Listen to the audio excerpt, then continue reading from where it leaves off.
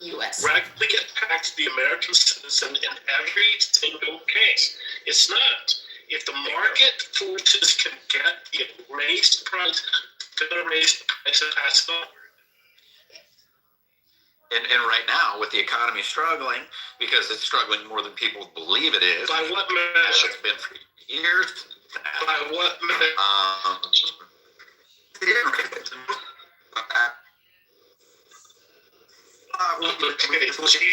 GDP is up. It was up to 4 something. They're predicting that Atlanta Fed says it's going to be 5, maybe 6. Right. It's about the last. Wages are at 4.4. Year, whatever. Wages are at 4.4. Right. The CPI is down. It was 2.7 at the end of the quarter. It's dropped to, I think it's 2.4 right now. Unemployment's a bit higher. Okay, let's go to the decline, because I'm going to go back to the manufacturer decline. Yes, we declined in 2025 and 2026 at the very beginning. So from let's do the whole year. The prior year, 2025, job losses were between April 2025 and December 2025. All the way that time, we lost about 72,000 to 108,000 jobs, right? So there's a stagnant job growth too. So you can't say they created jobs, because when the economy is slightly declining, you're not creating jobs. That's why you have the market. That is why you have the market that you do have. Because the tariffs also create a strain and availability of cash by the companies that were paying the tariffs, at which they also limit the hiring and the goods from coming into the country. You had small businesses, as in the woman who was working on, there's several people who are working on Etsy that had small businesses, and we know that small businesses are the blood of this country, where they had to pay the increased amount on the tariffs. One example was, what was it called, rose gold, that this woman was making goods on Etsy. You can look up that little piece and case. She had a problem because the tariffs increased about 40%. We're not talking about the 15% that's part of the IEEPA tariffs that were now considered illegal, right? It was the blanket tariffs that were put in place, and she had to close down the doors. A lot of small business, because the profit margin was so slim, that they had to consider either laying off people or close their doors. And that is the reason why there was a there was a decrease in some of the job losses, right? Okay, so you said that manufacturing is down. It's up 0.64% year over year. I think it's 2.4. So look at the manufacturing decline in 2025. Okay, you said 2026 is down, but 2026 it's up 0.6 already. I just actually looked that up. But what I will tell you is this: manufacturing. Everybody thinks big manufacturers. Do you know what percentage of manufacturers are over 100 employees? Like less than 17%. 93%, I think, are under. No, 70% are under 20 employees, and 93% of those provide health insurance. So manufacturing isn't these huge conglomerates like Apple that we need to bring back. And nails for homes. There was only one manufacturer 10 years ago. I don't even know where my nails come from now. Guess what? We can bring those jobs back, and they can be profitable. There's manufacturers all over this country doing it still and making great money. I can tell you, I run a manufacturing company. We do engineer wall fucking panels, roof panels, ag buildings, commercial buildings, homes. We do it all. Okay? And what I'm telling you is, now there's a decline. Now I'll tell you this. That's not true. The numbers on manufacturing just came out and they're up. I don't remember the exact percentage. Come on. Yeah. But they're not sustained. That was just based on January, and not even February is over yet. We're talking about the entire 2005. And your numbers, you've got to look at what's available, because there was a government shutdown and the numbers were not being produced. But nevertheless, when we're talking about manufacturing, you're looking at chemicals, food and beverage, and tobacco, and you have a small number that do computer electronics, which is about 6%. And we are up 2.4% year over year. Yeah, but the hit 6.6. Is that what Trump numbers told you? No. Okay. Just go look them up, please. Okay, whatever. Okay. Whatever. Now, here's what I'm going to slap the living shit out of somebody out there, I know, because we heard for 4 fucking years. We had record growth. No shit, dumbass. We fucking shut the country down. But good God, let's let the Democrats get on TV and say, I'm not we had picking so sides. many fucking new jobs this month. Well, fucking let me shut the bitch down. I'll shut this fucking country down, and then every motherfucking day I'll set a new record when I open it. For fuck's sakes, it's not hard to say all these things that they've been saying for fucking 4 years, and then they say, well, we're just riding our coattails. When something bad goes wrong, it's fucking Trump's fault. When it's good, it's the fucking last guy's fault. And let's be real.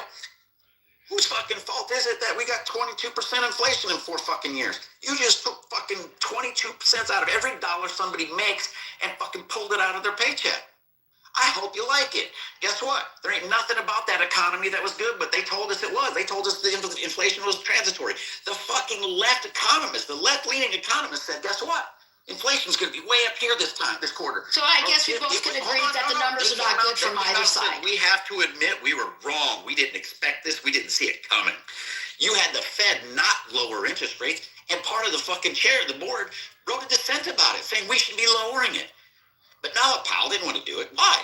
Fuck, it is anti-Trump. We all know that. He's pushing that motherfucker hard to lower rates. Lower rates and see what happens. Because guess what? I love it when somebody says, well, when I bought a house back in this year, we paid 14%. Yeah, the house you bought was $62,000. Why don't you go see what it is at 6% when you're spending $500,000? Totally different fucking category. And this is why people are totally off. You can look at all the numbers back then when it was 2 and 3% for freaking mortgage. House sales are going to fly. This is why prices went through the roof. Prices over doubled. On the water down here went from $1 million for a very nice lot to $1.25 million to now it's over 2.5 for any lot. And you got to tear the house down because it needs to be tore down. That's over double. On the Intracoastal, $5 million plus. This is what happens when you do things, and I thought it was bullshit. You should not have lowered the interest rates that low. There's a lot of things done throughout all of that. The $3 trillion stimulus package we have totally destroyed us. We were at what, 3.8 or 3.9 trillion, I believe it was, before COVID. They added $3 trillion, and we're actually above that number. We never lost that $3 trillion. It's not coming back down. They're just finding new ways to spend it because America knows we're already up to 6.8. Let's go to 7. And it's going there. This is what's happening. We got a government that's just sitting there spending money. And guess what? We want to blame inflation on the president? No. After 1 year. The people, right? 1 year. What's that? I'm not blaming one person. So. Like you go to McDonald's and they hand you a meal. We're sitting down at a dinner. It takes time to get. Hey, I'm not blaming just one year. Trump had a prior administration too. Nevertheless, let me correct real quick. Yes, Alphabet, Amazon, Meta, Microsoft, and Netflix are all Delaware corps. And so what I'm trying to say is that most of the businesses are going to be Delaware corps. Why? Is because that's a corp, that's a state that doesn't evolve or pay where you have to deal with taxes, right? That was one of just like Nevada, just like Texas. It's either a choice between those few states. So I stand corrected on Apple, but I know that all my other tech companies and a lot of major manufacturing companies are Delaware corps. Correct. Now, let me stand corrected too, and you need to correct yourself too. Manufacturing. That to be very clear. Yes, 70% we got manufacturers, but you know what they are? You got 12% that are chemical. You have 11% that are food and beverage and tobacco. Of course we're going to have tobacco.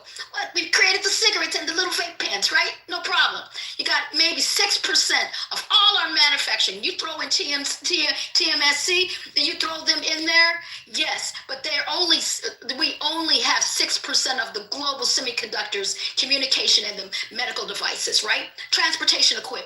And that includes automobiles, aircrafts, Boeing. Yes, we have Boeing, but Airbus is in France, but we only do 6%.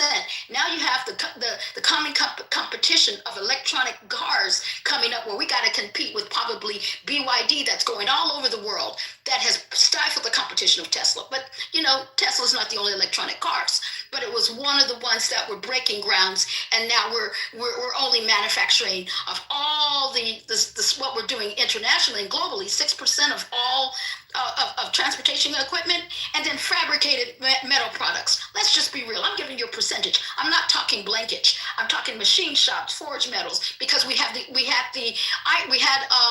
lot of our steel industry that had suffered from truly, and I'll definitely cite on this, where the tariffs, where we had countervailance, where people were dumping bad steel in our country, right? So I understand that. You have to deal with countervailance, which are taxes to deal with people that were dumping, anti-dumping laws, right?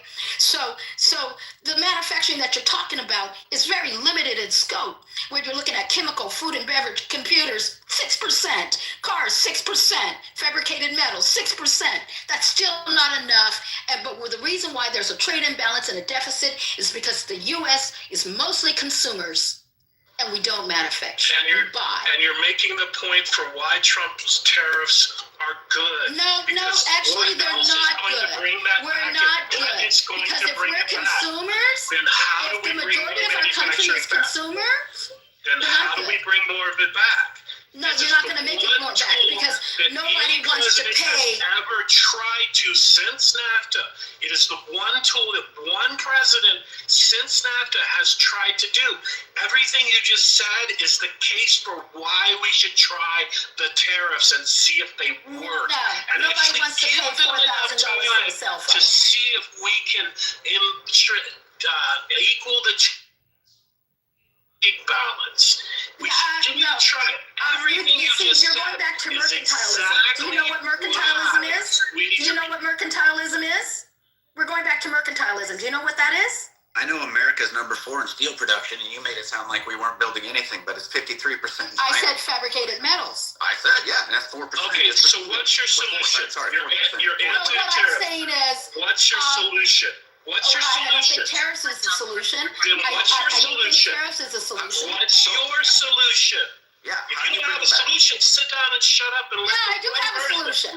What is it? I believe in free trade agreements where there's a balanced trade where we agree to import certain amount of trade and a balance of having our farmers and other people exchange whatever trade that they have in return. And that's what we the have a tariffs are limit doing. on That's our the imports. You leverage. didn't let me finish. I thought you said I had to shut up. I'm not shutting up yet. You got it? Because I had a solution. All right then.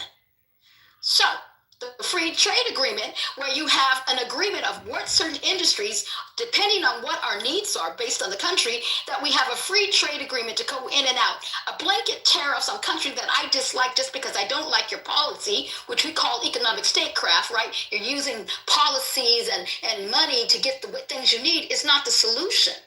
You've got to look at the needs of your citizens and the industry. A blanket tariff only hurts our citizens. And how do you get them to agree if you don't have leverage over them? We're the world's largest consuming market.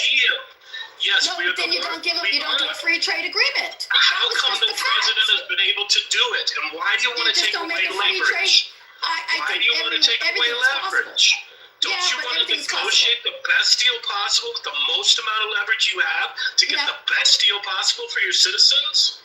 No, you want to take away that leverage. Because another country will do a tariff against you. And then that means our farmers can't get their shit into their country. No. Go ahead. I don't know what you want me to say. No, I thought I heard someone speaking. You want to take away the leverage. It should be targeted. You're right on some level, but you want to take away the best leverage that we possibly have, and you want to cite the things we have to suffer. I, for one, will pay the extra $1,200. I'll pay $12,000 extra per year to pay for the tariffs that it causes the consumers to pay more if it fixes the problem. And if you're not willing to, then fuck you, you're not a good American citizen, because you don't tell me what I'm sorry, when did your family come here? When did your family come here? Don't tell me whether I'm a good American or not. Are you willing to do what it takes to fix because my family's been here since the 1830s.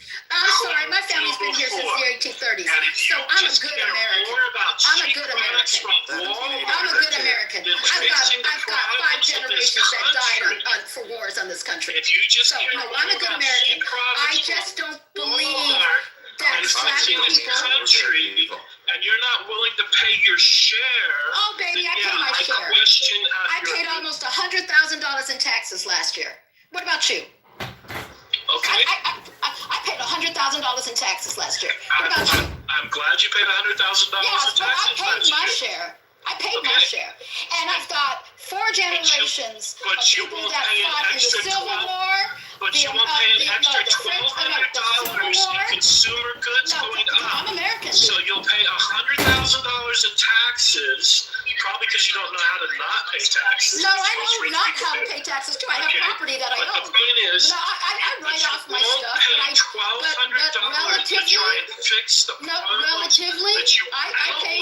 That's pretty decent. Your whole argument was that our manufacturing is not good, and we need to said our fix manufacturing. that. You If can't. No, I said we can't $1,200 is bring. too much for you when you're willing to pay $100,000 a year you're in not even taxes, listening. but You only won't listen to pay half the $1,200 in taxes? No, It's what I illogical. said is you misunderstood.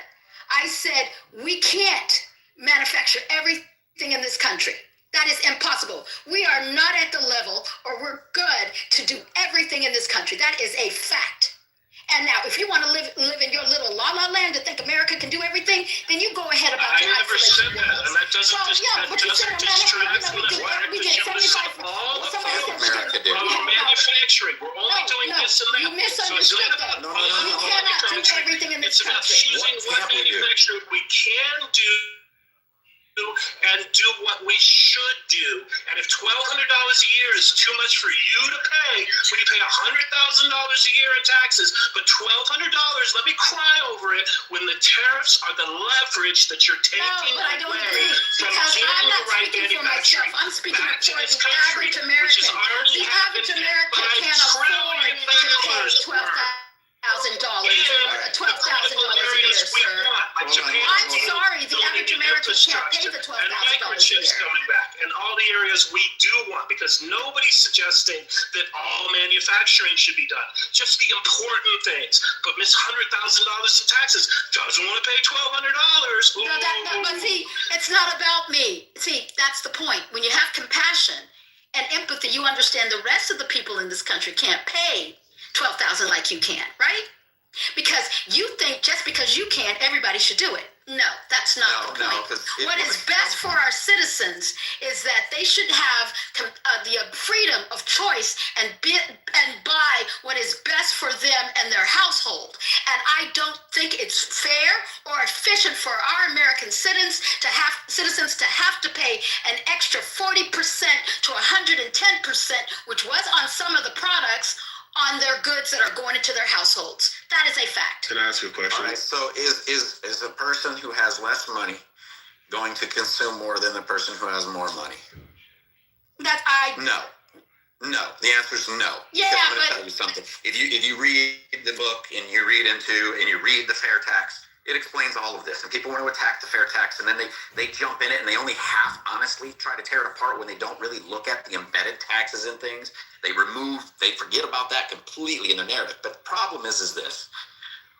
I know this because, okay, when we sell a building that's $10 million, a house, okay? That rich guy doesn't pay his fair share. Oh, wait. He's got the $10 million house on the water, and he's got 3, I'm not exaggerating, 3 condos in one building and 2 in another. I know the one we sold in the building, he was paying $200,000 a year in taxes. You know what? He bought that for his employees to use. Never got used. That's why he sold it. Didn't get used for 3 years. So he's paying and his main house is, I don't even know. I've never actually done my market on it, my CMA.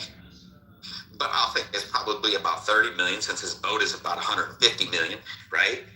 It's a beautiful house. But he's paying on all these properties, and he has 0 kids in the system. He uses one of his houses, and he's paying, I don't even want to guess what a total would be. I know in his 3 condos, he's got to be paying about $450,000 in taxes. So you're telling me that the rich man isn't paying his fair share? No kids in the system. He's rarely here. When he's here, he flies in, he's on his boat. He ain't using the streets. He's employing people. He's got people at his house all the time, maintaining it, cleaning it, taking care of it. He's got a staff 12 on his boat. Full time. And your point is? So my point is the rich are always going to pay far more in the tariffs than the little guy. So guess what? You can compensate for that. You can even do things like the fair tax and said, hey, we're actually going to give a kickback. These little stimmy checks that Trump was talking about, you could do that to the people at the poverty line, and you can find out you don't even waste, they found this out, you don't waste a dime trying to find out who's at the poverty line. What you find out is where's that line in each state. Every person in that state gets that amount. And people said, well, why does the rich guy get the $142 to cover that taxes? He's going to tip that the first night he goes out with his boys to the steakhouse. He's going to give that tip to the freaking waiter because he's going to spend far more than that. It's irrelevant. It's about saving money. Send it to everybody. It nullifies the taxes. It nullifies the tariffs. And guess what? It doesn't hurt them. It helps them more than it ever helps any of us, even in the middle class. It helps those at the poverty line. So you think so you're speaking trickle down economics, we right? We don't want to have solutions. We always want to attack everybody's way unless it comes from our side. I didn't say it was right or wrong. What I'm saying is trickle down economics. That's what you're speaking of right now, right? I'm telling you, there's ways to do this, and I'm telling you, he's right. If you and him are trying to compete, and I'm sitting here going, well, wait a minute. I'm not looking for competition. I don't care. I'm just telling you, tariffs were not good for the average American.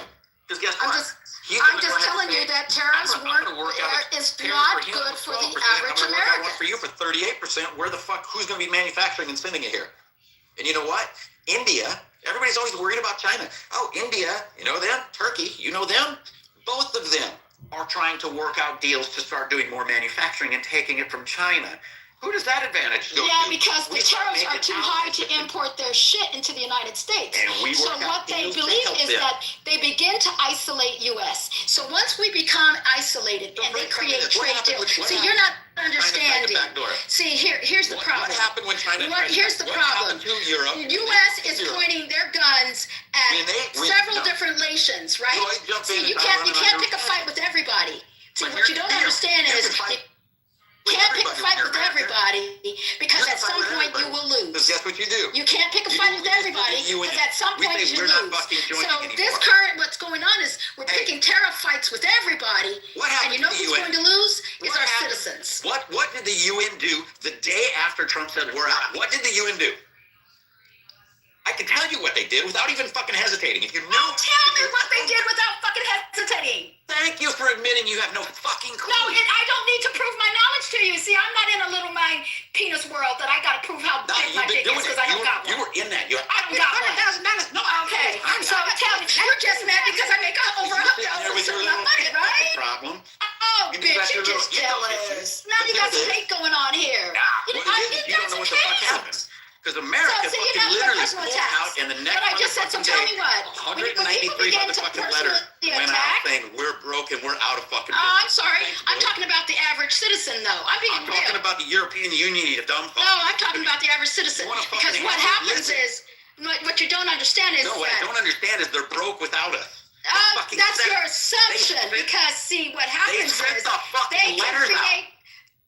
they can create, like in Davos, and other conversations that they've been having, even in Munich, when after Rubio made his speech, or did you see the speech that Rubio made? No, you didn't, right? Yeah. Oh, sorry, you're too dumb for that too. Okay, so what happened was that they're going to make their own free trade outside of us that may exclude us. And like I said, you can't pick a fight with everybody. Because when you're picking a fight with everybody, just because we're a superpower, someone will lose. Who they doing it with, China? Are you too stupid to fucking remember what they said about it when China came to them? Oh, but China did come. But they're now doing deals with China, right? But didn't they do? They're deals with China now, aren't they? You know what they're doing deals with? No, they told China. They're doing deals with India. You know why? Do you know why? And they're doing deals with Malaysia. They're doing deals with everybody's doing deals now. And Trump is pissed off. And Trump is pissed off. And he's now telling them they better buy from us. So then They China better went not. elsewhere, and China couldn't get it done, and then China came to the fucking table and bowed to fucking Trump and said, "All right, fine." Actually, Guess no, what? did you ever see Europe said actually no. Xi Jinping? Europe You know what said he's doing? no. He's laughing. Do you Europe not see his said face? no. Because the Europe one thing said China no. said was, they've Europe been around said for no. 2,000 years. Europe said They know no. how to do patience. Europe said no. You know what? China Europe said they've said been no. around for 2,000 You know years. why Europe said Do you no? think Trump's going You to know why break Europe China? said no? Trump They built is only in Mercedes the and office BMW for the and next Porsches. 3 years. They You don't think want they're going to Kia. break China? You know You got why a they said dictator no? going against the United Do you States. know why they said China no? is not going to break. They've been around What for happens 2,000 when China years. loses They're us? going to be around. They've been around What? for 2,000 What years. They'll happens be when around China loses us? longer than we will. What happens So when we China- need to learn how to Bullshit. play nice in the Where's their economy at? in the play yard. You know what's happening to their economy? Their Well, fucking real estate you know market what? We is still tanking. need to play nice And in this is the where you playground. don't know what the Well, fuck you're what talking if about. other China people relies I on do. us more than play anything. I nice do. with you? I do. What if the other people don't play nice with you? You still going to play nice? When you don't play nice, then you don't do tariffs. You do trade agreements, right? What trade You create an agreement? incentive, but What you don't trade have agreement? to. Just like sanctions exist. I'm not against What trade sanctions. agreement do you- I'm not against sanctions. I'm not against export compliance or trade compliance or regulatory compliance. What I'm not for is tariffs that harm our everyday Well, citizens. That's it. tariffs are not necessarily harming us. We're forcing other people to lower their trade barriers. Because they've been Thank you. erecting trade barriers left and right and in all kinds of names. That's why we need to fight back. Thank you. I disagree that everybody has a trade barrier because just because somebody doesn't want to have modified GMO meat into their country, I think they have restrictions and Is a standards. Jeep Wrangler? U.S. would like to export is their a beef. Jeep I'm Wrangler- giving you an example. No, I'm not rambling. Is it Jeep I'm not Wrangler rambling. modified No, I'm just being fucking honest. meat in their system? Some of the trade barriers that exist have to do Okay, with so the let's be quality of honest. the meat or the quality Wrangler of the has product that's going into over countries. 100% fucking Exactly. tariff on it What when it about the comes trade in. barriers for cars?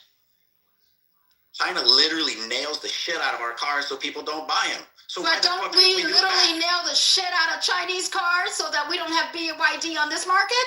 We Show me told a basic- Canada show me- don't import show me a BYD into their land. $48,000 car We're in telling America other that's countries 100% don't do this. Because they Please did it show me to a us $40,000 first. car in their country we're paying Okay, for. well, but we tell other countries don't do this. Otherwise, we're going to raise your Yes, tariffs and we're going to because cause you the harm. China Oh, did it come on, to us please. first. Yes, they did. Okay. They raised the tariffs on the freaking on a Jeep Wrangler was the one that I used to specifically looked up, and it was like it was right around like $48,000 at the time I did the research, and they were paying over $100,000 if they wanted to buy one there because China wants them buying their stuff. So literally over twice the value. So yes, should we tariff? Yes. Show me a car in China. Actually, no. Why don't we make Americans buy our Jesus stuff? Christ, you just can't fucking stop.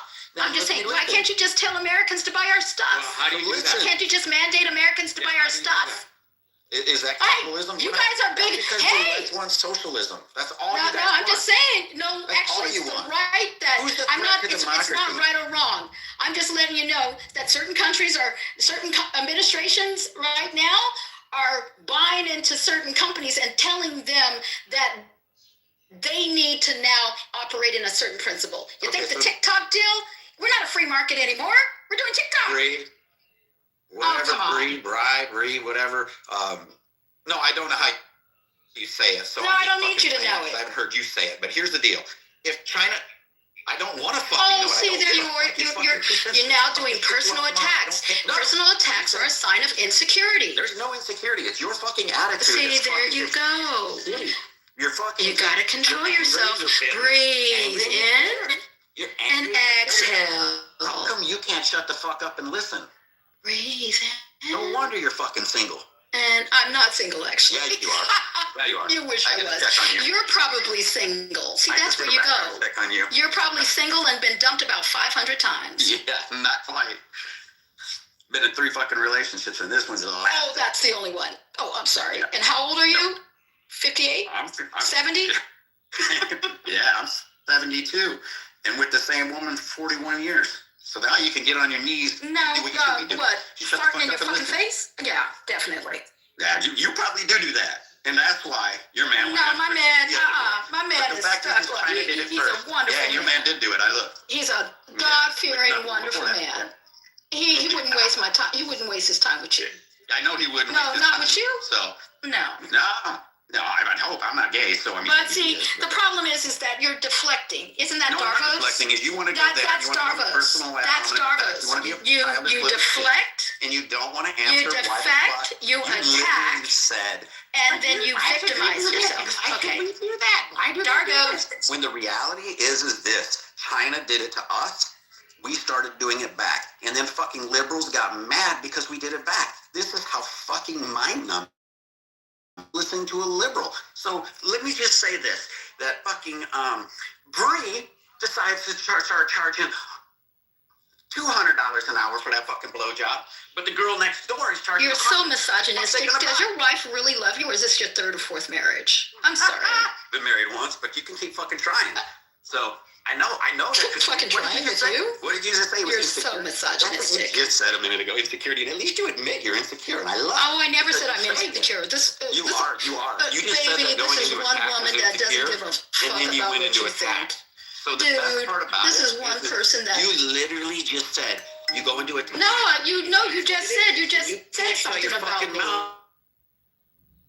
No, when you're saying something about me, I'm responding. See, you're not that smart.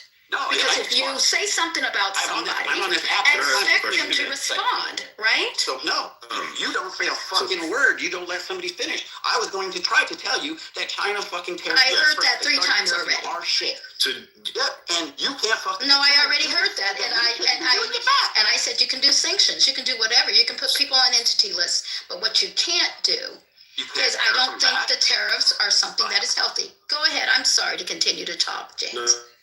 I was just curious, so China put tariffs on us first, so you don't think retaliation tariffs are a good thing? I don't think retaliation tariffs are a good thing. They create an inefficiency, and even though there's the Taft-Hartley tariffs that happened in 1929, early 30s, that dipped the American economy, whether there's a direct causal relationship remains to be debated, but that dipped us into the Great Recession, along with the stock market crash, and then the retaliatory tariffs during that time period. So you got to be careful in the balance of the economy. When you have a devaluing dollar, and you have tariffs hitting back and forth, and then you have a very volatile way that you don't know. You have declining employment and other risks that are out there. You don't want to tip whatever the situation is, our economy into a recession or a depression.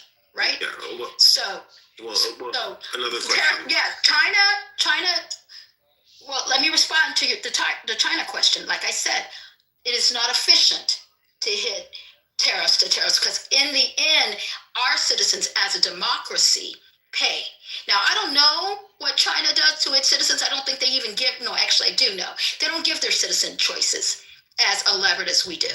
So when our citizens go to the market and they go to Walmart or they go to Target or they go to any other consumer retail store that has had a bargain price, right? When you get tariffs, it hits them. So that $12,000 that William was willing to pay at one point, our average American citizen can't pay that. And that's what we have to be reflective on. No, I understand where you're coming from that, but I got another question for you. So you understand that if China produces a lot of stuff that we need, manufactures a lot of stuff that we need, right? And if they ever went to attack Taiwan, we would be at war with China. How would that impact our manufactured needs at that point? Name what we automatically have to get from China. We have to. A lot of our medication. We cannot. medication. I'm just saying what? A lot of our medication that we get from China. We can get our medications also from Netherlands and Europe. Yeah, right? but that's the point. That Netherlands and Europe, they're also giving up their manufacturing to China. But that's why I said to you, okay, but Hanson, that's where I said to you, you can't pick a fight with everybody, because when we do these worldwide tariffs, we're picking. See, the logic doesn't make sense. We're picking on 139 countries. But yet, I'm just throwing that number out there. I think it's significantly less, but it's still high up there. We're picking on random countries, but see, all they have to do is United States. So the odds of splitting them the damage is greater on us than the other way around. Not necessarily. Just because the number of countries, there are a number of countries, the size of the economy is much less than the U.S. But it would depend. They can't afford. But it would. So I'm just saying that the evidence is using the premises, the number of countries. That's not the relevant quantity here. It's the size of the economy. Yeah, the size of the economy. True, Yes. but then that means the United States, being as large as we are, shouldn't have to pick on the small ones. But when we're the small ones, if the United States is not largely their export partner. But when you begin to raise tariffs in countries that they're not, United States is not their number one partner, you're creating friction that doesn't exist. So when the United States went and said, oh, I'm going to now do Vietnam and I'm now going to do Malaysia, a lot of the trading partners weren't necessarily the United States. They had large partnerships and trades with China. You are now causing a friction where, United States citizens, where we had essential goods coming from Vietnam or Malaysia or even Singapore, now have to consider, let me see if I can find another outlet for my product that now the United States has become very unfriendly towards me. The trade agreement that we negotiated about a year ago or 3 years ago, even when someone had brought up in our argument the USMC, which is former NAFTA, right? We negotiated that.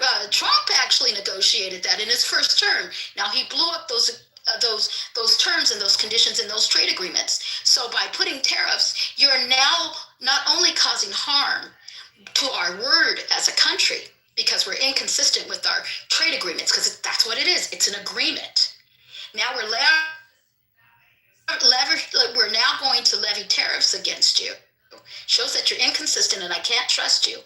So it's best to find reliable partners. And the one thing that the market doesn't like is uncertainty. So people begin to move they don't want to bank their money against the US dollar. They start looking at gold reserves, and the petrodollar becomes weak. So the premise is wrong, because the previous premises that if we're on the same playing field and people can make their choices, the thing is we are the most open market by far, even after the imposing tariff in the world, and China is not the open market. And precisely where we have the trade friction with China is precisely because they reneged on the you talk about the trade deals, and they reneged on the biggest trade deal, WTO, and it's reneged on with China, with America, and with Europe and everybody, and then also. Europeans are also reneging on their trade deals because they're erecting the trade barriers, and so we're just pointing out this deficiency, to say the least, if not the renegation on the trade deals on their part, and we're just saying, well, here's the medicine, you brewed for yourself. Take a sip of your own medicine and see what it tastes like. And if you don't do that, then we're going to renege just the same. And either you break the trade deal with us, or you mend your own behavior. And that's the purpose of this you can say friction or whatever. It's because they erected the barrier, and they the treaty with open behavior and covert behavior. Okay, and that's the point. I don't. This is like game theoretic tactics, because they are not observing the free trade agreement. Okay, I disagree. First of all, when you say that U.S. is the most open market, it depends on how we define open. If we look at open in terms of zero, one moment. No tariffs. very low tariff. Then Singapore has 0 to no tariffs. It's extremely low in its regulatory barriers. Then you have Switzerland. We're talking about European unions, right? And you No, I'm just Ireland. Ireland has a low tariffs. So don't shift. Ireland has low tariffs. Yeah, Right? They're part of the EU, not in England, not the United Kingdom. I'm talking Ireland. Yeah, like Germany. Yeah, which I said Ireland. Yeah, Ireland's in there because they didn't Brexit, right? Ireland is a small country. Yeah, but what I'm saying is, openness can be defined, and United States oftentimes is not ranked as the largest in openness. But nevertheless, going back to the original argument on if they did it first, therefore we're doing it retaliation. When you have an agreement, they did not break the agreement. It wasn't until and I'm not saying who's right and wrong.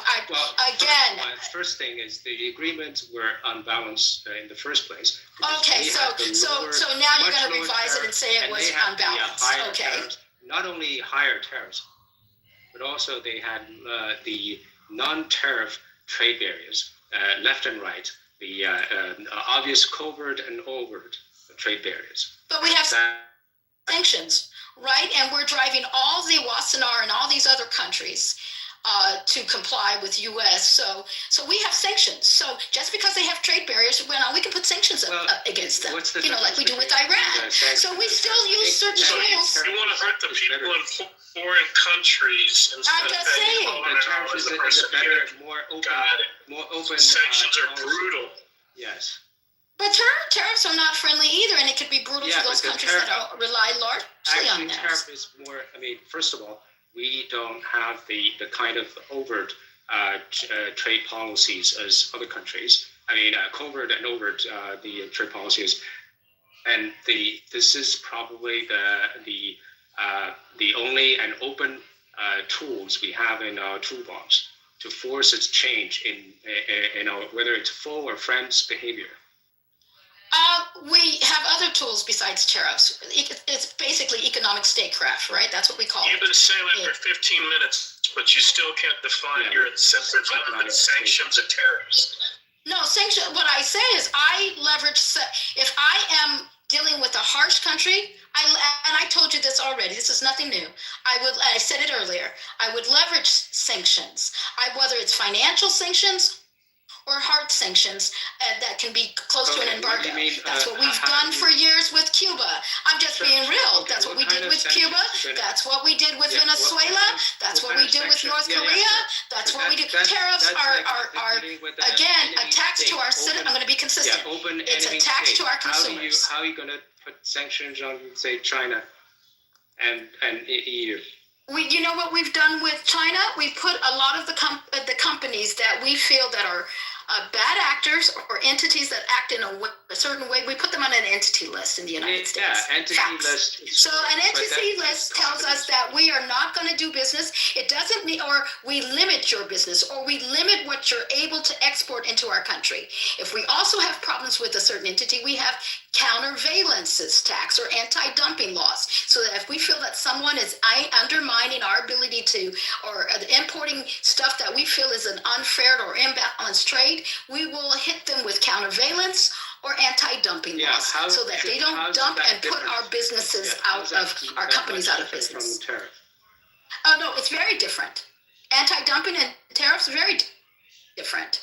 Because it's also industry specific, and it stops people and companies from dumping and putting U.S. companies out of business. And it's targeting. Tariffs tariffs put U.S. companies out of business, which is the opposite. So did we still get some steel coming in when we did that, or does it prevent all of the products from coming in? Actually, we have anti-dumping laws for U.S. steel, so that Canadian steel or China steel. All of the products from coming in? Does it doesn't present. It's targeted to a certain industry, but it's not a tariff. It's not a tariff. Again, see what you see the difference. No, anti-dumping hits the companies. Anti-dumping. Incentive we have. You're not even smart enough to be making your own argument. Oh, no, I'm actually very smart, Senator. I don't need your validation. You're the one without the degrees, and you're the one, I don't care. I don't Yeah, need to so worry. the thing is anti-dumping or the sanction on particular Or the countervailance. applies to when one company or two company does Exactly. the job. Yes, Exactly. exactly. But the thing is, what if the whole country has a policy of doing the same for all companies? What are you going to do? Of course, you can do, well, all your companies, yes, we can do the 301, sanctions on every company. But how's that different from a tariff? It is different because, again, it's specific to an industry and it's specific. Yes, I understand. But I'm just saying the whole. And it's different from a tariff. So because you the have, difference. You have the sanction on the 1, 2, 3 companies. So let's say if the industry 1, 2, 3 and 100,000 companies in this industry all doing the same thing because they're under the same policy of the government, and doing the same thing. It's a uniform same thing. Of course, you can apply the 301 Countervailance. laws to all companies. How's that different from this sanctioning the whole industry? Because it is very different. Because, again, when you sanction a company, it impacts the company that is the bad actor. But when you do a tariff, it does not tariff the country. The country's upset about it, but in the end, when you have a price markup, let's say I do I charge $1,000 for an iPhone.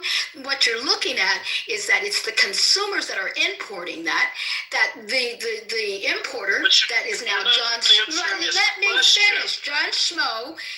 Cell phone company on the corner of your block right there has to now import a whole bunch of boxes. Question. I am. I said that's the difference. I did say it's the difference. No, I'm not. Dude, listen to his question and I said the difference is that the consumer pays. Are you a dumbass? Yeah, well, whether the consumer pays versus the company. The company is not paying.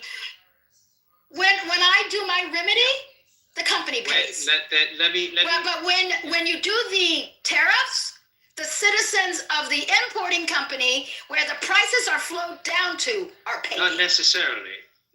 Yes, unless you're in most cases they price, are. The manufacturer can lower its price, and the consumer can the sale price can raise its price. So it's it can do both ways. And then the thing is my question is, the 301 sanction is a pinpointing a company. Well, it can be one company, two companies, but what if the whole industry is doing the same thing, and every company in the industry is doing the same thing? Are you going to pinpoint every company of this industry, or are you going to sanction the whole industry? Well, in the 301 section, to be very clear, so I can make sure that everybody understands, that's an industry specific, right? So it authorizes the president to adjust the imports, right? So when you're talking about that, and that's basically reciprocal tariffs that apply to fentanyl or anything that is dangerous that comes into the country to prevent the importing of it. See, that's different than the blanket tariffs that were applied to a country, right? I'm not, and I didn't say I never said. So let's say if we. It is different. If we because there's the IEEPA tariffs. You didn't answer my question. Let me restate my question. So let's say we focus on one industry before we focus on the whole country, and on one industry. So the one option is to apply a tariff. Whatever you say, to the whole industry of this country. And the other one is using Section 301 to apply to every company of this industry. And what is the difference? There's actually a big difference, because I think you're misunderstanding the 301 section. When you're doing a specific country, because you're penalizing them, tariffs will not necessarily be the best solution. You might as well block them if you don't want to do business with them, or you're just your trade agreement with them, right? To limit what they're allowed to import into the country. So no. So when you're doing a tariff specific, the intent of a tariff is to either penalize that industry, which is the case of the Section 301 tariffs, which deals with the product like the fentanyl, which is encouraged. But I believe the blanket tariffs, like I said, and I'm not changing or deviating, is a hazard to our citizens. That is it. Now, if you're trying to protect an industry, I did answer the question. No, you guys don't like the answer. No, you don't like the answer because you're not smart enough to No, read the you're answer not to smart understand the enough difference to between a 301 understand his and a blanket tariff. question. No, you don't know the difference I between a do. 301 You don't and a blanket understand tariff. his question. No, what's the Listen, 301? What's the 301?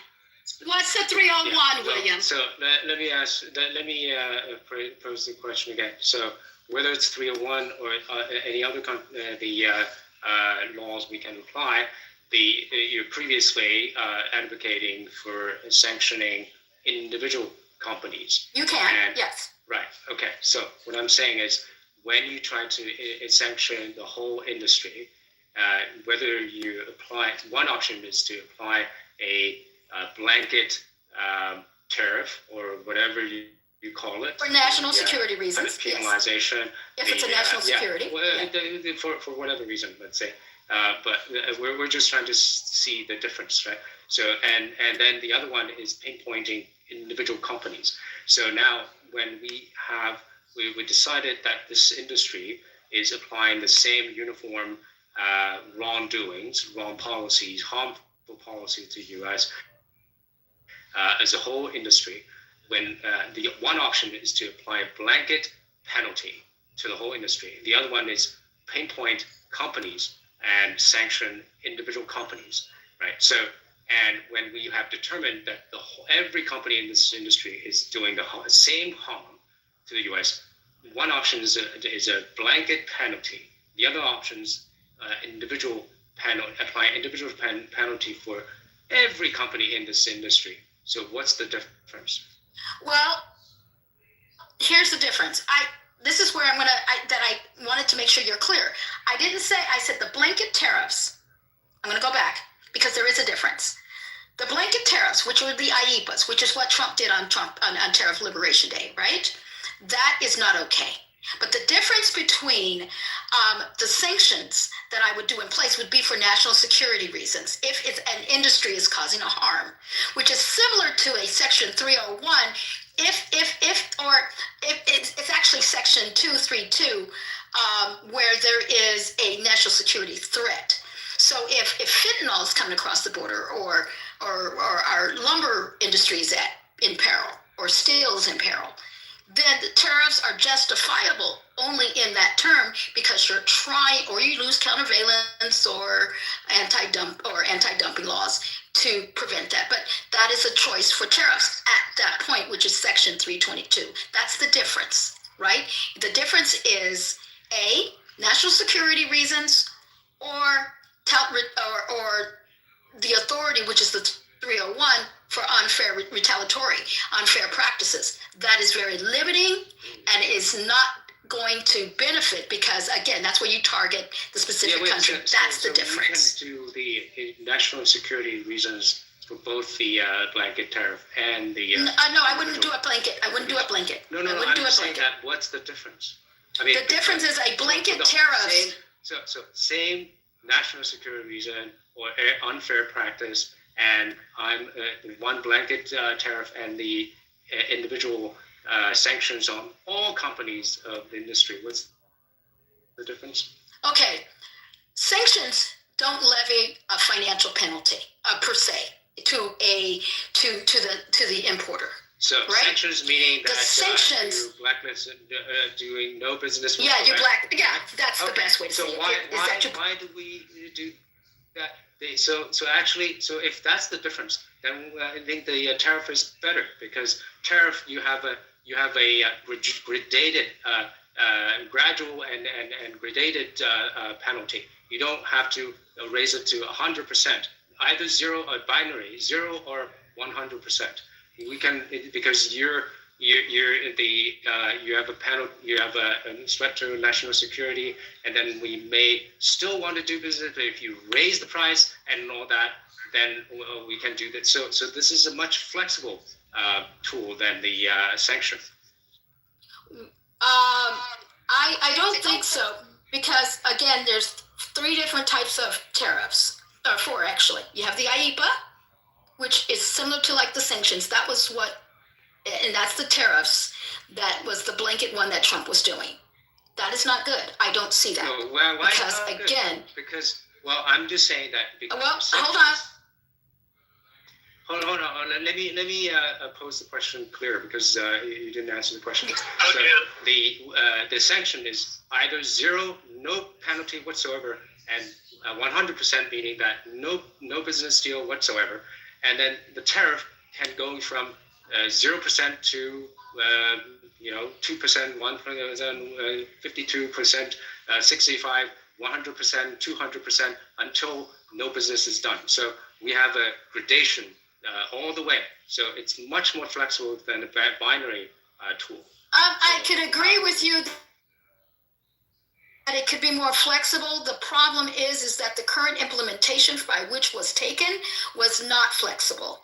You had a minimum, you did not have a minimum tariff at Tariff Liberation Day, nor on the existing tariffs until recently, where all of the tariffs were administered at least above 25% and higher. But that's a choice, right? But the sanction is even worse, because that would be completely. You can always take it off. The sanction you can always remove. Completely cutting off the trade, meaning that you just cut off the company. It will be infinite, either 0 or infinite tariff, right? No, So you can sanction a company. 25 is I can decide where if he sees fit, it's 10% or 25% or 30%, 50%. That's a very flexible. But then it becomes arbitrary, and it creates distrust, because when you begin to have a gradient and a variation of tariffs, and it may be on a different product or wherever it is, country of origin of XYZ country, it becomes inconsistent, and you don't have an agreement. That is. You were arguing for trade deals individual. No, what I'm saying is that's why I'm arguing for trade deals, because tariffs, if you just have a tariff, it's okay to and you move it on the gradient. William, you're not following. If you have a trade deal, you are binding. You have an agreement that is binding. It is in force, right? But when you have a tariff, that's not necessarily a trade deal. Yes, and the tariff is the leverage to get the trade deal. Yeah, but Trump went back and changed his tariffs to France 3 or 4 times. Trump changed his tariffs to China 3 or 6 times. Yeah, I think you're missing the point. Trump went back and changed his tariffs to China several times. But you can be arbitrary in a trade deal. How can you be arbitrary in a trade deal but not a treaty? And how can you not see you did not understand. I said you can be arbitrary in a tariff. I didn't say a trade deal. You said you could be arbitrary in a trade deal earlier. No, you're missing. No, I said in a trade deal, which is a tariff agreement, I said you have consistency. It is in force. That is the problem, is that Trump then introduced, and not just Trump, other people did it, arbitrary, like I'm going to now raise a tariff. Under what condition? What is your justification? Now are you pissed off with me because I didn't vote at the UN Security Council a certain way, or I'm now going to support X, Y, and Z, and I'm now going to support this. Now I'm going to raise your tariff 50%. So is your opposition to tariffs because of the motive or the incentive? No, the inconsistency of it being applying. I'm against tariffs because it's a tax. Ask the question first. Yeah, I said I'm against tariffs. No, I didn't finish and I don't have to spell it out to you, William. Unless you want me to s'enfoncer avec toi, alors, parce que vous êtes très bon bête, et quand tu dis les choses comme ça, vous êtes vachement comme les malades et comme les bêtes. No, I told you over and over again. I told you over and over again. It's a tax to our consumers. And our people do not need to have arbitrary cost rules on down to them. It's a tax to our consumers and our citizens. And they don't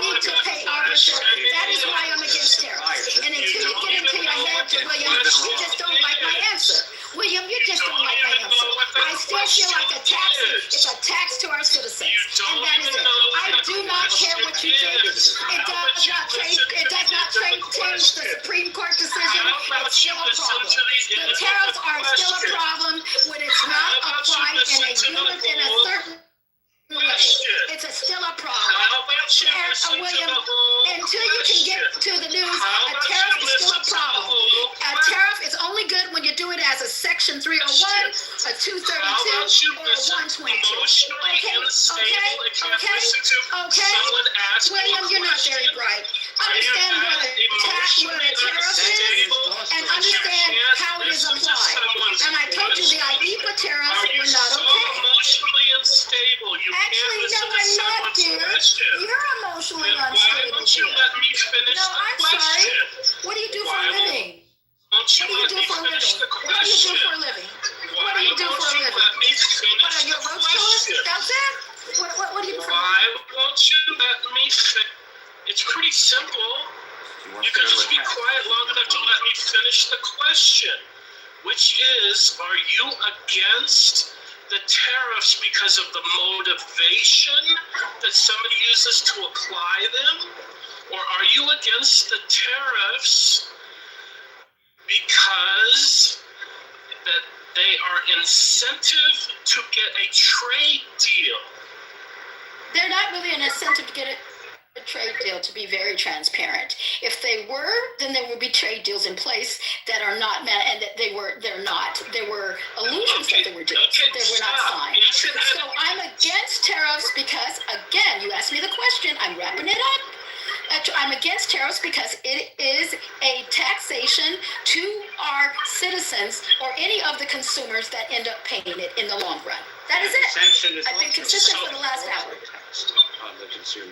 Correct. And shouldn't a sanction be reserved for punishing countries for bad behavior But on isn't a that global it? scale? Can you just tell them that they were doing bad Don't things we in China? reserve? Don't Didn't we you just say, reserve see, you're sanctions inconsistent in your for argument countries because like you justified Cuba tariff and Iran? as a way to implement or so to sort of influence their behavior. See, now aren't you you're kind of double speaking here. No, You're not I'm consistent with I'm your, not. yes you are. I'm You're not. trying I'm to say saying that tariffs should be used. What are the reasons why one should use, why should people use tariffs? Why should our government use tariffs? Why should our government use tariffs? Cuba, Venezuela. When we overuse the word sanction and apply it to trade deals instead of using it to punish countries for what the world considers to be bad behavior because you're more comfortable calling it a sanction, isn't that kind of overblowing the word sanction? Shouldn't we reserve that for countries like not really. Iran and Cuba? No, we should just call it a sanction, right? So let me ask you a follow-up question. So you said why you're against tariffs. So had the tariffs led to trade deals when you claim they didn't, but let's say they had led to trade deals, would that have been a proper incentive to use if it resulted in a trade deal? No, I said no because in the end the tariffs wrote its cost to the consumers. Okay. Wait, what? In the end, it raises price on the consumers. Is that what you said? Yes. So basically, your reason for against it is because it raises a tax on the consumer, right? Yes. Okay, so that's the reason. Hanson, real quick. I do agree with the fact that they can adjust the price upstream, right when they sell when they have the deal with the seller at the very beginning. But that is rarely done, and it's not done because it cuts into the margin oftentimes of because a tariff is not necessarily always planned. It could be impulsive. It can be whatever the situation is, and that is what causes the margins for companies to fall because they don't plan it in their budget that they usually would do in the long term. So they can lower their manufacturer can lower their price. Then cutting the margins. But if they still survive, they'll do it. So there's no reason that they couldn't do it. And then also your previous reason for being against tariff is because of tax. But the thing is, sanctions is also a tax. So you should be against sanction as well.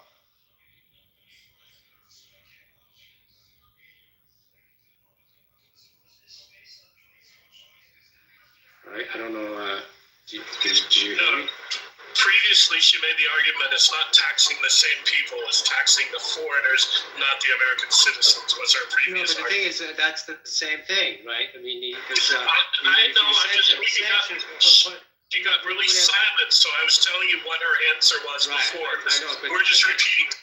Yeah, I understand, but I want to point out the logical contradiction in that argument. If she's using that, then I mean, sanction basically is infinite percent tariff, and so that will also definitely, it will be even more cutting to the tax the consumer even more, because so sanction is basically infinite percent tariff, and then tariff any tariff as a final percent will be better than the infinite percent. I don't agree, again, because the tariffs is paid, like I said. I do believe, like I said, you can have a sanction, and it can also affect or ban a company that you don't think is doing good business, or it can also impact and influence a country to have a positive behavior. The tariffs, though, in the end, when you roll out a tariff, and I will continue to uphold this, it ends up impacting adversely the consumer in the importing country. Hang on, Hanson or William, can I ask a question? Hanson or William can answer this. What affects the price of a product, let's just say in America? The free market! Okay, and so for prices, if we limit something, if we put sanctions on something and limit the number of, say, something is, let's just say it's eggs. We got plenty of eggs, but let's just say we sanction the country that's got sending eggs to America, right? We sanction them, and now we have a limited supply of eggs. What happens to the price of the eggs? That's exactly my point.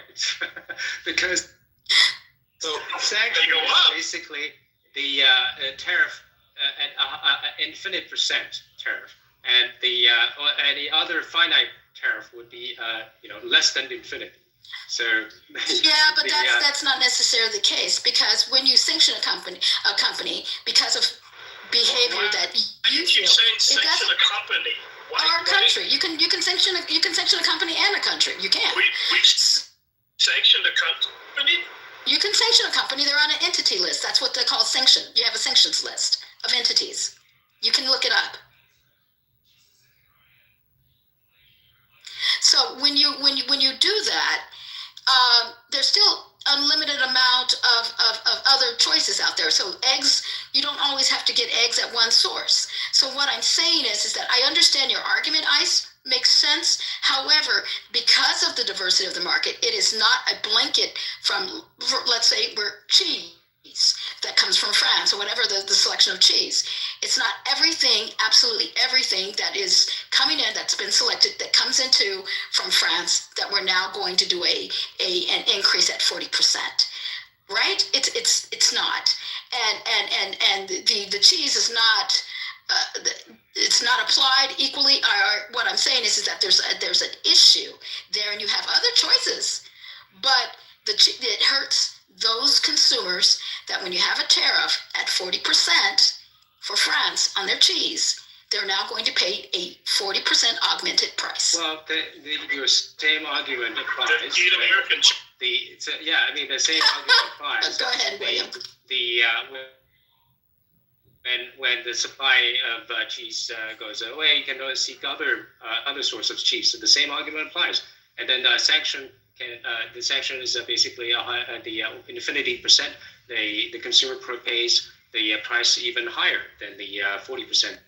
I still disagree, but I apologize. It's now 1:30 my time. I've got to get to bed. I disagree. I disagree because it's not. Have we ever sanctioned a country but a company but not a country? Hold on. Have we ever sanctioned a company but not a country? You can sanction. We didn't sanction fully China. but we sanctioned Tell Huawei, us a company. right? I'm saying is we didn't sanction China, but we sanctioned Huawei, right?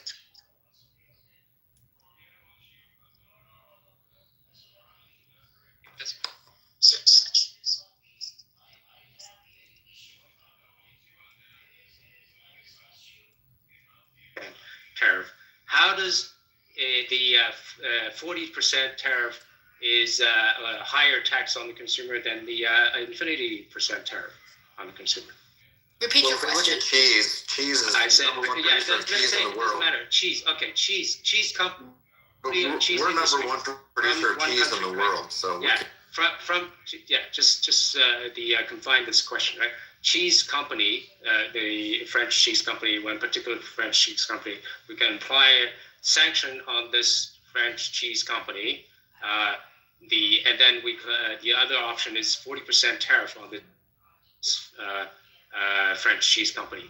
How does the 40% tariff on cheese company is worse than applying sanction, which is infinity percent tariff on this cheese company? How is Because higher? I'm going to go back to our original argument. Very good question. Your original argument was that if they had bad actors, right, that acted adversely to the national security or other concerns of the country, of our country, then your goal is to either have punitive measures. So that means you punish them either with the sanctions, but doing a tariff, again, because you're directly punishing the company versus punishing our consumers that may have the augmented price. I gave you the response. You may not like it. That is my response. Because he's asking But I have to go. It's 11:30. It's 1:30 my time. Sorry, I've got to get to work in the morning. It's 1:30 my time. If you want to argue, reach out to me on like. Why would anyone want to interact with her? She's escaping. I mean, guys, don't. I'm trying to back her into a corner. Don't mess it up. Yeah, you have way more patience than the rest of us. Yeah, but the thing is, your time didn't even go on. It's like, damn, dude, you were the man. Yeah, William. Hold on. Let me finish. Because I want to. How you back someone into a corner is you set up a question that is very clear cut, and then makes no set. Stand all the exits and see how your opponent wiggle and squirm. But that takes a little bit of time. So please, because but she I think she's already feeling the heat, so that's why she escaped. Yeah, I know. I do the same. Ice does the same. We had backed her into corners, multiple corners, all night long before you came in, right? So, because she just it's one of those. Yeah, because if you're not setting up this cage and leave all the exit open, then your opponent can squeeze through and in and out and then out. There's no way. It's like what do you call it? Hitting a whack-a-mole. Yes, whack-a. I need to playing the close all the exit and slowly, squeeze. Yeah, so that's what my point earlier. I mean, we were talking. She does. We can't manufacture, and I think it was William who was trying to explain how many trillions. And the reason, this is what I love, is when they say, "Show me proof, show me." You literally had leaders of countries standing there saying, "We're going to do this." Now, it takes time. What they don't understand is you got to get permitting, licensing. You got to buy land. You got the infrastructure to put in. It takes time to get this done. They think this stuff happens overnight, right? Number one. Number two, they're also very aware that in America, everybody, I loved this earlier when Truth and everybody was trying to argue, oh, I'll bet you money that it flips at the halfway point. Every president it does. It's only not done it like twice. So it's like, are we really hedging our bets on that? And all it takes is Trump to do one thing that really surprises people, opens people up, shocks people, something in the right moment. Maybe he exposes something. And then people are like, okay, I like him. You mean like The political shutting down the cartels in Mexico, freeing Iran, and a GDP that's at 6, right? and a CPI that's at 2? So That might work. William, I don't know if you were on before when I said that we had a discussion, and I said, listen, you know, if they were complaining about when he had said something about going after the cartels in Mexico, and I said, listen, this woman, if she's smart, she has to come out and say, you can't do that. But meanwhile, she gets on the phone and says, let's do this, but I have to publicly be against you or they'll kill me in 2 seconds. Of course, yeah. And yes, so she clearly did exactly what I said and said, help us, give us the intelligence. That way it doesn't necessarily look like you're involved, which we shouldn't have even exposed that we were. We shouldn't have even said that we had intelligence to give it to them. We should have just let them have the glory. But, you know, they can't do that. We got to open our mouths. Yeah, that's Trump. Come on, you think Trump would do that? Right, exactly. And it should have been silenced. But here's the deal. They make one mistake and kill an American. You remember what he said last time? They killed an American family in a van, if I remember right. And they gave the cartel like 48 hours to hand somebody over who did it. And they did. They handed over like 2 or 3 guys because they were like, we don't want these guys coming across the border. And they knew Trump would. And trust me, if they do harm somebody down there, there ain't going to be an ask. It will be Trump. And clearly, right now, I guarantee you, and before, drones are flying over. They're tracking people just like they knew where Maduro was, just like they knew where Bin Laden was. They monitor these guys. They know what clothes they're wearing. Like, they literally rebuilt the house, you know, that Maduro was in training. This stuff is crazy, the intelligence that they got. For sure. It's going to, and so now, but the only thing is we also got to remember that side of the aisle, they literally were out in the street protesting no kings, no dictators. And then we took out a dictator and they said, release the dictator so he can go back and dictate the people who were celebrating that he was no longer a dictator. And it was limited in Venezuela, but those people came out and said, why? Their families were here down in Miami. It was like a World Cup event, man. They were partying, celebrating, literally. The Colombians that I know very closely want America to go in and get rid of the guy that's in there because the cartels are now the guerrillas are taking root again. They were celebrating too because the amount of Venezuelans that are in Colombia, Peru, even in Chile, all 3 of those countries were secretly like, yes, because they have a huge problem with Venezuelans migrating to their country and causing all kinds of issues that we would link to our illegal. Right. And the one thing I laughed at is somebody was on here was arguing about we gave Argentina $23 billion. And I was like, it wasn't just a gift. We're getting beef exchange. Well, why don't we have our own beef? Because beef in America, the cost has gone through the roof. I mean, we're paying for burger what we used to pay for steaks, right? So we can bring in Argentinian beef, and that's a way that they can pay us back for the $23 billion. If we didn't do it, China would. Okay, but do you know why our beef is so high? There's 4 companies are run by Brazil, and the 2 that do it control our beef industry. And it's not the price of the cow, it's the price of the slaughterhouse, because the Brazilians are manipulating it. And I can believe that, you know. I mean, right now there's a massive, Smithfield's actually moving one of their plants, and it's a multi-billion-dollar deal. But, you know, of course, they're moving it from a downtown point in that city. It's where I'm from, actually, where I moved here from. And it's, you know, Denny Sanford gave like $50 million to buy the area, and it would be a great area once they move that out of there. But now you've got people who are upset, but, you know, they didn't want to let that out of the state just because of the economic impact of that plant, because Smithfield, as you know, is freaking huge, you know. But they're owned by a Shanghai group, if I remember right. That's the third one is owned by China. Hanson, I got a question for you and for you guys. Did you guys hear a few weeks ago, Trump said, hey, if you are in the Chinese government or military and you want to come talk to the CIA, we're like open for business. Did you guys hear that little blip? That was advertisement specifically directed at Chinese nationals. Right. Yeah. Okay, so do you think there was a link between that and a week later, the purge? Well, do you think maybe there was a coup afoot? and he caught wind of it. Yeah, I don't think it's because of that. This is like this is one thing linked in this in the whole operation. I mean, this is.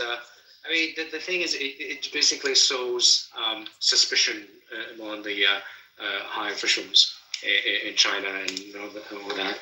So, I mean, I don't think that is the one that precipitated that. It must be just one of many big operations.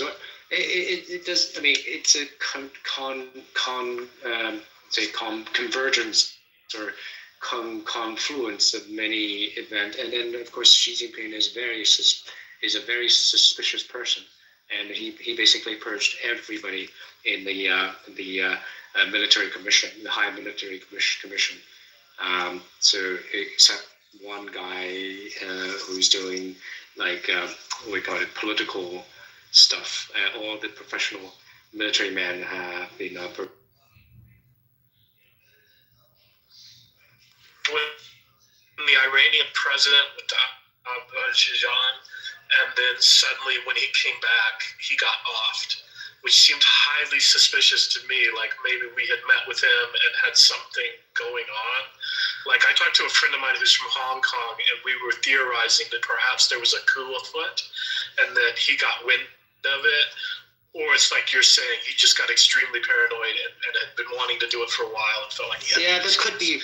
There's a lot of rumor about the rumor swirling around about coup attempts and everything, and counter coups and everything. So yeah, I mean that nobody knows exactly what's happening, but definitely Xi Jinping's position is weakening, and he's taking out all the whole military high commission. Yeah, I keep praying for a revolution. Tiananmen Square Part 2, 2.0.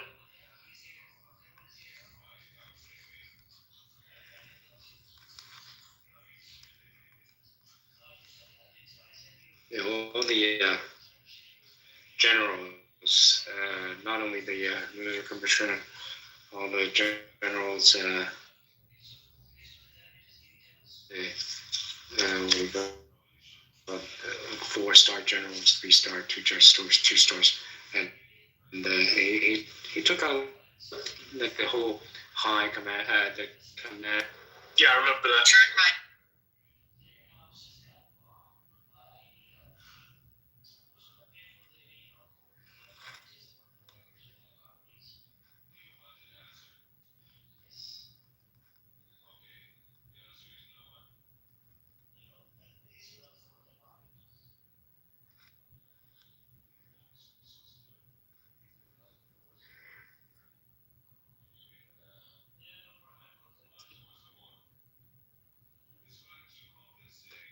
I know she's in the room.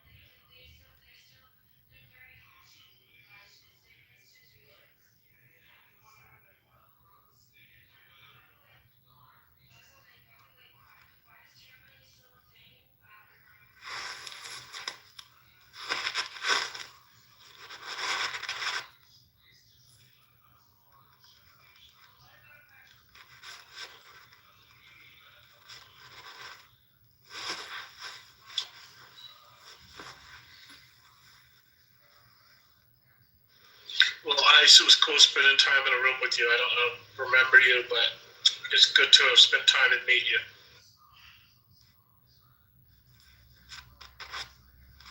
As well. Pleasure. And I know you brought up a certain person that I said wasn't real.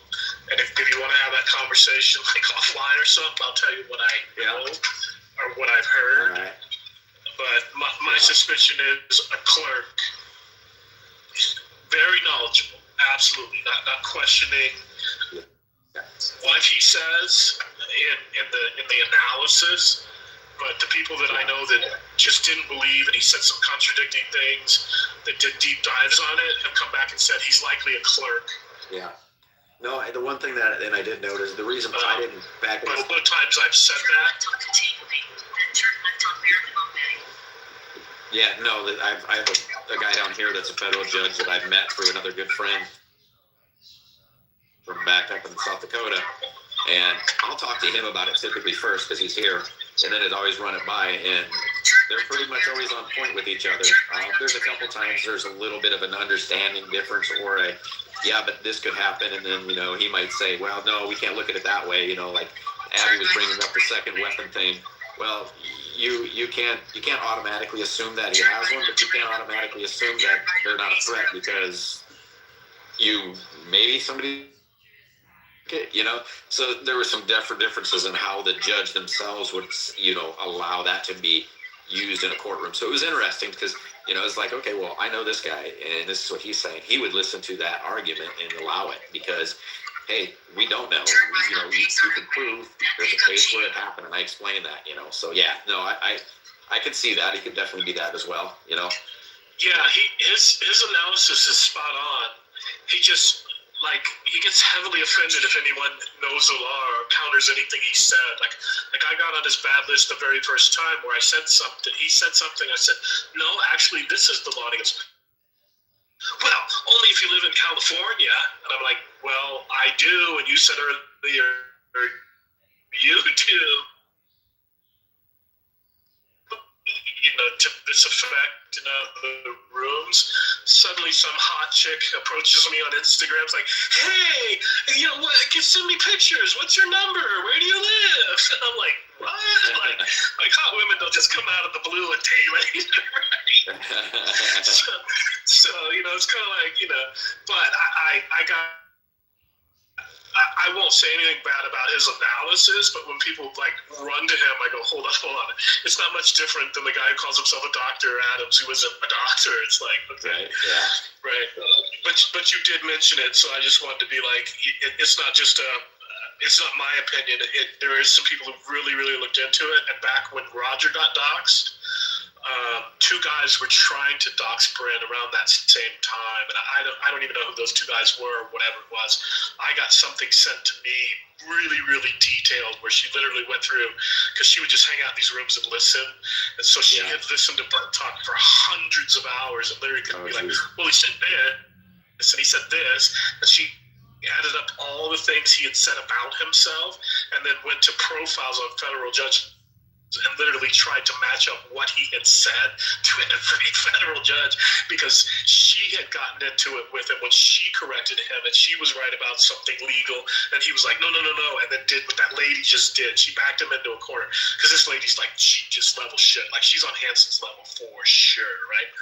And so I trust her opinion, but his analysis is spot on, right? For sure. Yeah, because I was impressed when he was on with everything. So typically, what I'll do before I call my friend up down here, I'll look so with the Epstein files, I started reading the laws on it, and then I was like, all right.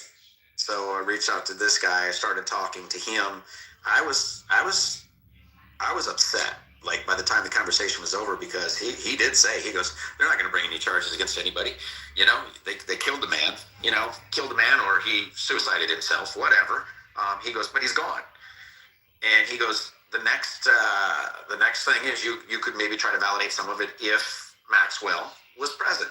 Well, both of them said the same thing. We won't validate somebody who's a felon that has something to gain when you wouldn't release names to save yourself during your trial. Now what's making you change, right? So he just went through all of it, like video evidence. And then I went to him on here, and I said, all right, let's hear your analysis. Almost verbatim, a few differences, few things that one would say I would allow this, but I wouldn't allow that. And it's a judge, their opinion. And it just, when I got done with the conversations with the two of them, I was mad when I talked to Brent, and I'm sorry. But I was just like, when I got done hearing him explain it, I was pissed because I was like, this is for real. Like, they aren't gonna get anybody on anything unless new evidence comes to light and new material evidence comes to light. And it's like, this is bullshit because they're all gonna get away with it, you know. And everybody's like, oh, release them. Why? What's gonna happen? Nothing. You know, Britain's finally doing something, but what are they claiming? Oh, it's because they gave files, right? Nothing to do with the actual charges. Something else. Yeah, you know. Yeah. Go ahead. I fully agree with you, and I would put the thing on Bren to be like 75% he's not, and maybe 25% he is. Yeah. But either way, even if he is, then he's an absolute liar on a whole bunch of other stuff, right? But yeah, Brent has a way of breaking it down, but he also has a way of just rambling on and on and on, and not letting other people talk. And it's like, you're not the only person who understands the law or has a perspective. And I think I've gotten banned from any of the rooms that he goes into because I haven't seen about this happen in a really, really long time. But yeah, I nothing's going to happen with the Epstein files other than the likelihood right now is Trump is using it in a Hoover kind of way. Like he's using it as leverage to get whatever he can. That's why we didn't get the other 3 million files. There's some dealings going on of, well, I won't release this or I'll redact that. You know, a bunch of shit's probably going down in that regard. But nothing's ever going to happen on them. But this none of this is new. I mean, Hoover did exactly the same thing. Well, For decades. The beauty to me was the words of Kamala Harris that she just used right before that when they asked her, well, why didn't you guys release it? And she literally said, because we didn't want to interfere. We wanted to let the DOJ make that decision. Then as soon as they're not in power, they were all about trying to force the DOJ to make that decision. And to me, that's where the problem lies, is now your standards change. And my biggest thing is pointing out the hypocrisy. And I loved it, like earlier when Truth was like, the whataboutism. And then he literally turned around and did it like 10 minutes later, 15 minutes later. And I was like, the whataboutism is showing the setting of the standard that you guys have set, you know. I've literally used verbatim quotes from them, and then they're like, well, why do you got to go do the what about? No, I'm using the quotes then versus now. Now it's different because what? It's the person is different. Now, if we want to be genuine, we hold that same standard. Like I said earlier, there's times I laugh when Trump says something, it can be funny. And then there's times where I'm like, dude, shut up. What's her name? Christine Noem. I don't think for she should, sure. I don't think she should be posing with a gun, doing the stupid shit she's doing. I don't think she should be paying herself for the ads. I don't think she should have opened her fucking mouth either time after the shooting. She should have been more controlled because we know we're in a divisive situation. So restraint is required, you know, and that's the one thing that I'll hold true across the board. But you would never hear the left jump on the Joe Bidens or the Obamas for the things that they failed at, you know. And it's like, that's where it drives me crazy. It's like, let's just be at least honest with ourselves, you know. It's like when people claim, you know, I love this one. I just listened to The View I saw a little clip of The View, and there was like, well, see, we're only mentioned in there because of this and this and this. And it's like, oh, so we're supposed to believe you're completely innocent because your name's in there, but because Trump's was, he's completely guilty.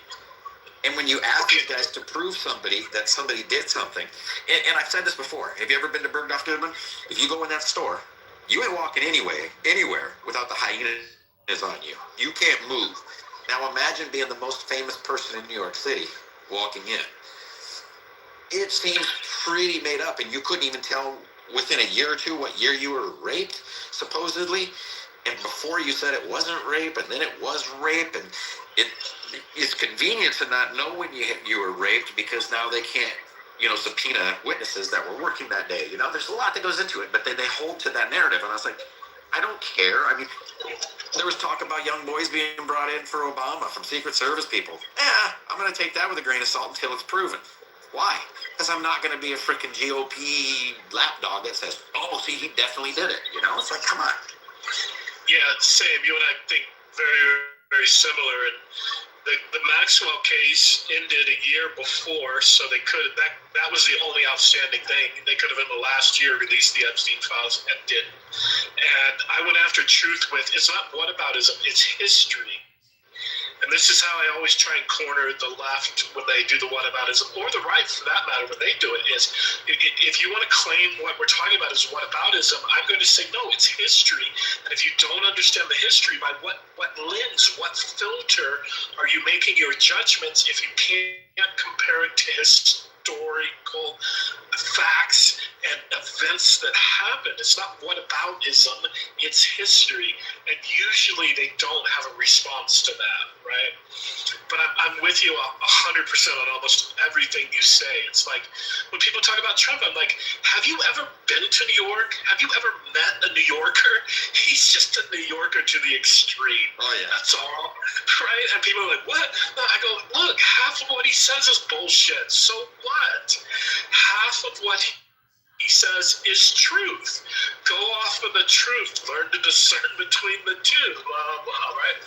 And I have found that the left is way more hypocritical right now than the right, but I argue with the right just the same. Like there was a couple of times in here where somebody said something, it might have been you, said something, I was like, wait, no, that's not true. Like you said you were going to go find something, you never came back and found it. I don't remember what it was, but I was like, no, I remember what it was. It was Bush that put in the 100-mile and the 2-week rule. No, I did put that in. It was Clinton. Clinton did it in 96, I believe. No. Okay, we're going to have to search right now. I'm going to stop driving. No, Clinton put in the IRA. Bush created in 2004, and I forgot what it was called. He put in an EO or a policy, and that's what gave us the 100-mile rule, and within 2 weeks. Prior to that, Clinton was doing them all at the border. All of his expedited removals were at the border itself. So if they caught somebody crossing the border, they just took them right back across the border. It was Bush that put that in. I thought Bush extended it further. I'll pull over in a minute and I'll go search and I'll actually admit if I'm wrong, right? But no, my understanding is that was Bush, and then but when you look at this was the thing about Trump getting rid of the 2-week and making it the 2 years and expedited removal anywhere in the country is the IRA and what Clinton passed didn't define that. That's how he got out of that rule. So what it's saying here is, so this doesn't attribute it just to Clinton, but it started in the Clinton era. The 100-mile border zone, federal immigration authorities like ICBP have enforcement authority within 100 miles of the U.S. Land and border, blah, blah, blah, blah, blah. The authority isn't just a Clinton-era law. It was part of an Immigration and Nationality Act that enhanced by subsequent Clinton-era enforcement policies. But the 100-mile has persisted, so we know that. I mean, it was within it, but I thought it was grown. I thought it was grown after Clinton to more. Here, let me just see. Okay, but not in relation to the expedited removal with due process. That was what Bush put into place. At least that's my understanding. No, he extended it. Here, I'll find out here. It was extended. Because my understanding is that is why Trump was able to rescind it, was because it was not in the original, and then it comes down to if you've been here for over 2 years, you have certain rights, and that's why he did it. He got rid of the under 2 weeks and made it up to 2 years. So no, it wasn't Bush. It said Bush did not extend it, so it stayed 100 miles. He's president of border security. Okay, the 100-mile thing existed long before even Clinton. That's been in since like the 50s or some shit like that, right? Yeah, that was the 100-mile. Yeah, the 100-mile aeronautical thing or whatever. But in relation to expedited removal, because we didn't have expedited removal until Clinton passed the IRA, right? Yeah, they didn't give due process if you're within that. Yeah. Okay, so the due process. That was 1996. Yeah. Right, and expedited removal goes to 96, but expedited removal and no due process tied to the 100-mile rule. My understanding is that happened under Bush, and like he passed this thing. I don't remember the name of it, but it was like 2004 or something like that. And I could be absolutely wrong. I've done deep dives on a lot of this stuff. Yeah, so the full name is the Illegal Immigration Reform and Immigration Responsibility Act of 96. President Bill Clinton proposed to toughen U.S. immigration enforcement, reduce illegal entry, and streamline deportation. The removal due process, expedited removal. Expedited removal allows immigration officers to deport certain non-citizens immediately without full hearing before the immigration judge initially applied. So, but I know Bush did something to, he extended, and it might not have been the distance, it might have been the reach that they could do it in, you know, as far as the means, not just, Yeah, that's what I'm telling you. Is it was he linked it to the 100 miles. that was under Clinton in Already 96. existed. Yeah, so that was in 96, but the due process, removal process started in It 96. linked the expedited removal. Yeah. Yeah, the due process and expedited removal started in 96, but it wasn't tied to the 100 miles or the less than 2 weeks. That came in the 2004, and it wasn't a law, it was like a policy or It whatever. says here, those caught within 100 miles of the border who had been in the U.S. for less than 2 years. So he had it as 2 years and 100 miles. And so maybe it was Bush that moved it to 2 weeks. I don't know. But that doesn't make sense. What? Yeah, I know Bush did the 2 weeks, but my understanding is all of Clinton's expedited removals happened at the border itself. No, this says within 100 miles here, so. Well, okay, hang on. I stopped and I'll look. Give me a second. Because I try to get my facts right. If somebody brings me new evidence, I'm like, okay, hold on. Let me look. Because my understanding is if you're using the real name, it's the IIRA. Yeah. Okay, that didn't it didn't put the 100-mile rule in. So when Bush did what he did, he was combining two things. He was saying, okay, this 100-mile rule exists and expedited removal exists, so I'm going to link those two together.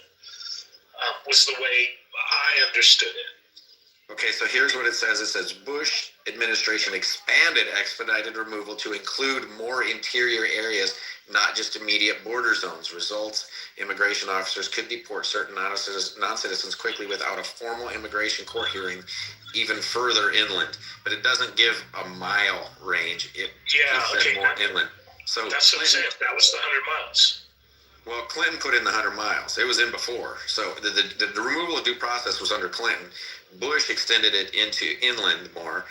Under Clinton, it was just that 100 miles in less than 2 years. But he doesn't say 2 weeks. It says in less than 2 years here as well. It says Bush did not create the 100-mile zone. That came from the Clinton-era statutes. Bush expanded where and how expedited removal could be used, particularly into interior areas, and strengthened the overall enforcement. The Clinton-era law provided the foundation. Bush operationalized and broadened it for national security and interior enforcement purposes. So I thought I would like to know how he expanded it to inland. Like, you know, it just seems weird to say inland because you can't. He didn't. That's what I'm saying. Where are you getting this information from?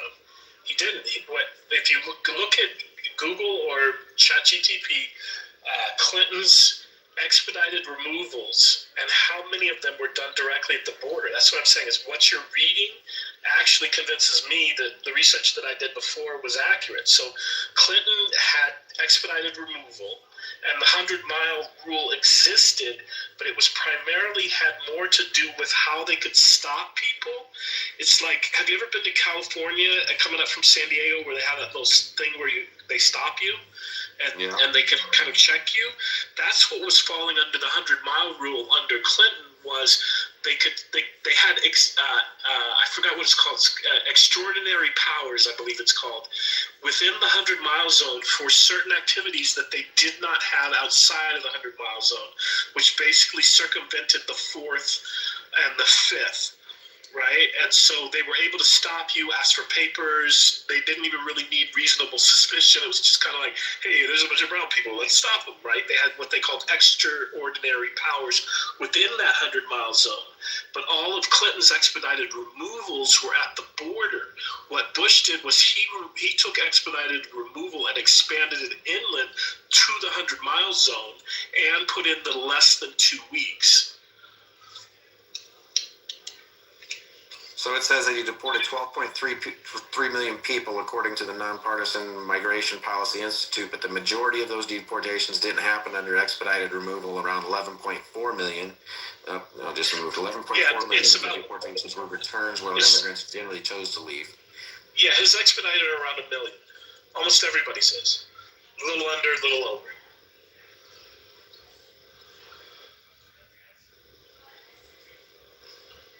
So yeah, Clinton enacted the expedited removal.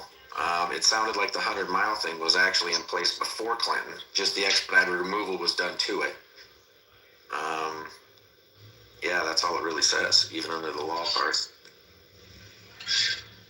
Yeah, my interpretation of my understanding is I'm searching right now to see is that Bush took an existing law or existing thing, the 100-mile and the expedited removal, and he put it at the 100-mile. That's why it's telling you it expanded it inland. That's what that was.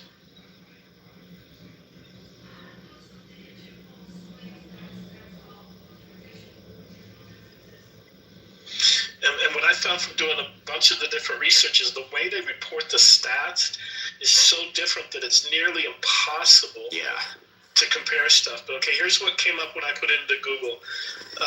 It's actually a common mix-up. Bill Clinton created the expedited removal law, but George W. Bush was the one who implemented the specific 100-mile and 14-day rule. Because when I typed in the rule, so the 100 miles was there before Clinton, even though is the way it sounded. Right, the 100 miles existed because what happened in the 100 miles was that extraordinary powers. So they had the ability to pull you over and do things that beyond the 100 mile would be a violation of the Constitution. But they could do those things within the 100 mile because of the 100 miles existed prior. I want to say it was the 50s, you named the bill or whatever it was, right? But it was decades before, long before I believe even Reagan, right? And so the rule existed, but it wasn't tied to expedited removal. It was Bush that tied it to expedited removal because what Clinton was doing was basically like they came across the border patrol just said, nah, you're going back. Yeah, right? so 1946, the Supreme Court passed a statute of U.S. Customs and Border protecting the authorities to stop and search all vehicles within a reasonable distance from the border. Shortly thereafter, the agency defined the distance as 100 miles. So then all that Clinton did was enact that, if they were within 2 years of being in and they were within that area, they could still deport them without due process. So, yeah, and then I don't know, I haven't seen I thought it was 2 weeks I read somewhere, maybe that was under Bush, it moved to 2 weeks. But 2 years is, I think, still probably the law because that's a little more lenient, Yeah, so that's what it says under the Supreme Court. Well, what it was under Clinton was if you couldn't prove you had been here for at least 2 years. That's why Trump went back to that. Yeah. Right? So you had to be able to prove you had been here for over 2 years illegally under Clinton. And Bush changed that to 14. And tied the expedited removal to the 100 miles on top of the extraordinary powers. And again, I've had this conversation and argued with people going like back and forth, and it's like there's so many different twists and turns and nuances that it's like I've thought about doing a documentary about all of this stuff and spent probably 40, 50 hours going down so many different roads. Yeah. Right. And this was one of them. Just like were you in the room when I was reading off what due process is? Yeah. I was like, hold on, because I found, and I had this conversation one night. I was talking to Abby. I said, Abby, can you name the due process rights? And she named them, although she named them differently. She used probably terms she learned in law school or whatever, right? But it did take, with all due respect, she's phenomenal, but it took her a little while. She had to be like, okay, let me think about this, right? Like, they're not common. And most people, when you say due process rights, they think they have a right to a free lawyer. It's like, no, you have the right to a lawyer. You do not have the right to a free lawyer. But right. Most liberals will jump on, well, due process rights are being denied. And it's like, okay, at what point are they exhausted? And they go, what do you mean? They're never exhausted. Or you go, do you understand the difference between substantive and procedural? And like, what? Yeah. Right? And they don't dig into it enough. And I haven't found. I need to go and look for, because there obviously was case law that defined what they are. And I haven't tracked that down. Like the Gardner, Plumhoff, and Graham test are the three that I went and did the research on after Good got shot. Because I actually, when I started on that, I actually thought, okay, the first shot justified, the next two weren't. And then I was in a room, and people were going back and forth, back and forth, back and forth. And I was the only one who kind of brought up those three things, those three laws that applied. And some guy then kind of goes, well, okay, William, but can I explain something to you? And I said, sure. And he said, do you know how long it takes for the human brain to react after you've made a decision? And I said, no. And he said, it's less than a second. And I had already done the timing and everything, and I instantly went, oh, fuck. Right? Because then that actually becomes the justification for the next two shots, because what he was saying is you can't, your brain cannot process the car has moved, I'm no longer in danger, in the time that it would have taken him, because everybody who's anybody knows, double or triple tap, right? Like, right? Like, one that had two to center mass, like, and I've argued with people about that, right? But I looked at that thing and said, okay, yeah, but he should have adjusted after he fired the first shot. And when I found out that just the biological aspect of it, and I suddenly went like, oh, okay. And the other one is really, really fucking complicated, but I still come back on the fact that he didn't get into the prone position. Right. And there was absolutely a time in which they had his hands, and then there was a time when they didn't have his hands after that. So he could have easily been reaching for a gun. Now, both of them are sad situations. We can look at both and be like, shouldn't have fucking happened, right? But most people don't even know that the whole thing started down the street at a donut shop where ICE had a guy they were trying to get out of there. They had arrested the guy, and they couldn't get out of there because protesters had him blocked in at the donut shop, and that's why they called in CPV. So the idea that CPV didn't come and push him and all the other people off the street, and that had been going on for 5 or 10 minutes prior, right? Like, were you the one who said something about body camera footage?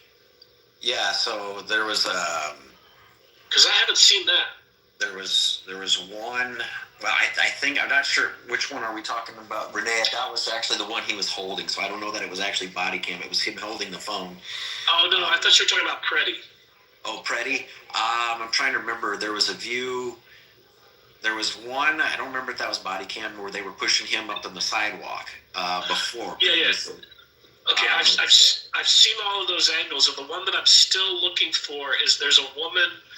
I forgot what they call her. I think it's the black jacket woman. But there's the angle from the car.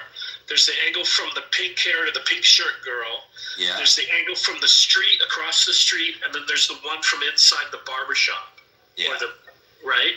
And so I've seen all of those, but in all of those videos, there's a woman walking around with a black jacket on that's filming that A, would have been close enough to actually hear the audio, and B, probably has an angle that we haven't seen that might show additional stuff. Right, and they're going to ping, they're going to find out any numbers that were in that area, and find out if there's videos on those phones as well. It's no different than the case that happened in Frisco, where every kid's phone that was there was taken, and they can do that legally, and they can literally say, you are social media, anything else, and you can't. You're legally obligated, because it hurts both the client or the defense and the prosecution when they do that, because you don't want a tainted public jury. Now, we know we largely have one in most cases, But, because I had my son, he had not even heard about it, to be honest with you. He just doesn't, he's not into the news and all this at all. And so I said, I'm going to send you a video, and I want you to watch it, but you got to promise just to watch it once, and then I want to hear your thoughts. Because I said, everybody else gets to watch it. Oh, now I see this. Oh, pause, back up. We've all done that. And that's not how we have to look at how a police officer or an ICE officer reacts. We have to say it's in the moment. And when people say, oh, it was like 2 or 3 seconds later, the shots, no. When the gun was pulled, the guy took 1 step, 2 steps, the gun fired. How fast can you take 2 steps when you're running? Pretty quick. It's literally a fraction of a second. And I said, so this is where it comes in. It's going to be, okay, who fired? Where were they at? You hear gun, and it doesn't matter if the guy's saying, I got the gun away. You're hearing gun. Now, you can have the procedural flaw We might have that, but you're not going to put a guy in jail for a procedural flaw. You know, the guy who pulled the gun and ran away, you know, shit, it accidentally misfired. Well, why did it misfire? Well, that gun doesn't have safety, number one. Number two, you put a hair trigger on a gun like that, you know, one that has a 2 or 3 pound or 4 pound pull, because I'll tell you what, my SIG doesn't have safety on it, but it's got an extremely long pull. Why haven't I put a new trigger on it? I don't ever want it to accidentally pull. You know what I mean? So it's like, I didn't put it on. So, you know, there's going to be a lot of things like that guy can be like, I bumped the trigger. If you bump a trigger and it fires, shit, you know, it's an accident, you know?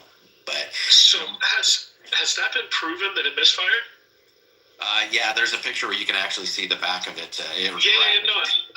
I've seen it. I just haven't. There's a lot of people who say that. I just don't know if there's actual backing up evidence other than that picture that you've run across. Yeah, just the picture, and then if you listen to, there's one where you can hear it, and you hear the gunshot, and then you hear the bang, bang, bang, bang, you know, and people always want to say it's excessive, and I'll boil it down to this. There was a case in Florida where they asked the sheriff why they shot the man 53 times, and the sheriff says, because we ran out of bullets. And if you kill someone with one shot, you kill them with 53, it's irrelevant. They're dead, right? I mean, the bottom line is if a man's pulling a gun on somebody, you make sure the person's dead. If you've got 10 officers and they pop off 5 rounds, or 12 officers and they pop off 4, and one pops off 3, one pops off 5, he's going to get a lot of bullets in it. You know, I mean, it's to me, that part is irrelevant. To me, it's like anybody who carries, and if you have a concealed permit, you should have taken a class, and they will tell you, if a law enforcement comes, you let them know you have a gun. You know? I'm not legally required. You don't have to be legally required. It's called responsibility. And from the left, especially, you wanted harsher laws. You wanted stricter guidelines. You wanted these things. And now you're the biggest 2A advocates in the world. But the bottom line is, if you look up what it takes to go from a protest, you heard me earlier, to a riot, he shouldn't have been there with the gun. He should have left, put the gun down. But what I found interesting is when I found that about, they literally showed the screenshots and the captures of the chat. Someone was in the Signal group, and that, I think it was Austin Q, if I remember, they showed where he was. He was then on location. He's like, I'm on location. 10 minutes later, and Alex Q has no longer been found on that chat. He was very active in it before. So, you know, that at that point, they were like, we think we know who Austin Q is. But there's going to be a lot that boils into that. Wait. What is that? I have no idea what you're talking about. Please explain in detail. Okay, so they had a Signal chat. I think you heard about that, right? So the Signal chat actually can now be used as a violation if it's interstate and they're, you know, coordinating people from coming from other places. That's illegal to do. You can't do that. I found this all out in studying it. So now he was on this Austin Q was on this chat, and they literally show the location he said he was at on a picture. They show his location, and then they show the location of the ICE agents at the same time. Austin Q gets called and says, this is where the ICE agents are. Here's the license plates, blah, blah, blah. He says, I can be there. And I don't remember if it was 10 or 15 minutes. 10 or 15 minutes later, literally, he's just like, I'm on location. Several minutes later, he's shot, and there's been no more Austin Q on Signal at all. So they're believing that, you know, Austin Q was Alex Preddy. And yeah, so that's like, you know that they're going to be digging into all of this. And the guy, then, you know, you look at what he did the week before when he was literally kicking the car, spit on an officer. That's assault. Yeah, you know? Plus he begged him to come attack him. Yeah, and I'm sorry, but these people are doing this and antagonizing the situation. That already crosses the line. You cannot interfere with, intervene with. You cannot put these guys in where they fear their life. When they're hearing they're going to be killed by many people, I'm sorry, when somebody starts approaching you, you take exception to it, you know? Do you think Secret Service asks any questions if Trump is 30 feet away from me and I reach into my coat? What do you think Secret Service is going to do to me? They're roughing me up. Oh, you know? For sure. Do you know about the 10-foot rule? What's that? Okay, so here's the thing, and this is what I wish ICE Watch would teach their people, right? But they won't bring up the permit thing that Abby was talking about. Okay, so obstruction of justice, and these are the two biggest things that people just don't understand when I say they're obstructing justice. They're protesting. They're illegal observing. No. Okay, so obstruction of justice. There's this thing called the 10-foot rule. You are supposed to stay 10 feet away from them. Within this, if they walk towards you, technically you're supposed to then back up and be 10 feet away from them, right? I think I remember reading that now. Yeah. Okay. You cannot get in their pathway, and you cannot be in between them and what they're going toward. Like you can't get between them and the person Right. they're after. You can't stand between them and their car, right? And obstruction of justice qualifies if you are honking a horn or blowing a whistle. If the agents cannot hear each other talking to each other, Yeah. obstruction of justice. Right. Yeah, when I was reading through all the details, this is where I have to laugh at people because they read one thing and then they read something completely. I'll just go back. One I had to break down was, the Frisco case, right? This is where people think that, this is the way it is because I read this. No, when you go to a self-defense attorney in Texas and you look up on their website, I went to several of them, like probably 5 or 6 of them, and almost every one of them, I think every one of them, on the front page had a list of things that you had to meet in order to be able to use self-defense. And people were like, well, this is one of them. I said, no, you didn't listen. The self-defense attorney, this is all they do is self-defense, says you have to meet all of these. And if you don't meet one of them, self-defense is out the window, right? And this is what people miss when they're trying to read the law, is what the law is saying has to be met. And again, you and I both said it earlier, the car was moving.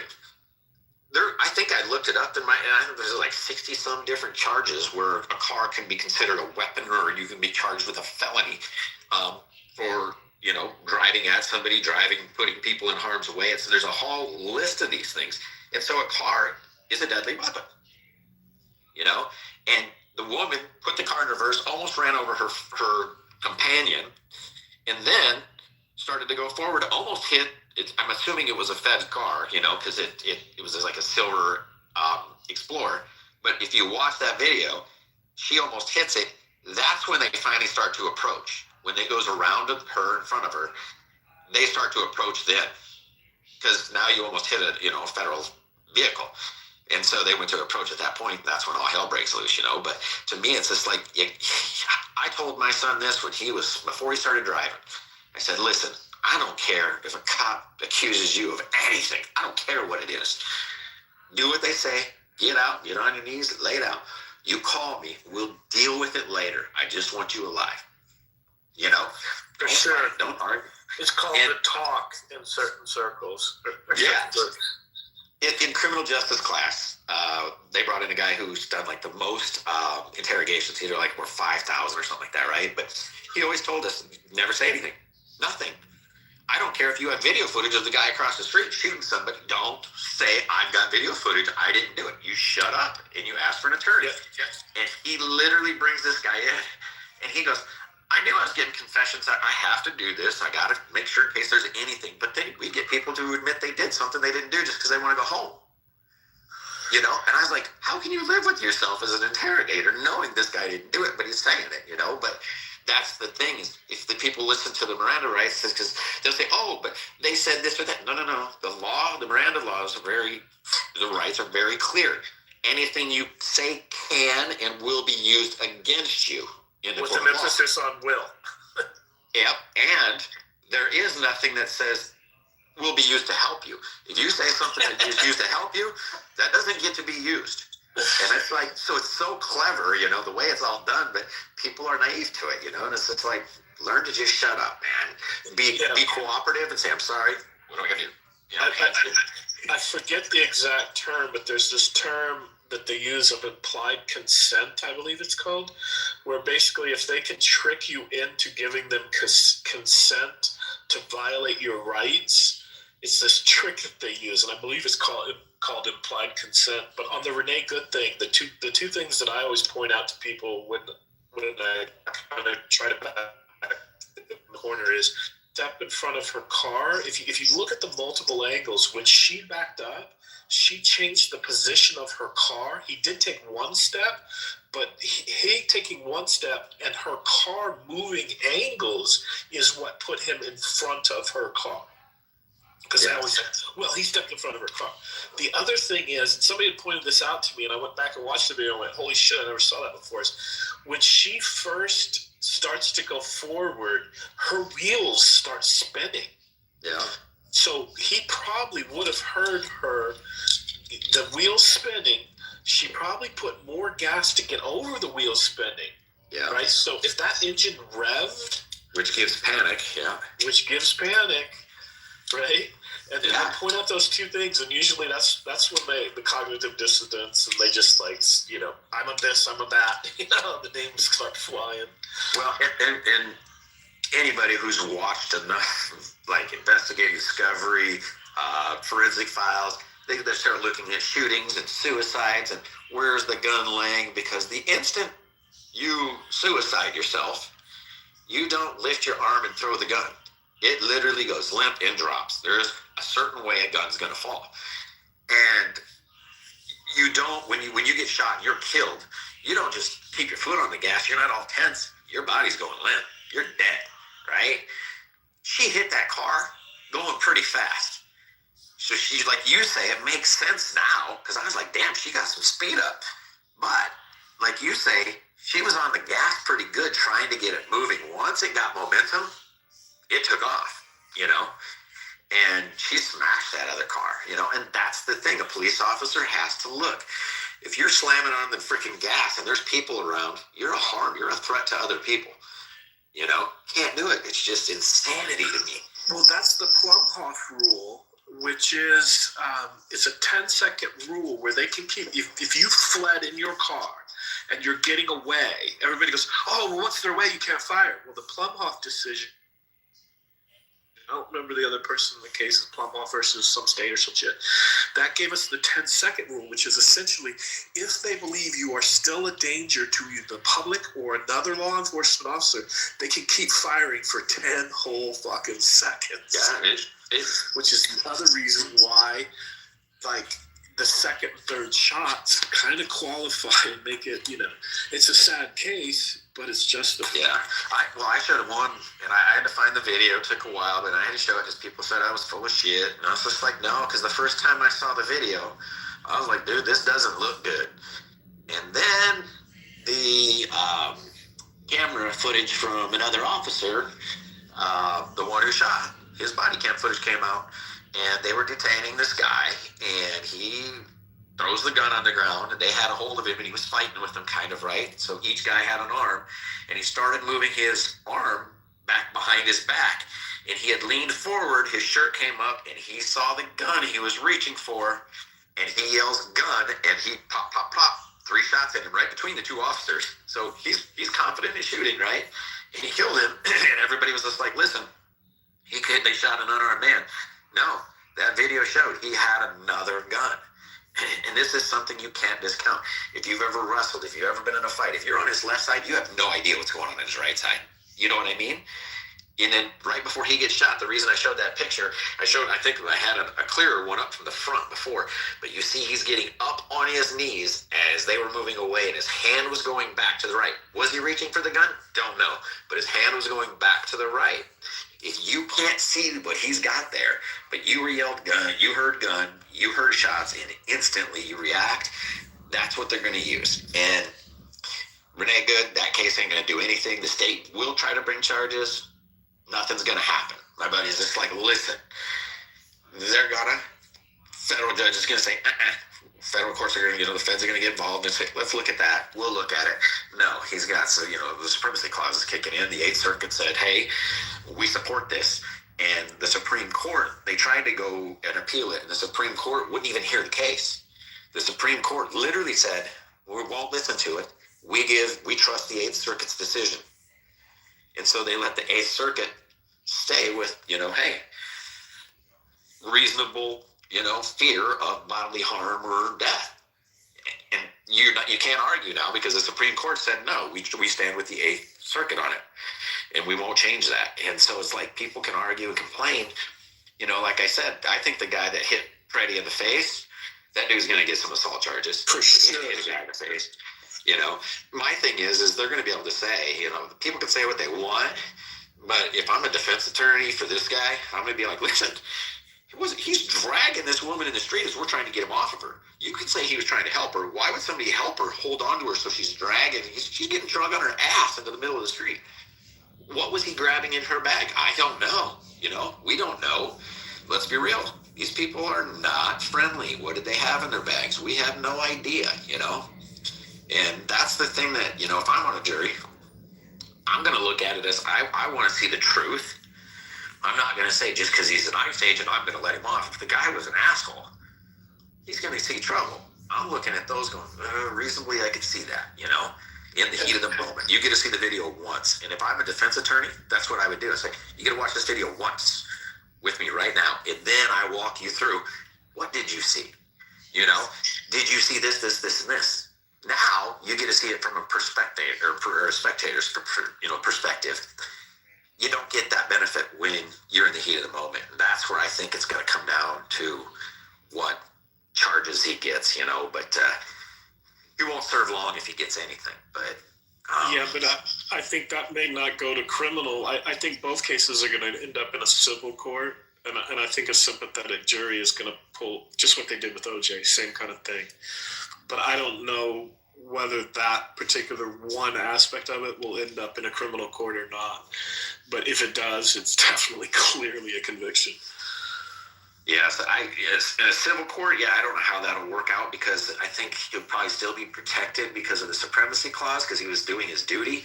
Now, would ICE maybe pay some sort of settlement? Maybe, but unless he gets charged, if he gets found guilty by the courts, then he acted outside of his jurisdiction, then they can sue his ass, but they'll never get anything out of him, you know what I mean? Yeah, but the supremacy clause, I don't, or his immunity, I don't see how that matters in a civil case. In a civil case, it's like, do you feel like they violated his rights, yes or no, right? It doesn't have the same burden as criminal. Yeah, so I can't see how they couldn't bring it to a civil trial, whether it has merits or not, whether it would succeed or not. Whether they would find it to be, immunity applies, I can't see a jury doing that. Yeah, I don't know. That would be an interesting one. Yeah, that's a question I would ask Gabby if she was awake. Yeah, right.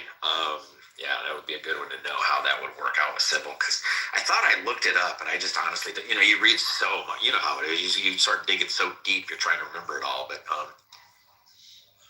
I started putting notes on my phone. Right. Like literally, if I had to, I could go in and dig up so many different things. Like the thing we were talking about earlier, I have entire notes on expedited removal. That's how I was so certain. I was like, no, I did the research on this, right? Just like a bunch of other things that I could get into. I know most of it by memory. The difference between the two warrants, the 200 and the 205. The 200 basically, when they come with the 200, it basically means there's due process rights still entitled. Yeah. The 205 warrant means they're not. They've been exhausted. It's either a final order removal and absentee, or they're doing it under expedited removal. And then there's I've learned all the different stuff from USCIS to. I can't tell you how many people do not understand. If you cross the border illegally, you are not entitled to asylum. End of story. Yeah. Right now, your lawyer can file a waiver and basically it's a forgiveness. And I forgot the number on that one. It's the same. What is it called? It's kind of the same thing that the USCIS uses, which basically says, well, we know that our client broke the law, but we want you to just kind of overlook it. It's like an exemption kind of thing. And if your due process rights have been exhausted and you're in court and your lawyer pulls out a stay, which somewhere I have the number on that form as well, pulls out a stay and your reason is for an appeal and you've appealed at the BIA, then they can't challenge that because there's two ways to appeal. So if you appeal at the BIA, it's a whole other entity. right? Whereas if you're trying to appeal in the immigration court itself, the judge could say, no, we don't think that you can be, we're going to still deport you. We'll give you your appeal, but you have no right to stay pending that appeal. Whereas if you file in the BIA, then supposedly they have to give you the stay if your lawyer knows this is shit. Now, under the Trump administration, who knows if they're actually following that procedure? But like I learned all the different aspects of it, like from no matter whether you're on the right side or the left side of the issue, right? I looked at all the different stuff, and I have notes on my phone. Like if somebody called me and said, my girlfriend just got arrested, she's a legal immigrant, I'll be okay, here's what you got to do. This is what you're supposed to have. This is what you're supposed to do, right? Because I dive deep into shit. Like I wanted to ask Abby about, did you hear about the Berry case? The Liam Ramos? Do you know what I'm talking about, the 5-year-old kid? No. Oh, is that the one where the dad ran? Yeah. Okay. So the judge wrote this ruling, which basically was backing up what the Democrats have been trying to say, that they want to move immigration from civil to criminal. They want to take it out of the executive and move it to the judicial. And his ruling basically, they let him, the father, go based on that.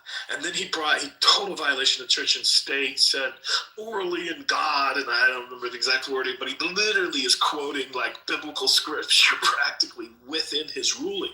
But his ruling was a clear attempt to legislate from the bench, because his entire reason for letting the father go was basically saying this should not be in civil, this should be in the judiciary.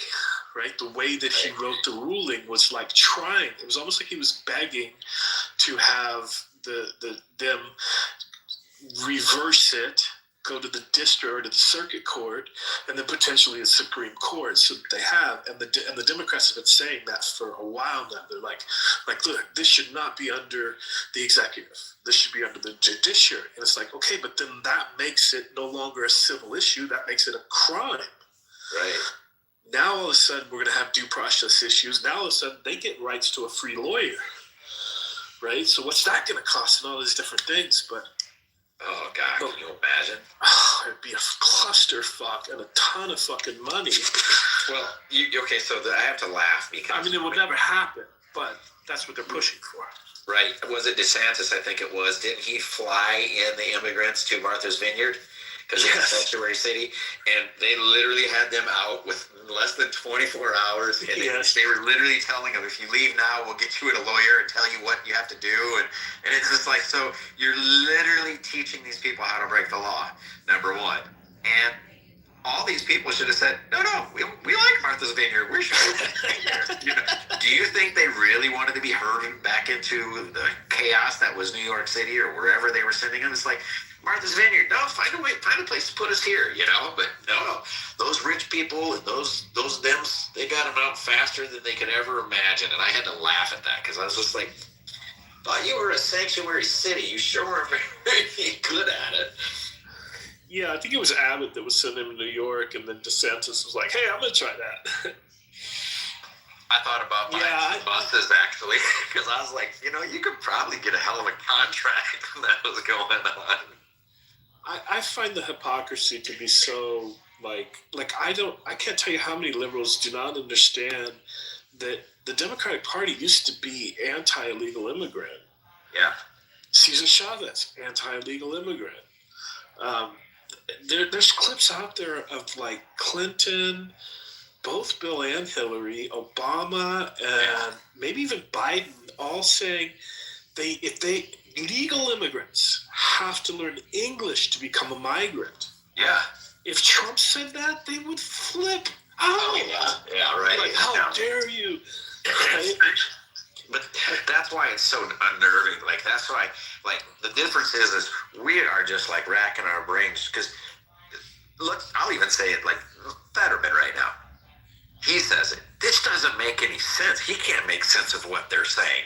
Bill Maher, he sounds like a GOP freaking person half the time, because... And they're both traitors. Yeah, they're traitors now. And it's like, I loved it because they had asked Reagan one time, "Why did you leave the Democratic Party?" And Reagan stopped and looked back, and he goes, "Excuse me, I didn't leave the Democratic Party. As a matter of fact, go look at my voting record.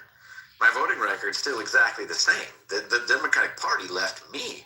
And I use that line all the time. I used it today, this morning when I woke up on Instagram.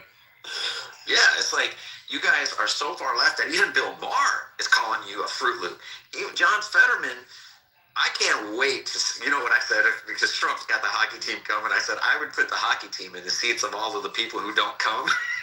So that way they'll stand up and start, clapping right in the middle of all the Democrats. And it's like, I don't know. I think, I love the fact that Trump is kind of a smart ass. I don't think he has that power. That would be Congress. That would be. Oh, God, it'd be hilarious. Mike Johnson, I think, that would have to do that. Dude. But yeah, that would be hilarious. Yeah, because then it's like, what, you're not going to stand up and cheer? And I'd love to see these hockey players, because hockey players are probably the most humble athletes I've ever met. Like, sold one's house, and I would show up, I'd knock on the door, and they're like, "Stop knocking on the door, your family, just come in." I was like, "Nah, I can't do it." It's just weird to me. I'm from the Midwest, or I was military, so I was all over the world, but from adult life, high school and adult life was from the Midwest, and it's like, you just don't do that, and so, but just how, easygoing they are, but man, they're down home boys, and so, they were all, like when Trump said that, they're all like, we're in, down here when they got the Stanley Cup. They're letting people literally drink, shoot shots, drink beer, slam beers out of the Stanley Cup. They don't care. They took it out in the ocean. They're down at a little bar called Elbow Room right on the beach. The next morning, people are lining up at like 4 o'clock in the morning to get their picture taken holding the Stanley Cup. Yeah, but didn't they get a lot of heat for that? Oh, they complained a little bit about it because somebody dented it, but they said it gets dented all the time and they fix it. So it's not a big deal. They're like, whatever, so. I thought it was like the Canadians or somewhere were like, how disrespectful to the Cup at some point. Yeah, and then they win it again and do it all over again. They just don't care. They want and you know what? How many of their fans have got to hold the Stanley Cup, have got to drink out of the Stanley Cup, have got to do those things? None. But in Fort Lauderdale, so you could go anywhere and that Stanley Cup's going to show up one day, because they do it for weeks. They bring it out into the public, and I love that because it's like, it's a different mindset. And, those boys were immediately, we're in, and I love that because for me, kind of lost interest. I like watching the Olympics because it is one of those times when you're like, we're united about one thing at least, right? And then when a few of them started running their mouths, it's sort of like, done watching you. And it's not about, I don't want it to be political. I'll watch. I cheered for other nations when they were freaking, people were overcoming the freaking, dude, when somebody is killing it, you just got to give them their credit. There's this one woman that was skiing, and I was like, dude, props to you. You're freaking badass. And then you hear her story. That's what I like about the Olympics, and then, but these boys, they didn't come out and say anything negative. All it was about Team USA, and I love that, and we need just more of that because, I think if people would start working together instead of being so divisive, we could get shit done. But unfortunately, we talked about it earlier. All it's about is gaining power and maintaining power. I brought it up earlier. What's the threat to democracy? Socialism. Right? I mean, we can't argue that. And which side wants that? Did you ever hear when they took Hitler's voice, they used AI to put it into English, but used with the same emphasis and stuff? He was promising, housing and free this and free that. And that's what the Germans were cheering for. What do you think socialism is? What's that? What do you think socialism is?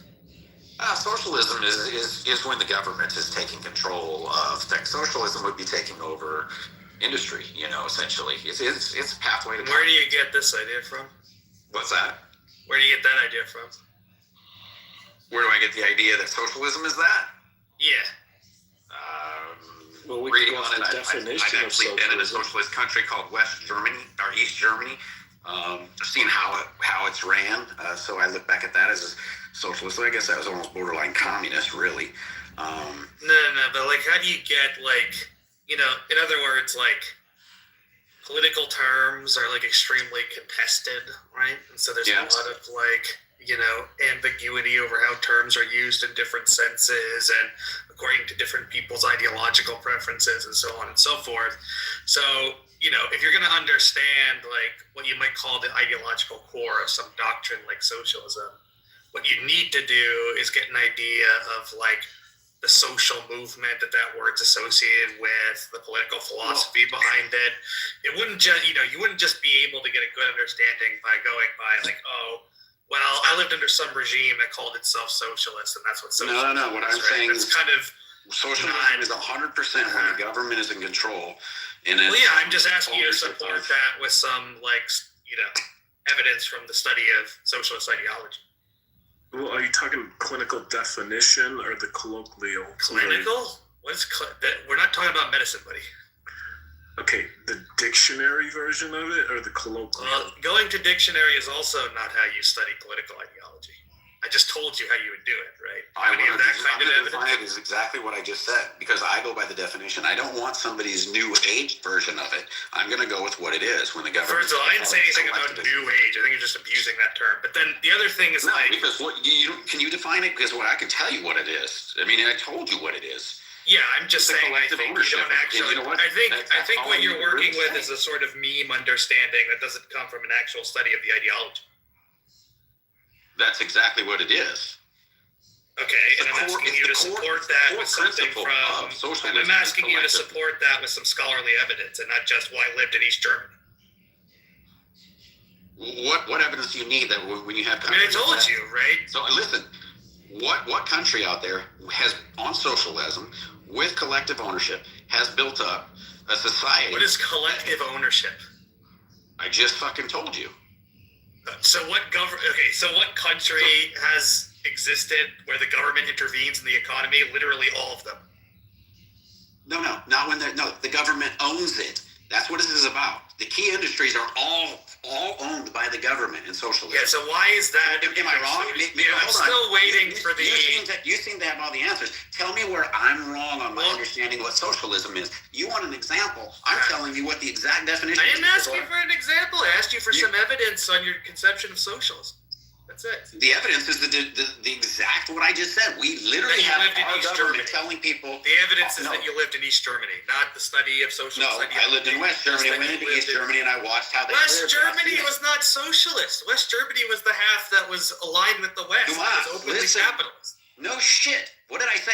Then why the fuck are you citing that as evidence of socialism? Fuck, you kind of can be a dumbass, aren't you, right now? Because you didn't listen. What you just said is I lived in East Germany. I said I didn't live in East Germany. I think you're just saying that because I lived in West Germany and went into East Germany and saw it. I've seen what it is. Okay, so you went to East Germany and that's your evidence. I saw what government rule is, yes. You don't have the freedom to go places. So the way that the argument works then, that you're making, right, is you assume from the outset that socialism is when the government controls stuff, right? And then you go to East Germany once, and it claims to be socialist, and the government controls stuff. No, I told you. So it's basically like a circular. It's basically like a circular argument. The Soviet Union was. Cuba's socialism. Are we going to argue that Cuba's not socialist? Tell me how Cuba's doing. But Venezuela. Do we want to go into there? Yeah, I don't think you have any idea what socialism is. The point I'm making to you. No, I just literally explained it to you. Well, I literally explained how what you just. I literally explained how your argument was circular just now. So you can't tell me how it's wrong, argument, right? You want to run in circles. Tell me how the fuck my. You're literally making a circular argument, buddy. One argument. Yes, one Socialism is circular collective argument. ownership that the government has of all resources in production. And there you cannot prove me wrong because I want to see you. But you got this fucking theory. There's no society in which the government controls all resources. What are you talking about? Really? Yes. Even in the Soviet Union, people had like their own possessions that were outside of state control. You just don't know what you're talking about. State possessions? Did they own the oil? Did they own the natural resources? Did they own production? Right, so it's not about whether the government controls everything, right? So I'm just pointing out that you're being really sloppy. But then the other thing is like, okay, I'm looking for an argument that validates this idea that socialism is when the government controls stuff, right? And instead of giving me like, an argument from the study of socialism as an ideology, right? An academic argument. So right? hold on. With scholarly, no, I'm not gonna hold on.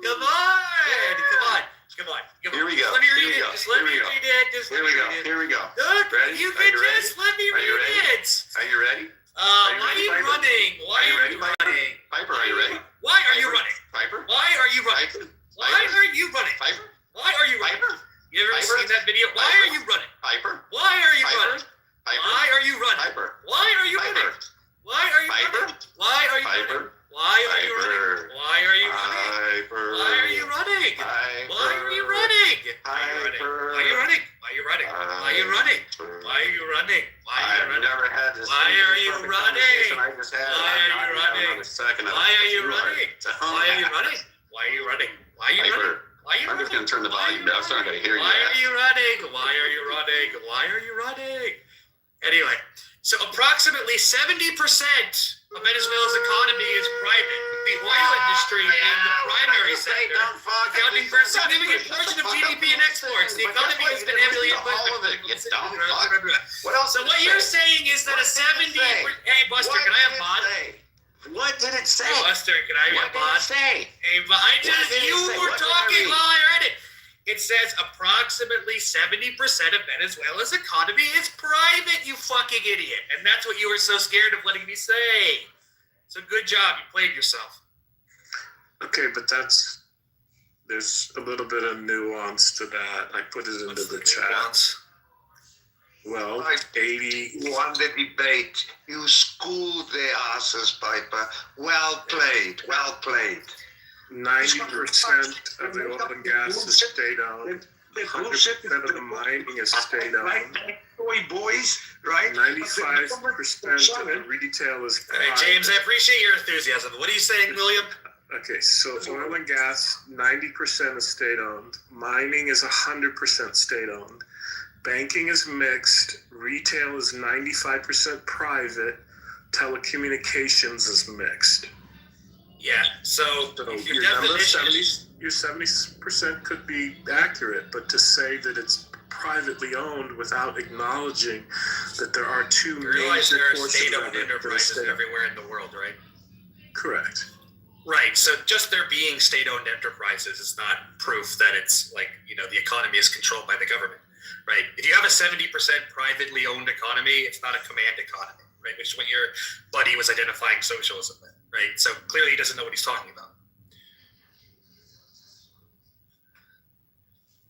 Another thing, Piper, socialism does allow for free enterprises, right?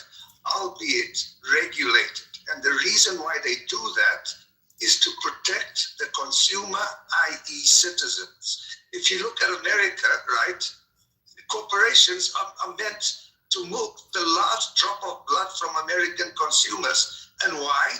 Because the American government does not care about American consumers. If they did, they would not have repealed the Dodd-Frank Act, right?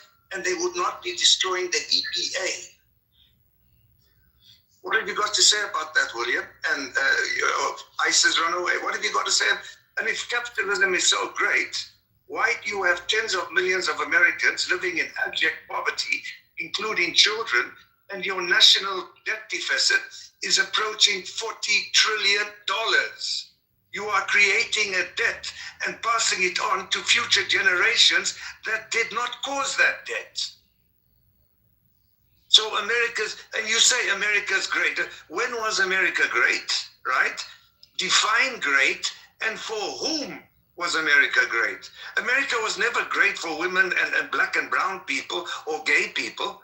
So who was America great for? For white Christian men. That's all. What have you got to say to that, William? Did I say anything that you said, or you just came up to attack me? And you're making assumptions about me. Listening to you and ICE distort, for example, what happened to those two American citizens, right, that were murdered by ICE.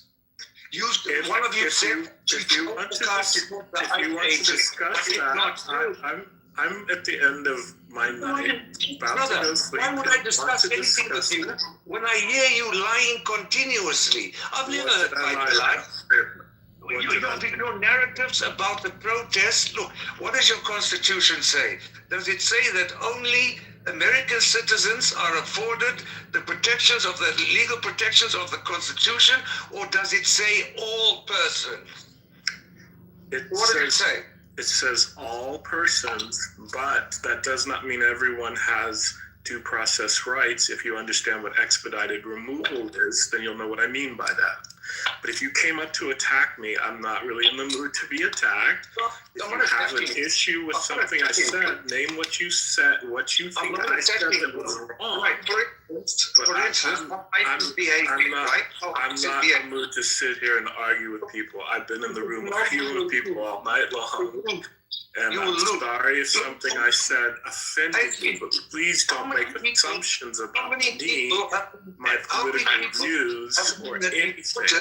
If you have an objection to something I said, state what you had to object. Outside their adjudication, outside their court, right, when they went for the immigration hearing. Why is it that ICE agents, right, are not only covering up their faces, they are not showing their badges, they are refusing to provide their names, right? And they're not telling other people where their family are located. America under Trump has become lawless. If you don't like the way America works, the way to go to and do that, right, is to work through Congress and the Senate to change the law. But let's talk about Venezuela, right? For Trump, right, to have done what he did, he would have needed congressional approval, which he did not get, or even ask for, right? Dude, how can it be that he did not understand the War Powers Act? He did not need congressional approval. All he needed to do was notify Congress within 48 hours. He needs, look, dude, even when George Bush, I didn't like the man, but at least he sought congressional approval to do what he did in Iraq. Not only that, he went right to the United Nations Security Council and presented his case. The case got rejected, but the two redeeming things is he tried to do it through. Look, dude, Trump has set the precedent, right? So what if China decides to kidnap the president of Taiwan, or Russia decides to kidnap Zelensky? Because their rationale will be, if America can do it, so can we. Then I would suggest if that's what they want to do, they should go ahead and do that. But you made a false statement. If you understand how the War Powers Act worked, he did not violate the Constitution. Congressional approval. The operation was over before the 48 hours of him having to notify them. If you understand how it works, he has to notify them within 48 hours, the congressional leaders, and he has to give them details of the operation and the justification for the operation. We can do that before I don't want to sit here and argue with you about anti-Trump. I get you hate Trump. I think he's a criminal. I didn't vote for Trump. I'm not MAGA. I'm not your enemy, and I'm not going to sit here and argue with you point by point. But I am the kind of person who does know the law, who does do research, and can actually point out that you were wrong about something. No, you don't. You don't know anything about. Are you a scholar in law? Do you have academic credentials, concerning the? Okay, let's say you know the law, Mr. William. Explain to me what it says in the Second Amendment of your American Constitution. What does it say? What does the Second Amendment have to do with anything? I'm trying to measure the knowledge that you claim to have over the American Constitution. I'm not going to sit here and argue with you. Don't need to stutter. I've been up for a very long time. I want to gauge winding how much down, you know about the American having Constitution. a conversation with somebody that I had talked to in the You room. are lying on stage, and nobody calls you out. Tell me what I lied about. Until Piper, how did Piper manage to silence you bitches in a few minutes? He didn't. He did. That's why ICE ran away. That's why you couldn't speak. That's why you were so quiet. Because you know that I know, and we both know, you and I, William, are hung like church mice. What did I lie about? No, dude, I heard the making an accusation that I lied. Tell me what I lied about. About what happened in Minnesota. saying What that the happened woman. in Minnesota is an opinion that you might have that might differ from me. If you want to talk about the law, you have to look at the Graham test, you have to look at Plumhoff, and you have to look at Gardner. Are you familiar with those cases? Tell me Plumhoff and Gardner. What do they say? Are you familiar with those? I just asked you to tell me what do they Are say. you familiar with those? I'm speaking English, and English isn't my. Are my you familiar with those? So it's asking you you that doesn't to know tell the me what law, it is. and you just want to I am argue. asking you I'm to not tell me going to what it argue. is. You just want to argue. I don't care. You don't know the law because you don't know the three case laws that apply to both of those cases. I don't And you can't tell me a single thing that I lied because about. I read books. Go You would be learn lost the without law. Google GBT. You do not. You do Gardner. not. Nah. And the Graham William, did you forget your balls in El Segundo? Try and speak a bit more manly. I see. So all you have is insults. You can't tell me what I lied about, and you don't know the law. Support Trump, you fucking. You have a good night. I don't support Trump. I Traitor, didn't vote for him. I'm not MAGA. You are the enemy of decency. No, You are I'm the not the enemy of enemy of decency. Americans are good and decent people, except you fucking so am I. two-legged cows. You're fucking traitors. How am I a traitor? You fucking support a traitor, a legally held James, sexual I predator, didn't right? vote for Trump. Legally held sexual predator. That's the James, person I you want didn't vote for Trump. I Did you don't vote for him? support Trump. I'm not MAGA. Vote for him. I I didn't disagree say with you. over I did not hear you 50% calling out of right what on he his lies. does wrong. I never said you I confront disagree with on his over lies. half Say, of the who's lying? things he You or I? does. I don't support You did him. not You're just an confront angry about his man that lies. wants to argue and fight with people about a country you probably don't even live in. I've been So, to fucking I America. get You know what I it. saw in America? I All have you never have seen is white people insults suffer like that and in hate. any of the 54 And I'm trying countries to I wind have my visited night around the down. world. Okay? So Your if country it helps fucked. you to You attack ask me, Europeans, you do you can want to attack me. immigrate to America? But All of you them can't say tell me a no. single thing They that I say lied no. about.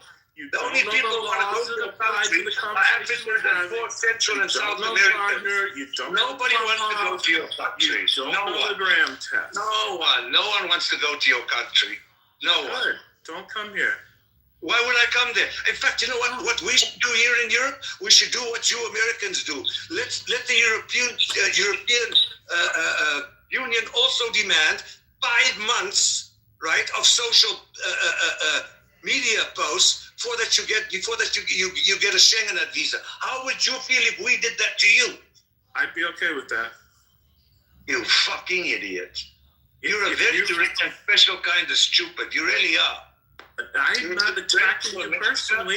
You're If traitor to America's values. No, I'm not a traitor to Scumbag. America. If Europe wants to do that, they're welcome to do that. Now, if you Don't want to do ask that me, do I agree with that being the U.S. Don't do policy? that because Shut up that for a is second, you decency. motherfucker. If you I'll want to make your ask mother me if I bark agree like a with that as a fucking dog. policy, Your the mother answer's should have fucking swallowed no, your ass. you asshole. I don't agree that America should be asking for 5 months of nothing, social William. media. You Fucking screaming at me to do asshole. nothing. But Europe has the right to do whatever the fuck they want, the same as America does. So I Bend support over, Europe's bend right to and I'll do it if fucking they get out want of here. to. But I will don't support get out of it as here, William. American policy. will And I you like a freight disagree with train that and policy, make you you fucking bark like a hyena. asshole who just How about came that? up here to argue and attack and That's rage. exactly what I Your blood did. pressure going through the roof. Exactly Are what you I angry, did. you piece of You fucking shit? raising You your don't voice know like shit about the law. You don't know shit but how to insult people and just talk over them. You are absolutely Stop using your rectum. Stop using your rectum as a semen depository. Stop doing that. It's not nice. Fucking folks. My work is done. Yeah, good job. To the rest of the thing, I apologize. But these fucking shit. How can you be living in America, right? Where the women of America today have less reproductive rights than they did 50 years ago. I thought America was founded by refugees for other refugees. The way these pieces of shit talk, America was founded by white Christian men for other Christian men. What kind of convoluted logic is that? Don't like gay people, don't like brown people, don't like black people, don't like people who disagree with you? I mean, if somebody had told me 20 years ago, this is going to be the America of today, I would have bet $100,000 or euros and tell them you are talking shit. But look what it's become. European countries, including my country, they don't trust America anymore. Because, is he NATO's friend or is he Putin's friend? Tell me, which is it? Do something and vote during the midterms to end this madness.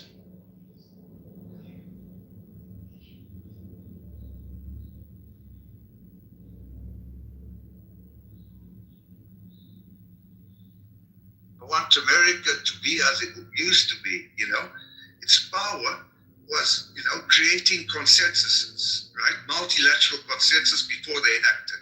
That was America's soft power, right? Now America is losing its influence over its most trusted allies, NATO. When America was attacked on 9/11, did Putin send troops to Afghanistan to help America? No, your NATO allies did that because it triggered Article 5 of the NATO Constitution. An attack on one is an attack on all. Why are you betraying us? That's what I want to know. And you're betraying the American dream. Diversity is a good thing. Isolationism is bad. Right? A culture is a living organism, and in order for it to survive and thrive, it must be, have access to outside influences. If it doesn't, it decays and dies. So what if America's going to turn brown in 300 years? So what? None of us are going to be alive, so what difference would it make? And would you love your grandchild less because it was brown or black or white? No. You love yours unconditionally. Straight, gay, whatever. Acceptance is total.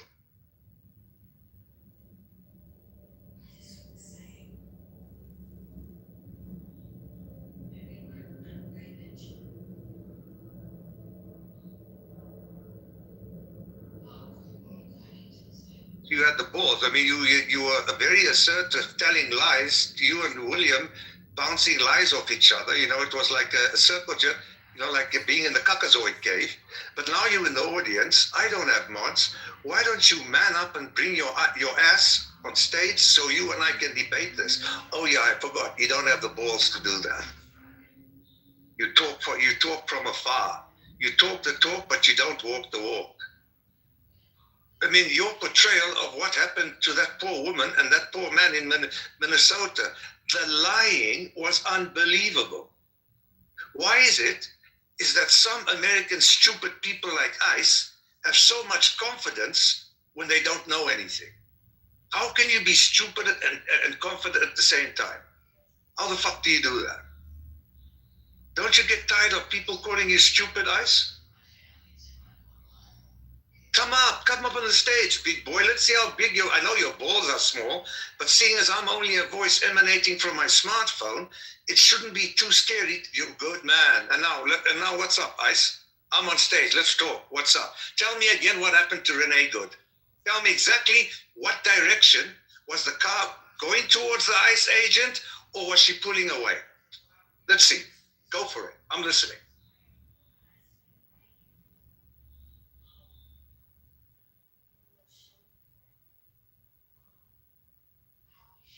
Tough now, are you?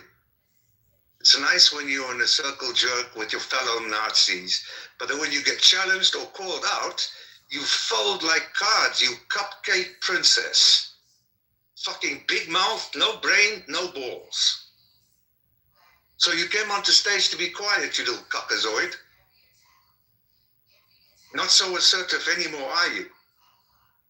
You assume that nobody can read a book. You assume that nobody does research. So you think by telling lies and embellishing, you're going to get... You know why I don't lie, ICE? because it takes too much fucking work. Because I have to remember the original lie and each lie I tell after that. That's why I don't lie. I don't lie because I'm not a coward and I fear no one. And unlike you bitches, if somebody asks me a question whereby I don't know the answer, I will say straight up, I don't know. I'm not going to pretend that I know. You would be lost without ChatGPT. Lost. You would have nothing. When I was growing up as a young man, we didn't have Google or the internet. I had to read books, right? And the good thing about that is I can remember in fact, most of the shit that I read for me to pass my exam, right? You bitches have fucking Google and the internet and ChatGPT, and you're still fucking stupid. How does that work? How does that work?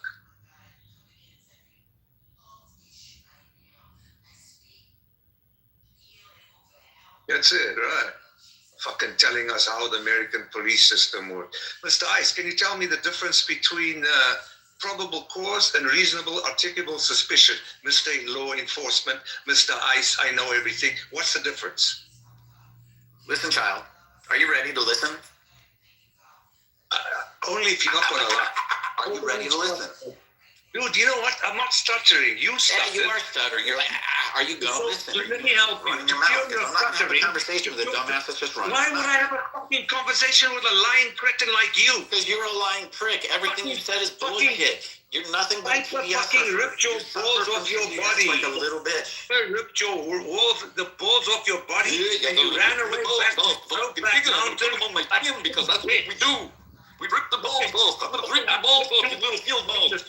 I love all your attacks. You don't know me from Adam.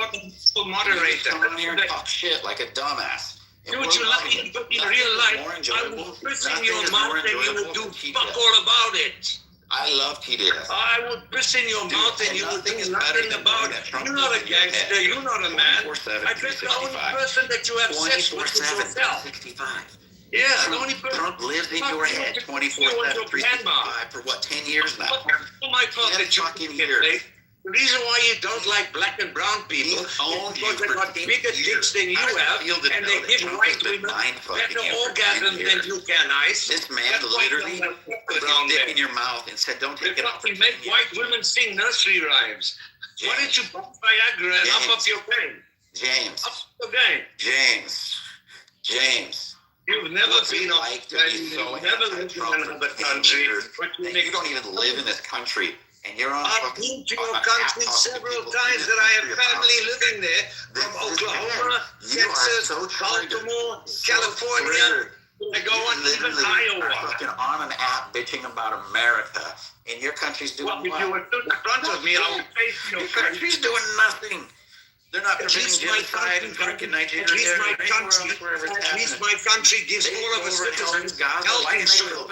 At least my country, we have no homeless children like you do. Why didn't your country go help in Gaza? Your country was the one that was sending the children. Like you do. Your country is number one in the world at fucking pedophilia. Reproductive rights. Number one country in the world. Who are you to tell other women what they can or what they can't do with their women? Who are you? This is the reality that we live in. What she can or what she can't do with the women. Here's the deal. It is are you so ever going to get fun just listening to you. Are you ever going to get Donald Trump in America? Fuck Trump. Trump lost his hair and his fucking teeth because he was whilst he was being violently and vigorously skull fucked by Vlad the Impaler Putin. Trump is a Russian bitch. Trump sold Melania to Epstein, and Epstein sold Melania to Trump. Donald Trump. I love these stories. And here's the funny part. He's the most investigated man in the world, and none of this came out. And you don't think the Democrats would release it? Dude, I've never seen anybody quiet as triggered as you. You're the most TDS person on the face of the planet, I think. And I'm so happy to get in here because nothing is more enjoyable than true TDS. You can sit there and say, hey, I don't agree with him on this or that. Like I did, maybe Biden. I didn't give two fucks about Biden 99.99% of the time. I might make fun of him when he couldn't pull a chair across the beach, But you know, that's what I did. I just laughed a little. You know, I didn't wish he was dead. I didn't call him Satan. I didn't call him all these names. I didn't need to. See, you're here complaining, acting irrational. I've never seen anybody act quite as irrational as you, James. It's kind of entertaining. You know, I'm not the one I defending don't know what it's like to be a Nazi. which ICE executed in fucking I don't know what it's Minnesota. like to be a Nazi. I don't support that. But it's kind of funny to listen to you. I mean, it really is. I mean, you should just get a little bit of a German accent when you speak, so then we just, I know exactly what it's like to You ran away from Piper within 5 minutes. Within 5 minutes of Piper coming on stage, you ran away. You didn't even know the difference between socialism and communism. About that? That's how fucking stupid you You are. lost the And that's war. something you know. Don't You explain couldn't what win a war against the fucking field mouse. you don't know anything. I know everything. You I just told you everything you need to know about you. Tell us again what You literally hit every single clinical framework What for happened? a mental illness, and that mental illness is Renee Nicole Good. Tell us and what people happened. like you, wait and see. They're going to literally say it because you guys 10 years from now are going to still bitch about Donald Trump. And I'm going to laugh my ass off. Go get yourself. You will be 92 years old and still be like Tourette's. I hope it's you personally coming to Do you do have that. Tourette's? Dude, you got Tourette's? No, but I can give a woman an orgasm. How about you? You do? You do have Tourette's? Make a woman's world shake like an LA quake. How about you? I bet you haven't been in one in a long time. Well, I mean, at the end of the day, I'm nearly shut down your picture, man. It's okay. Look at me in the picture, 60 years old. Sheep and goats don't Now, count. look, Sheep and imagine goats don't how count. I looked when I was your age. Yeah. Well, you Imagine how look goddamn scary right If my now. profile picture was taken when I turned 60 last year. Yeah. What do you look like? What do you I'm look like? sorry, dude. What Really? sorry? What sorry? My skin is still tight. I weigh 196 pounds. 3. I can do all the things that you can't. I can do all the things that you can't. I've never called other men to See what AI says about I've it. never called Like a 911. homeless dude, you're I angry. take care of my own shit. I take care of me Yeah, and you my don't. You're here bitching about America. You should be taking care of your own shit. You should be less angry. my children are taken care of. Why are you so angry? They Why are you work so angry, James? because James, why are you so angry? American people Why are are a you so decent angry? people and they deserve a Why are better you so life. angry? No What fucking did America trade do to Trump you? is giving them. Did America steal your ball and take it home? You're almost Did 43 America in steal your ball What and take it home? about what's making Did America steal your ball and take it home? Because I can look for it. that he Here, gave let to me walk out. Argentina. Maybe on the Get that canal, on the ocean here. Oh, the sun's about to come up on the ocean here. Trump Maybe get on the that canal, I'll 40 be a ball float, and I can Get that 14 billion and gave to Argentina. How I can gotta you send you one. Amazon's about down for $3. I mean, I know it's hard where you're from. can't count? You don't That's where balance you come from. Let's be real. Land short, mother Hey, go ahead. Yeah, come on. South in India as well. More. We need more. You need land short. I'll fucking make your mother my dick with the You look lollipop. like a homeless. Go shave your beard, man. Shave your beard. You look like a homeless. Fucking And homeless. you look like a fucking coolie running in front of a rickshaw. What's your point? Fuck off, bro. Fuck off, bro. What's your Yeah. point? What's your point? Off, bro. Your Ganges, your holy river, is the fucking most polluted river in the world. And you bitches don't bathe in that.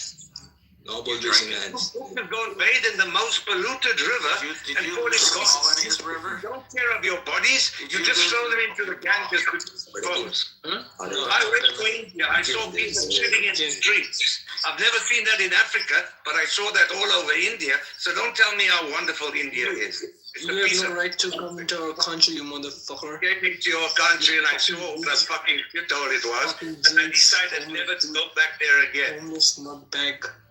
Well, Motherfucker, my homeless. country doesn't have millions of homeless people stuck in people. How about India? Bro, How about look India? at you, bro. India. Look at you. How much do you earn, bro? $1 a day? How much do you earn, bro? $1 a day? Oh me, bro, you band short. Fuck off, bitch. Yeah, you know what? You know what I'm gonna do? when I come to India, I'm gonna fucking create a cow fucking fast food chain and make you bitches pay. How come you come to India, bro? You're fucking homeless. You don't have money to buy a plane ticket. I've got 3 properties to be Fucking paid. asshole, yeah. I don't have debt of any. You know what my father told me? You know what my father told me? Come to India and Guys, can you do one at a time, otherwise we won't hear anything. I don't give a fuck. Also, Nicholas Andrew was asking if you're here. I don't give a fuck what you think, Abby.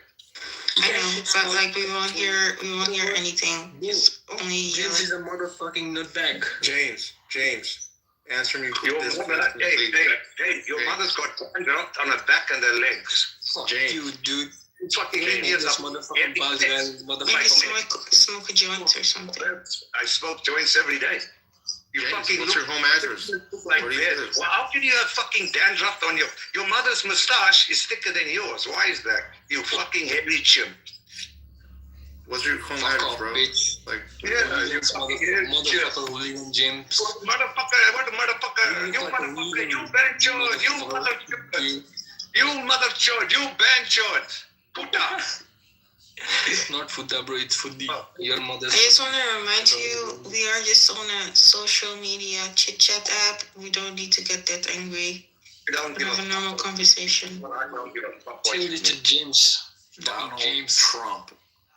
You're yelling at your phone for No, two give a fuck strangers. what you think, Gabby. I've told you that before. I don't like you. In fact, no, it's not true. I love not liking you, Abby. I've told you this many times. Who do you like? wait, are you gay? Not you. James, how much do you love Donald Trump? Honestly, tell us. Donald Trump is like a stubborn strain of fucking syphilis that won't go away. That's Donald Trump. Is that clear for you? So you're gay, right, James? I'm gay enough to make your mother fucking scream like a fucking dingo. Take that to the bank. You, right, and your Spock-pointed ears. Fuck all 3 of you. You don't at all sound hateful, James. Not at all. What's that? I'm saying you don't sound hateful. Not at all. I'm direct. Yo, James. And you know what? I don't hate anyone. I don't hate Muslims. I don't hate Jews. There's certain policies I dislike. Sounds but like I you don't- hate everything. You hate life. Sounds like that's right, dude. Like your bio doesn't make sense if you're acting like this. It sounds like you've never given yourself an orgasm, even though you swallowed. I have. No, you have not. Come on now. The last woman to look at you was your Mima. Come on now. We both know that. Dude. Have you ever both try to jerk off and then at the same time just about James, Are do you know upstairs. the fascism lines with the left when they more than it is the orgasm? right? A bit of advice. If you treat women with respect, you have more chances of getting Hey, laid. wrapping their head in sheets isn't respect. Stop, James. Oh, no. So I'm not a believer in future. I'm not. Why would I? Stop. For no reason. Stop living the denial, man, dude. Just stop. Yeah. Donald Trump. What's your home address, man? Especially you white incels. You know what would impress me? If you go into the projects and say what you say here on Clubhouse. But you'll never do that. That's the difference between you and I, right? There's no difference in my personas on Clubhouse and in real life. I am like this. Wow. I am like this in real life. I'm fucking direct and I make no apology. You're damn lucky you don't live in America, because you wouldn't be like this. Dude, you American bitches only feel safe when you call other men to protect you or you fucking buy a gun. I'm old school. When I fucking go to battle, I do it with my fists. I bet you Not do. with other people's Where weapons. are you from, Don't James? When you're a fucking man, be you a go gun. to battle with me. Funny shit. No, the guns are for cucks. Donald Trump would kick You your know what you need ass. to be safe in this life? You know the only things you need to be safe in this life? Having respect and manners. And you got You seemingly don't have any of those things going for you. Well, I mean, I can't imagine, right, being an American parent Did and you having just to say worry. you're vegan? You have vegan American parents? What happened to you? Now I'm starting to understand. Shootings great that have taken place, and look at all the laws. What has changed? Absolutely nothing. You're eating And that. that's- You're eating that synthetic beef, very aren't you? It's great. No, unlike American products, I'm not allowed to enter the European Union. You eat garbage, I don't. Did No, you no, have I really baths don't. while I you ate really were well. I ate visa? a lot of nice steaks, and yeah, it's amazing. Sushi. Steaks with James, I feel like, cinnamon. why do you have like a shitty accent, like a shitty English accent? Why are you stupid, Richard? I don't like this, but I'm asking you the question. Can you please answer? What, me having an accent, does that diminish from anything or take away anything from what I'm saying? So why would you? It actually adds to it. Why would you care what accent? You can understand English, and I am assuming I'm You speaking don't speak English. it very well. I speak it better than you.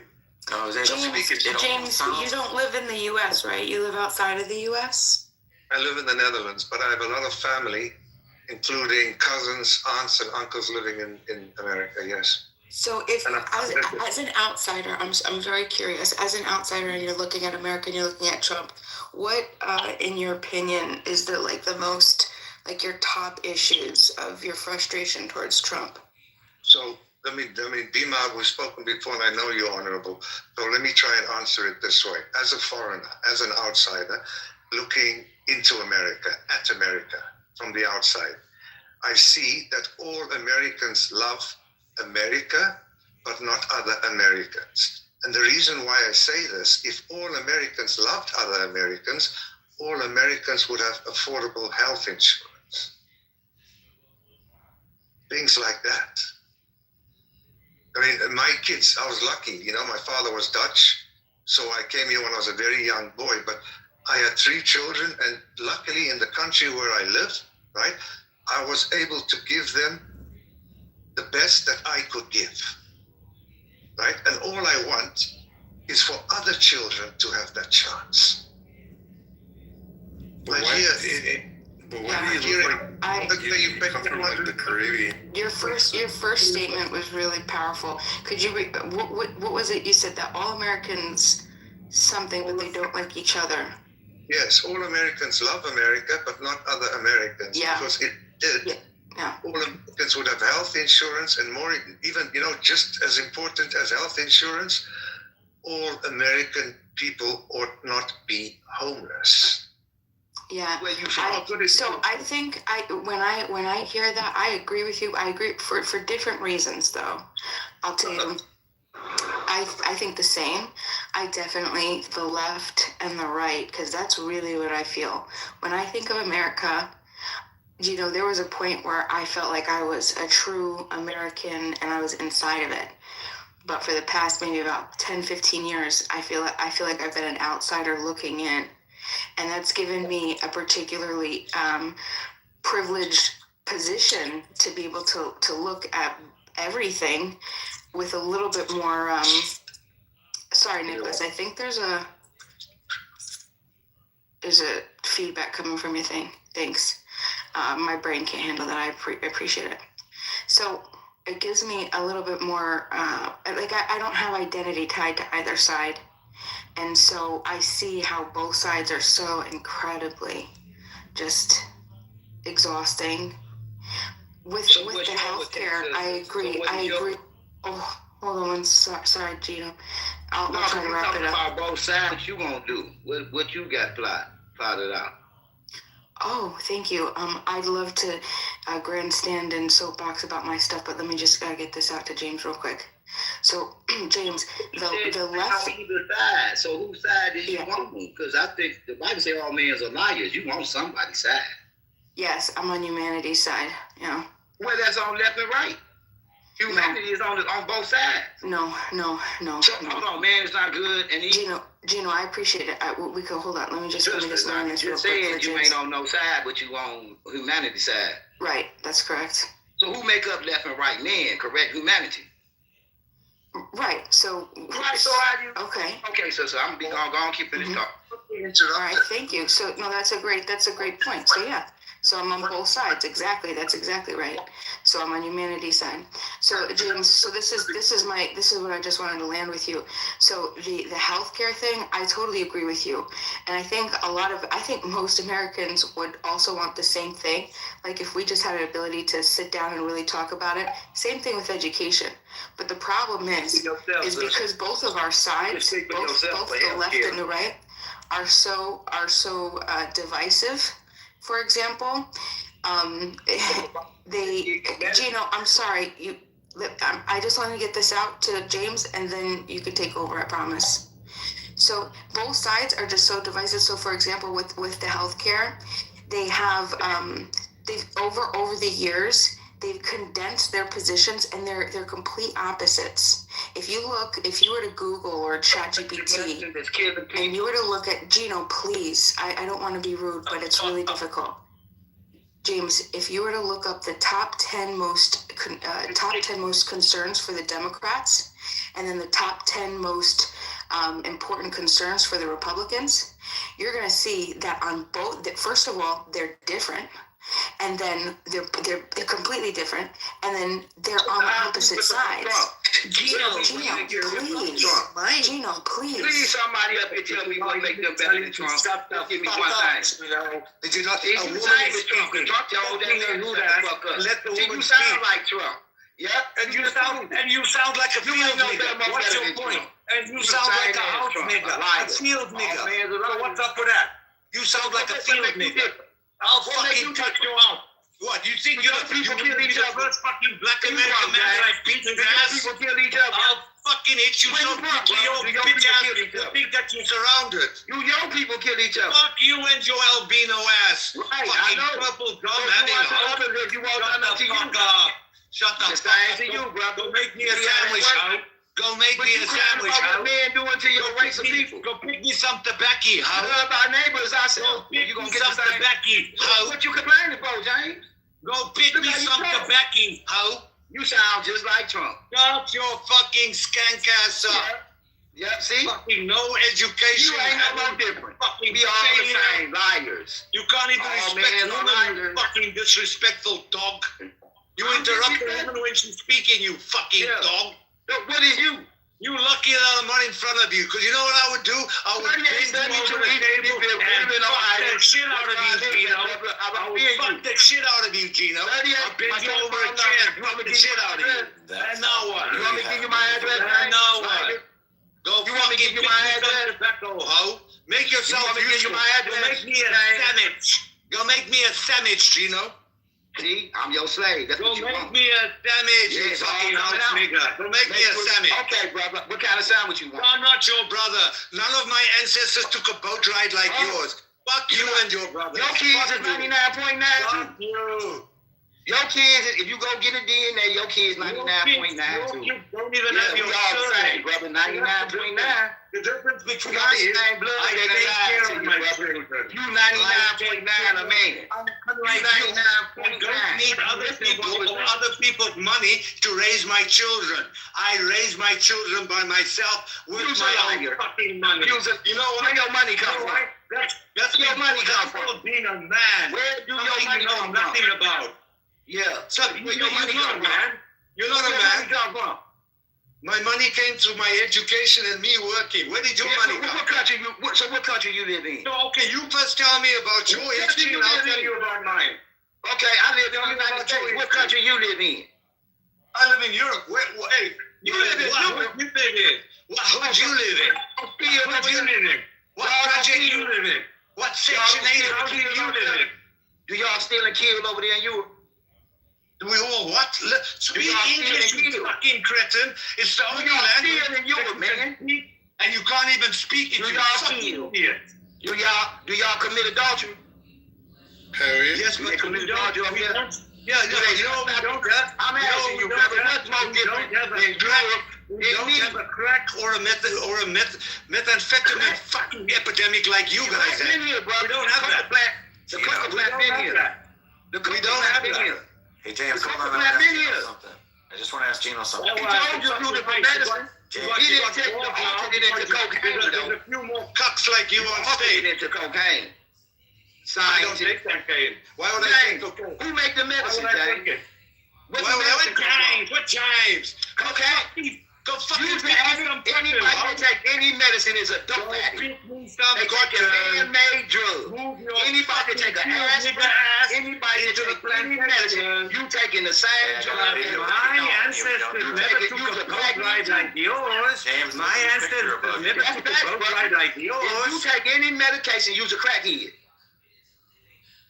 It's You is a crackhead. You take any medication? You are a crackhead. You fucking Whoever takes medication is a You crackhead. is a crackhead. You is a You crackhead. take the aspirin, You you a don't even crackhead. fucking speak English. What's The the only difference language between you speak, marijuana and aspirin? the only language you speak, What's the and I difference between speak a cocaine and aspirin? even though it's not It's my natural. fucking mother You got a language. man-made. Americans You so got fucking man-made. stupid. Brother. Seriously, serious question. Bima, serious question. people Why that are do Americans things, so fucking what if they stupid? doing in Why? Europe? Why? If they kill Why you- are Americans so stupid? Why? Why are you so stupid? I They think say- I would date it back So to what the make Prussian Europe smarter education than system America? that we adopted, James.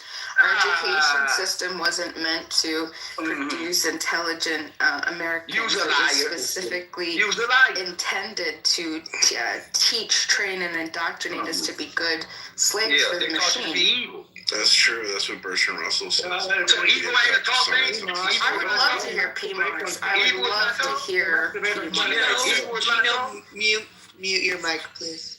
Whenever other people are Why talking, you want this stop in the talking. media, Mike? Stop. You scared of him, sister? You Stop. scared of James? Interrupting people. Oh, he agreed with you. Mute your mic. You mute yours. Or throw me out. You don't rule me. Yeah, I do. Go home and tell your wife and your children. You got a wife and a children. They obey you. Do You your are wife and your acting children today. obey you? You are my Your cabana husband and your boy, kids. Gino. You can't Gino, you are my your cabana household boy. obey you, brother. You are You my in the cabana world. boy. You are my gentleman's gentleman. Gino. You're a cabana boy. Gino, did you drink water yet today? Every sexual need of Your hands mine. on your kids. You and your wife. ungrateful skank. Go take a You nap, fucking guys. skank. You don't rule your household. Don't none of y'all rule your Who's you household. is? Who's you Nobody is? rules their Who's you household. is? Where you is? Go rule it. If you take can't. medicine, Don't rule you're your a household. crackhead. You fucking can't. I'm a crackhead. Okay, Is you take an that aspirin. you can do? Gino, is there anything that you are good at? Because it's not looking great for you. Evil. It really isn't. Lies. You are an evil. The Bible says all men's are liars. You James, are you are saying that because You're not a gangster. You're not a gangster. No, Shut the fuck up. You're not a gangster. I ain't never said I was a gangster. So then what's up? What's up Is with you the a gangster? people's talk? What you say? I don't call myself that, but other people. Yes, you is. You from Europe. Y'all gangsters too. Y'all take stuff and go to war and take people's shit too. Who's Gangsters y'all? take shit. I don't take Europe, shit from anybody. I don't America, take shit from. I anywhere, don't need to. Mexico, all around the world, they steal shit from people. So okay, what do you black people do? Oh, You fucking no, stand no, on here, you people fucking come stand to here. me. Gino, who stole your hairline? Just like the Europeans. You fucking want to preach to me Just about like more. the Gino, what European Just stole like your Trump, hairline? just like the Mexicans, just like everybody else. And just like the niggas in America. Yeah, Just like the them Europeans. too. Them too. Just like the Europeans. And just like the black people. So what's Just your like point? But y'all stealing from each other, ain't? How am I stealing from each other? Europeans. Look, I don't need to steal. Hold on, the Europeans died My over there. parents gave me a Do good another European education. kill And another because of my European. education, I've Hold on, always do another managed to European work steal from with another a good European. salary. Do It's not another my European fault. lay down with another European. It's not my fault that you were too stupid to graduate high James, school. you the same. That's you. So what The only way you can go to college, Gino, the only way you can go to college, Gino, the only way you can go to college, Gino, the only way you can get, the only way you can get into college is if you go to college to be a janitor. The thing about the Netherlands is I don't need college because I got the Bible. You can't go to college. you guys done yet? So James, so what's 1 third plus 1 third plus 1 third? You ain't the crackhead, James. What's 1 third plus 1 third plus 1 third, James? What's 1 third plus 1? What's 1 third plus 1 third plus 1 third? You sound like an Alabama country What's 1 tune. third plus 1 third plus 1 third? 21.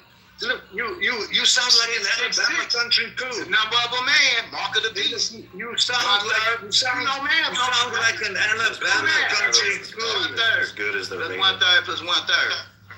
1 third and 1 third and 1 third. You Look need at the that, crackhead. sister. Y'all I've got another question for you, Black Americans. Go ahead. Why can you not pronounce the word ask?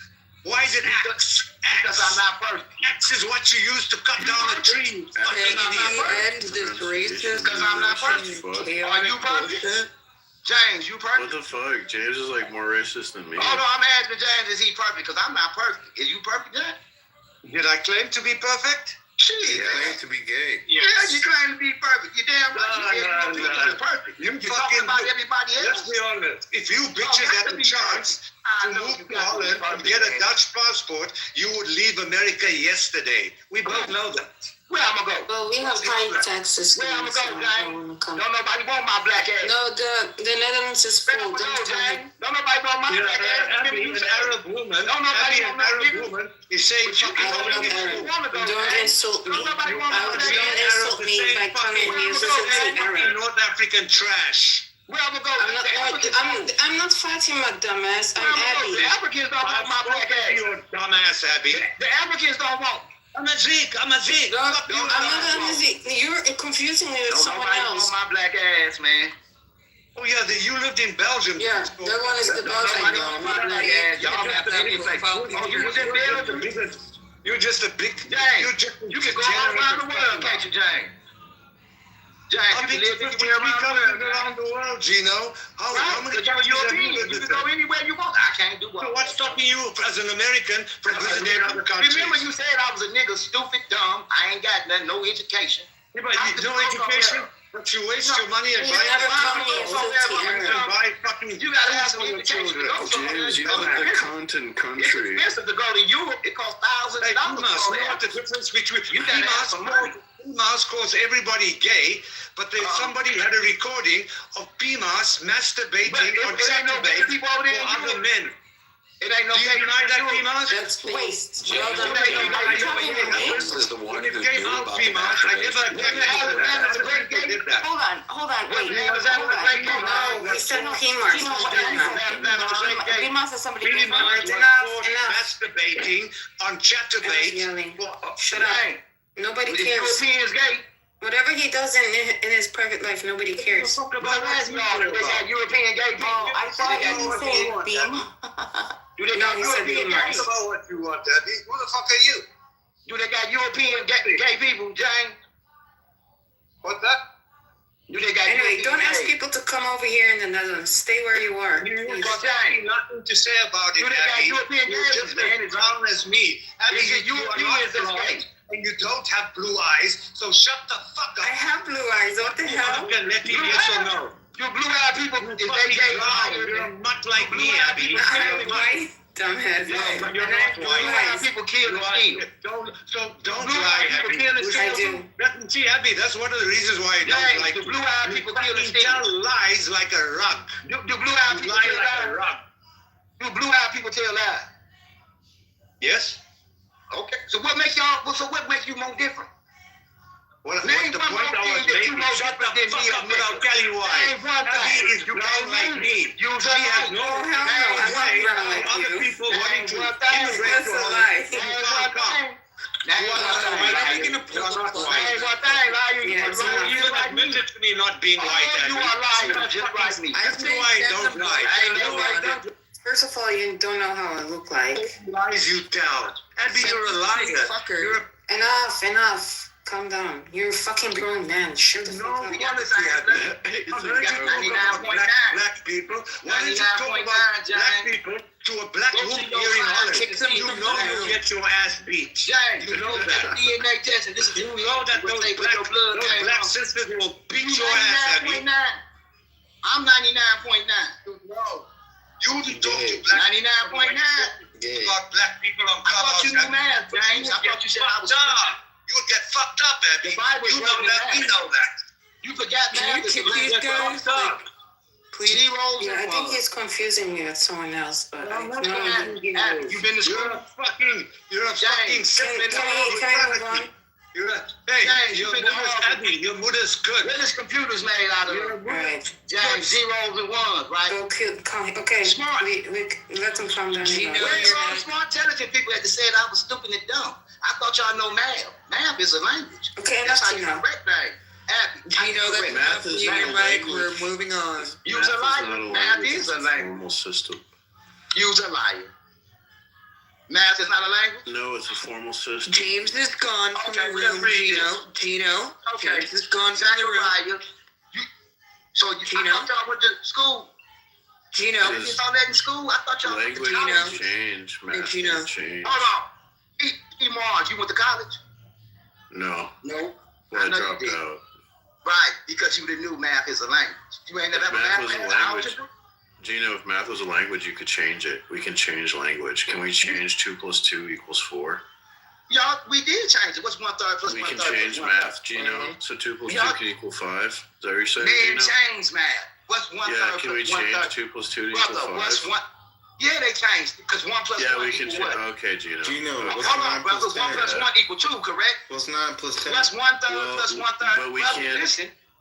Uh-huh. You was a liar. What's 1/3 plus What? 1/3 plus 1/3, brother? X.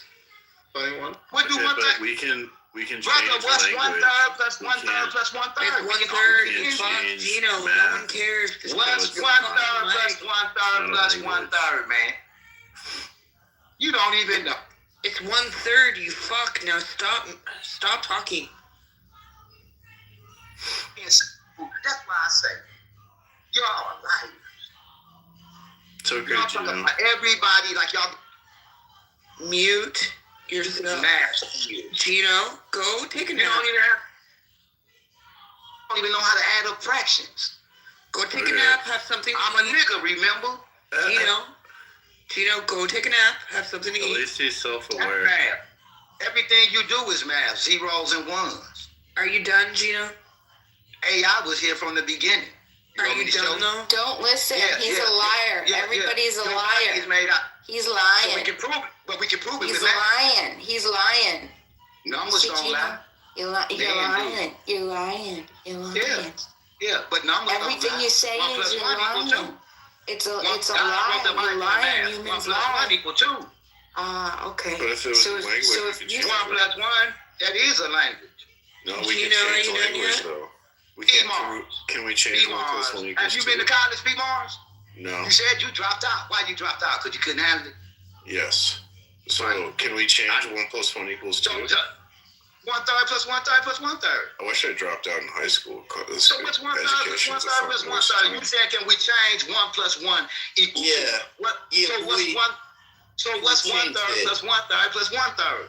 I can't. That's Yo, complicated. Oh my God. Yeah, it's There's complicated. smoke coming out of my ears. It's early in the morning. Can't for none of that. y'all answer that question? Y'all got? I already you answered my question. Gino. Man, y'all my can't even question, answer the thing, man. That's a math But we're not question. allowed to answer the Okay. question because you want to keep asking it. Man, because it don't take that long to answer. You should know that. But It's did easy. you I add already said it's 1/3. 1/3 plus 1/3 plus 1/3 is 3/3. 1/3 plus 1/3 3 equals thirds. 1/3. It equals 3/3. 3 thirds. 3/3. Would be what? Would be what? A whole number, right? Damn, that's like a whole one. Wow. No, but it's not one. It's 66666. Oh shit. They changed it to a whole number. They round it off. See, that's what I'm trying to tell you. It's a number of the beast. Profound. Yeah. Go do the math. I've learned It's a not lot. one That hole. sounds pretty solid that It's you not one hole, brother. really know what you're talking about. They changed the math, brother. It's You not must have gone correct. to college like Yeah, twice. okay, whatever you want to say, brother. Yeah, can we change 1 plus 1 to equal 3? I'm a nigga, remember? 1/3 plus you 1/3 are. plus That's true. 1/3. Gino, 1/3 plus 1. They changed the whole Gino, number, brother. Gino, 1/3 plus dude. 1/3 plus 1/3. Gino, Yeah. They say it's a whole number, but it's not. Gino. So, Gino. who lying? are you on Grinder? They round it off, brother. Remember, you Hey, forgot about Gino. rounding off numbers. They round off shit. Hey, Remember? buddy. So Hey, buddy. somebody's stealing. Hey, buddy. We're gonna move on now. Hey, great. They said they're gonna get rid of the penny from the Yeah, dollar. we're gonna If they move stealing from on, the- Gino. If they take a penny from the dollar. Hey, if they Gino, stealing- we're moving on in the Hold on. If they conversation. take a penny from a dollar, is a dollar still a dollar? No, it's a Hell shekel. yeah. Hey, Gino, So we're what gonna happened to the move penny? on. So what y'all gonna do with the penny y'all take? Hey, Gina, we're gonna move Great. on in the conversation. Great. Is you We're 100? changing the You subject 99.9 like Gino, me? can you please mute up? You 99. Can you Yeah, mute please, up? let's move on. This is boring. Can y'all move up? Can you stop? And then when I get done, y'all can talk? Oh, we don't know if you're gonna be done or not. Oh, but that's how y'all do. Y'all just yap off y'all lips all day long till y'all get done. Y'all want somebody to wait till y'all get finished. Can you, Don't want no- Okay, but can you mute up? that's- We're gonna move on. Yeah, thank you. I would have supported that, Gino, but you can't, in the same session of conversation, ask that everybody else listen to you and then speak when you're done. And you couldn't afford that to us, so sorry. Enjoy the shut the fuck up section. I kind of like him. There's something wrong with you then. I'm sure there's lots of things to like about Gino. One of them that I don't like, you're right.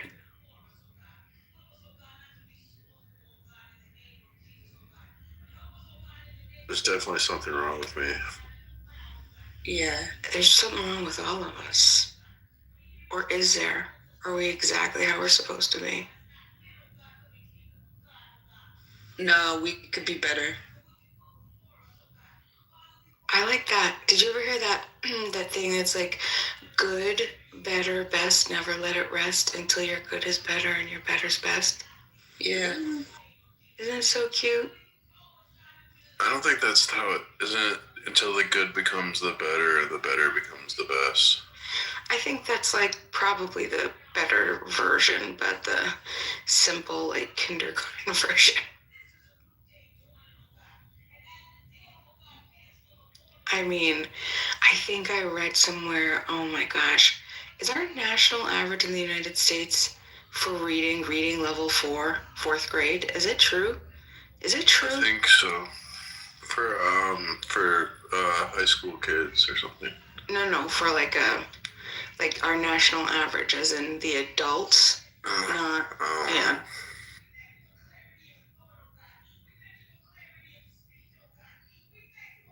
I like to read. You do like to read? Yeah, I read every day. Yeah, tell me. Yeah, but you didn't even go to college, P-Miles. What's 1/3 plus 1/3? What's something you're reading today? Right now I'm reading the Bible because I've never read it cover to cover. I'm trying to study it. Oh, yeah. Before Yeah, that, let us know how that goes. it's going good. I'm on Deuteronomy. Where's my car? Yeah, I'm on chapter 5. I like it. I like it. Are you taking notes? Not taking a little bit, but I read a chapter and then I go to Chat GPT and I go like, can you explain this chapter in context according to like the way my view of scripture? Is it like a certain I like a evangelical perspective. Right, nice. Yeah, that's very cool. Yeah, ChatGPT is good, but you gotta like prompt it, right? So like, if you ask it just, explain this, it'll probably give you like a Catholic understanding. So like, you gotta like be specific. Be like, I want an evangelical understanding, and that works better. Very interesting. Okay. Versus like just like prompting for like just like Christian theology or something. Yeah, if you just go like, what is this? Explain this chapter in the Bible. It'll probably give you like a Catholic interpretation. So if you like you got to be kind of specific to get what you want from the AI when you prompt it. But AI is really good on Bible because it has like the whole Bible, I think, in the AI. Whereas if you ask it on other books, it might not know it. Does it interpret the Bible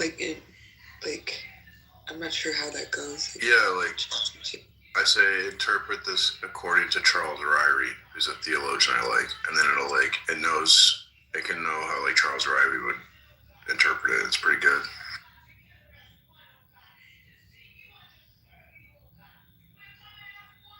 So it's ChatGPT's interpretation of somebody else's interpretation. Yeah. Yeah. Well, I also read his book, so it's like I've read theology books and I haven't even like read the Bible cover to cover. I don't know why. Because I feel like I can understand the theology book easier than like when I read the Old Testament. So I'm kind of like, I don't get it. But then when I go to the ChatGPT, then it kind of explains those things and it makes it easier. It's such an old book, you know.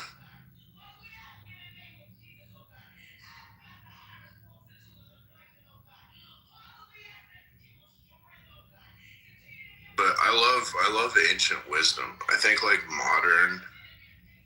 modern thinking is like lame. I like the ancients. I think they're based.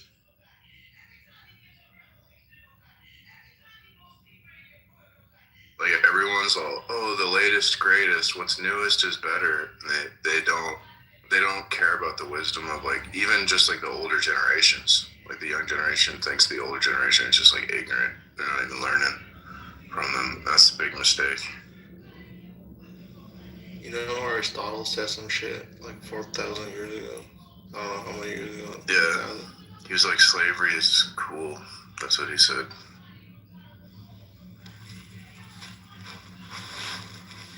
Who's says James is evil. Which James? Oh shit, my bad. I changed it. What was that, Haiti? Oh, there was like Was that a voice racist guy That's named me. James in here. Not James is tired. No, not James is tired. No. Oh, okay. This guy, and this other guy, James, is just like throwing feces at everybody in the room. Wait, is he really angry all the time? Yeah, James Yeah. from Holland. Oh, he's terrible. Yeah, I don't know about evil, but he's really difficult to talk to. He just gets like, it gets really bad. Well, he would attack me for being racist, and he was just being super racist on this black guy on the panel. Yeah, I mean, he's not. Yeah.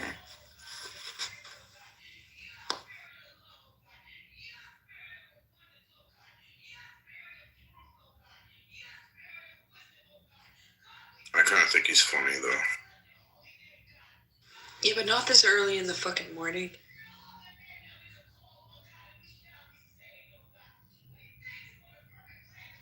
But he just must be angry like all the time. Like, every time I see him, he's so angry.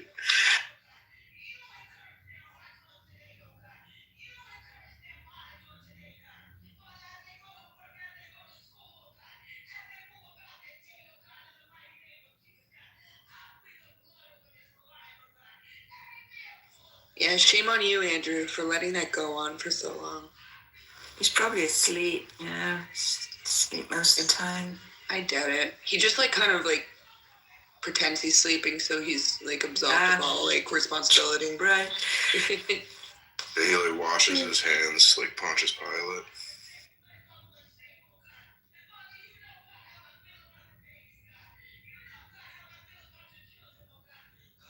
I think I have an idea of what he's doing.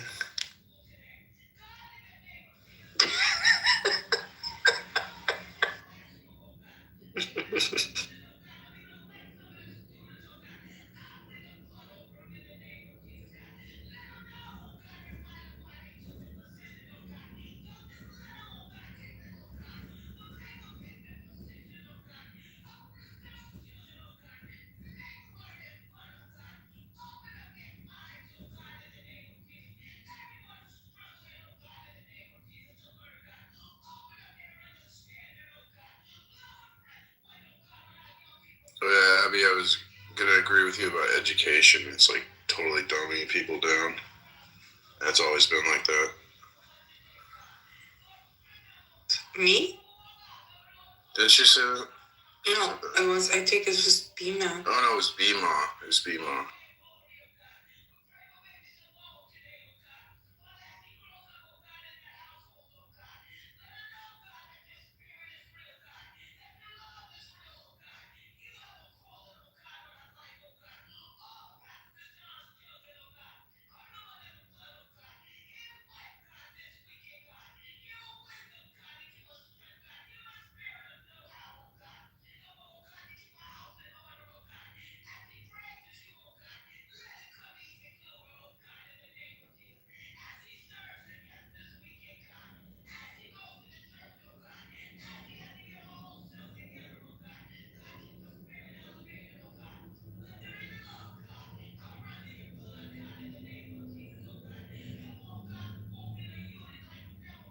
So you're being accused of being a racist, Pete? Yeah, I like racist. I'm not really. I don't believe in race, but like, I like racist jokes because it's become taboo. And if you make something taboo, it's funny. Oh, okay. Are you from Discord also? Yeah. Oh yeah, I noticed that all these people from there are very sensitive.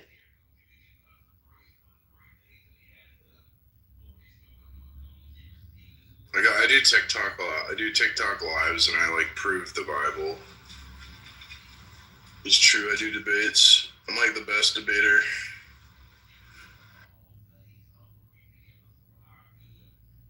Hold up. Can you make jokes on there? I thought you would get banned real quick there on TikTok. Yeah, you have to be careful over there. You have to use like coded language. T-Mars, you said you're the best debater, like, to debate the Bible. Yeah. You proved the Bible. Yeah. Like, I'm all for it, bro. But, like, you said earlier that you haven't read it at all, like, completely. Yeah, cover to cover. So how does that work? Like, I read a book called On My Picture, The Objective Proof for Christianity. I read that book twice. So while I haven't read the Bible cover to cover, I know how to prove it's true. Very well. Okay.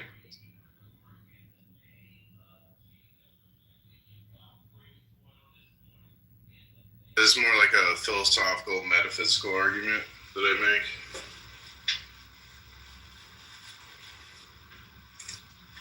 It's like the Bible's making a claim about the nature and authority of truth itself. Like Jesus is the truth. And so the idea is like, if Jesus isn't the truth, then it's like, well, what is the truth? We could never know.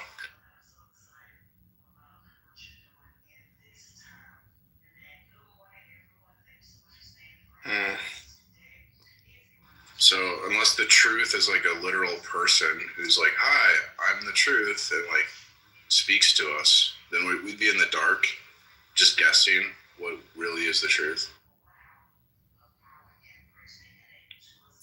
Do you know how the Holy Spirit works? I mean, it's not really mechanistic. It's like... Right.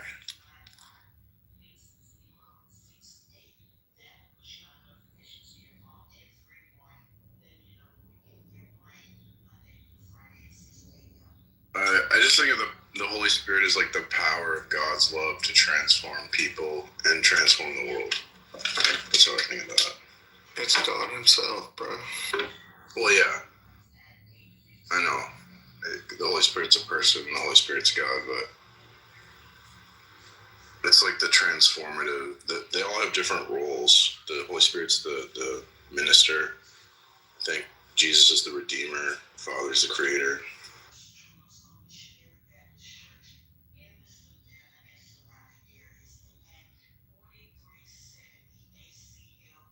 So, under the influence of the Holy Spirit, bro, I proved, like, how the Bible is real. And it basically, what the Holy Spirit revealed, like, to me while I was reading is this reality, like the Bible, it plays out in reality. Like all the stories, some way, somehow. This is what humans do. And it don't matter how much time goes by. There's a hidden, like, message within each story. And somehow it plays out in reality.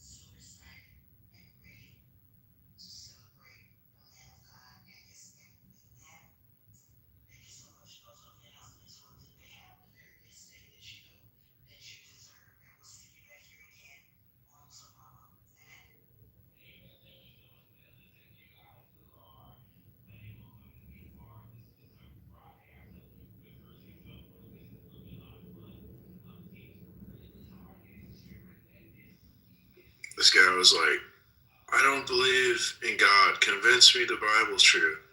And I said, okay, well, if you don't believe in the Bible, then I'll kill your whole family.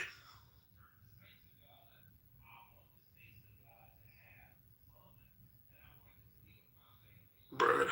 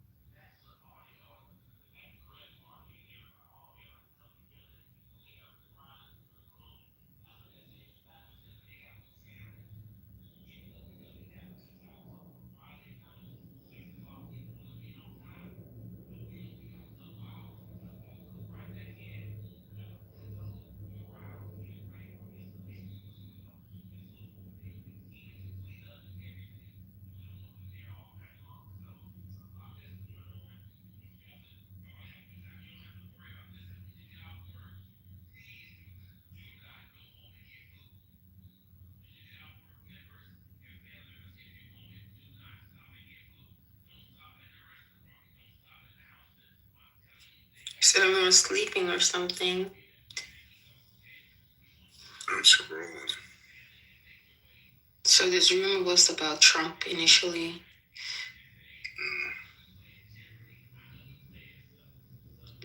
I don't know if ICE is still there. I would have debated you, ICE, but fortunately I have to leave soon.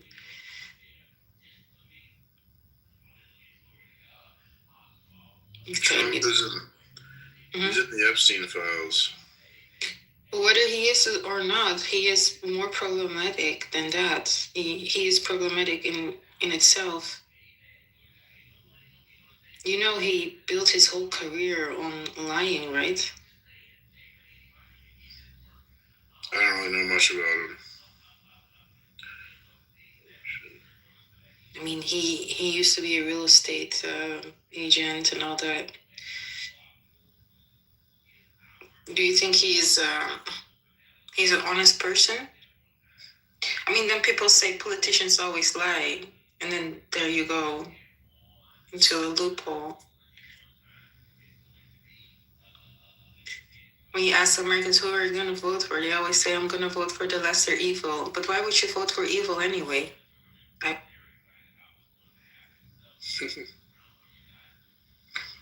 Good question. A lot of these people who want like deportations and stuff, how much did Trump deport anyway compared to Obama? Not enough. Yeah. What up, Austin? What's up, Rick? How you doing? Hey, Austin. Good, bro. I'm doing well. I remember when I almost got deported from Mexico. I really did. Fucking, their version of ICE, whatever their counterparts are, and showed up at my house. They're like, we see your papers. I need to see your papers or something.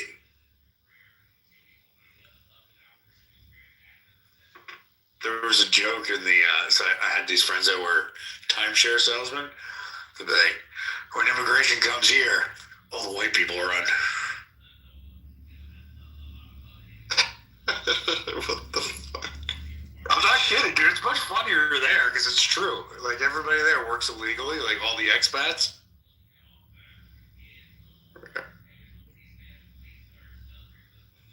I mean, it's different, but it's true. I don't know how to explain it. Sorry. I came in hot. You're good, bro.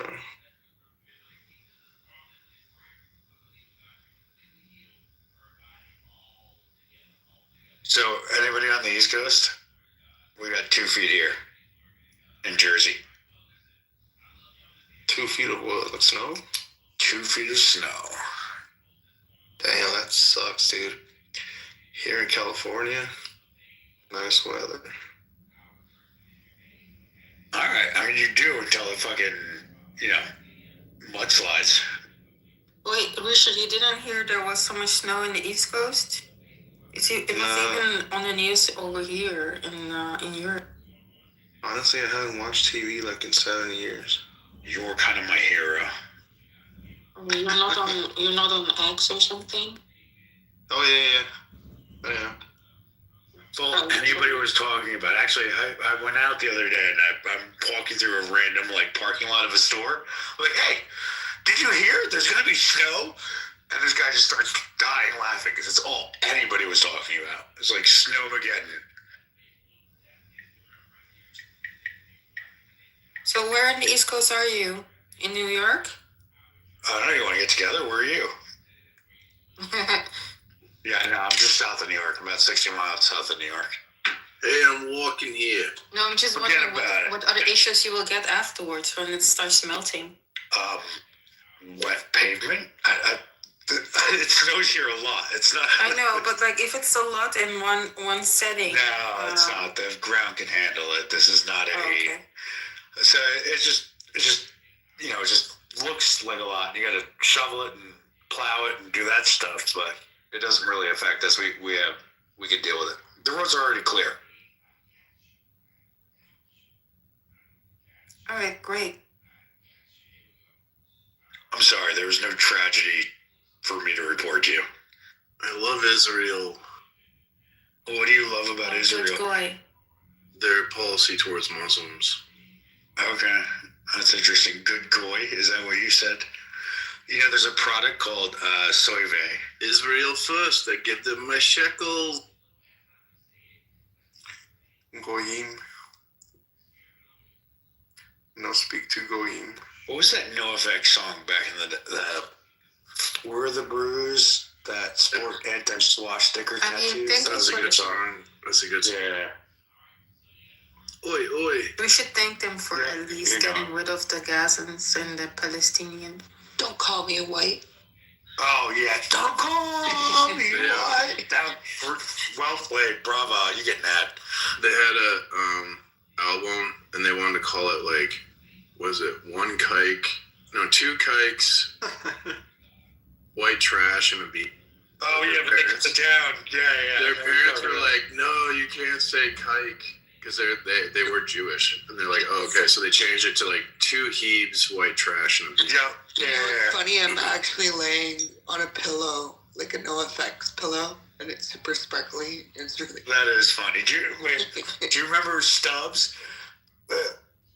The song they did about Stubbs, the chick who would go to the concerts or whatever, and they were great. You know what's weird? They even have a song about this though. They really are classic rock. They're all so old.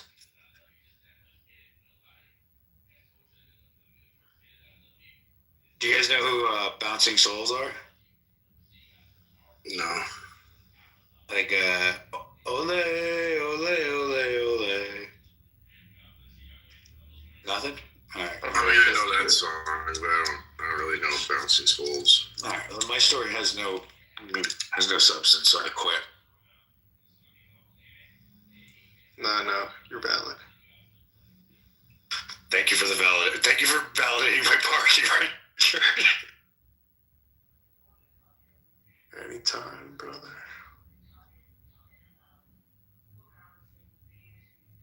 All right, Gray, what's your favorite NoFX song? What do you got? Who, me? I was asking Gray, but you too. I've got a couple. It's kind of hard. I like Don't Call Me White. That's a classic. That is a classic. What else? Linoleum. That's a classic too. Murder the Government. That's a good one. I either go with, what was a really long one? That's what she said. Yeah, she did. I can't remember what the name of it is, but did you ever see the one about Jesus with the golden boys on it? You're Wrong. I thought it was really good. And the one where they're like, if Jesus Christ comes back, he'll go to get his royalties. I thought that was hilarious. I like that because they were super political, but they did it in song format, which was fun.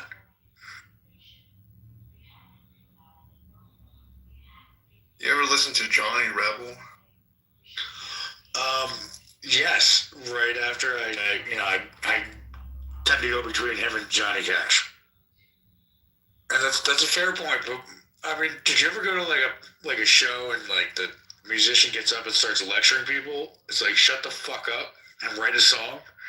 And yeah, maybe Johnny Rebel is problematic. You have a valid point there, but do you see what, like, at least he made it lyrical? I'm not defending Johnny Rebel, am I? I guess I did.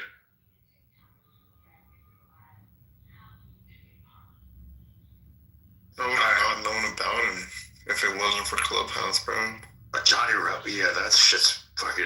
And even Johnny Cash, like, picking cotton, or what he has some cotton picking song. It's just terrible. Remember Johnny, go fuck yourself? I just made that up. No, I totally remember it, dude. It's a real thing.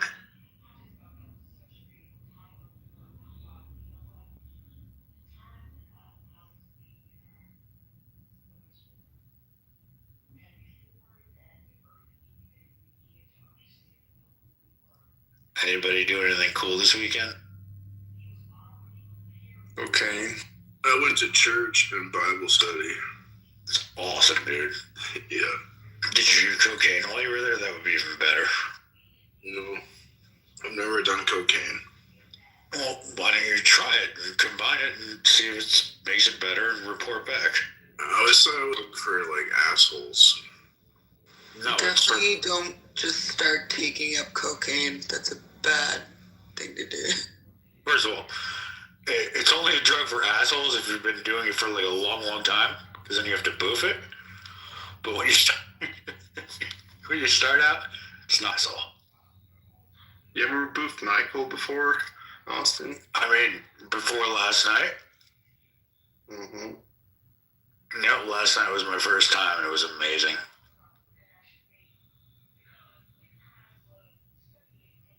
They should have like an Uber for boofers, like somebody to come and boof shit into your ass. You need to boof the Bible. I mean, no, I'm trying to pray the gay away. I feel like that's counterproductive.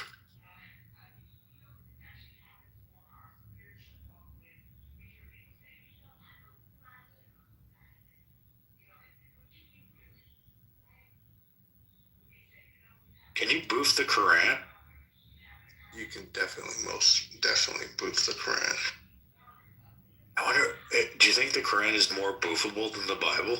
Fuck yeah. I think if I had to shit on one of them, it would be the Quran. So if you're shitting while boofing, you're doing it wrong. I just want to point that out. Oh, I wasn't talking about boofing. I was just talking about shitting. I know that. I was just trying to tie it all together. I don't like Islam because they treat women like objects. I mean, technically, isn't everybody an object? I never understood that. Right, you got a point. So if they don't treat them like objects, they're not real, which is even more fucked up. No, people are entities. But aren't, okay, I haven't gotten to that level. Yeah, you're probably like an object. I feel like you're meant to stay inanimate, but like I hear you anyway. You ever been treated like an object, Austin? I mean, only when I'm paying for it.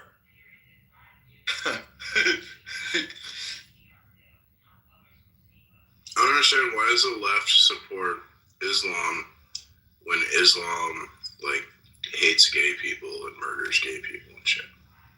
Because they're retarded. Oh, right.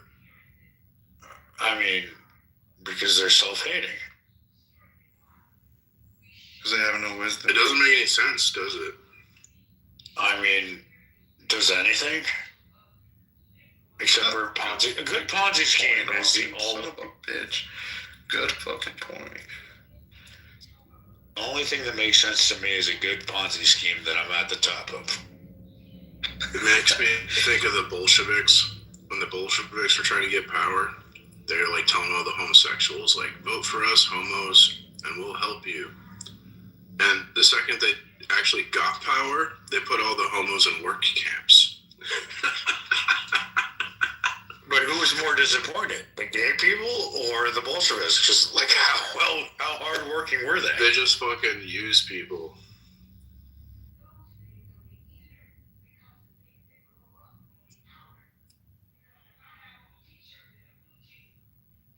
You know what? I think let's tie this back to no effects and just say everything in moderation, especially moderation.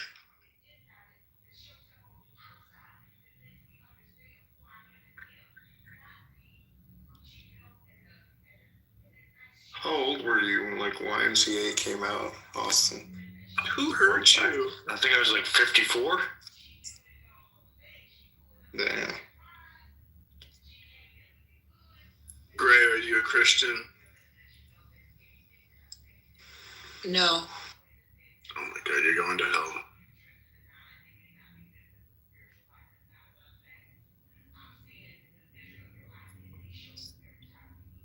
But what if, like, there is no hell? It's impossible. But what if We can't. there is a possibility? There's no possible world where there's no, the God of the Bible doesn't exist. He's necessary. He's necessary. He is. He's the big boofer. He's like the glue that holds reality together. I think if you not God. I think he's the wind that moves the drugs into your ass. Man, you're going to hell big time. I don't think there's levels. I think it's like either you're pregnant or you're not, you're either going or you're not. So I'm good. No, there is levels. There's like worse parts of hell. But like one part you get a pineapple in your ass and the other part you get like a kiwi. Yeah, it's like that, exactly. I'm totally going to the pineapple level.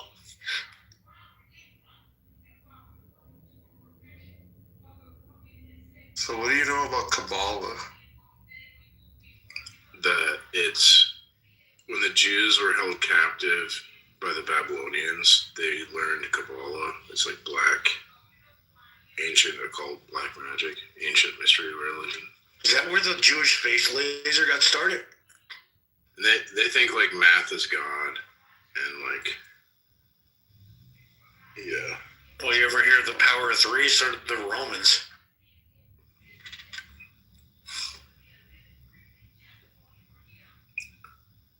And they're pretty powerful.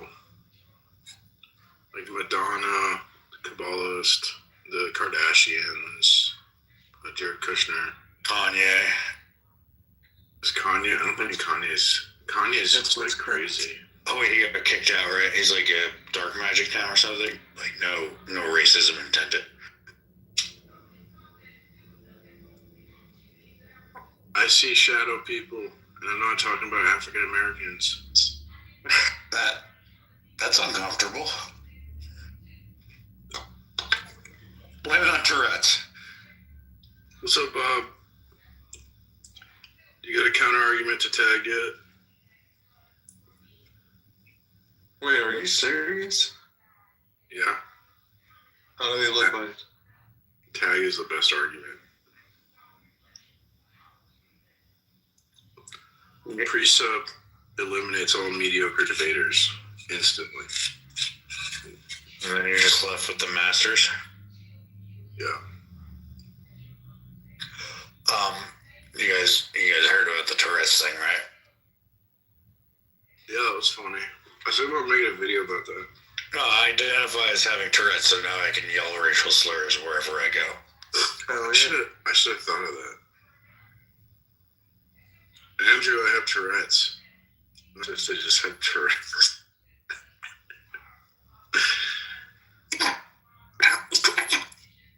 Nigger. Let's not do that. Okay, Gray, you are so much better than all of us, and I agree. So don't call me white.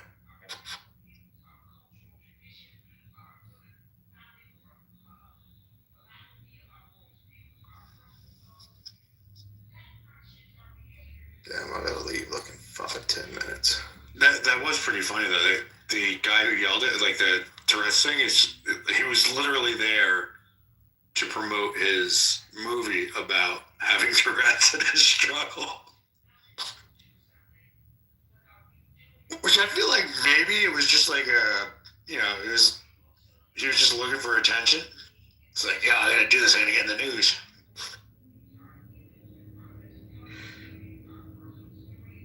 You know what therapy is at its core, Austin? A way to get laid? No, it's gaslighting yourself.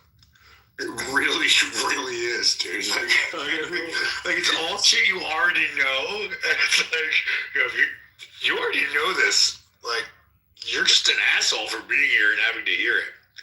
That's real tough stuff. Good work.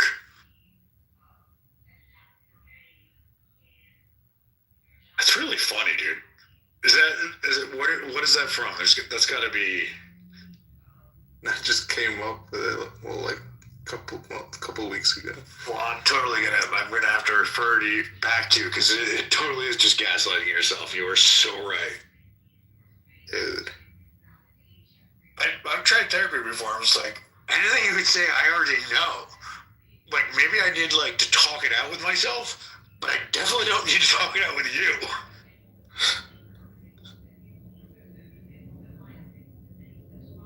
Like, don't be a dick. Thanks, we got there. I got it.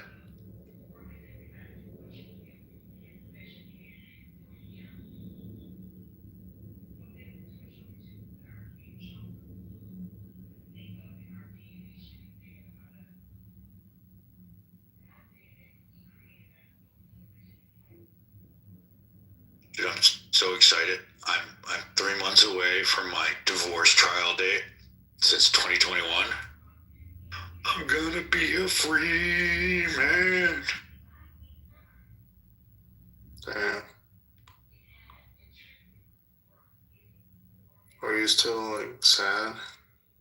I mean, I'm gonna try and go to Milan this weekend because it's Fashion Week, and models and bottles. So you tell me.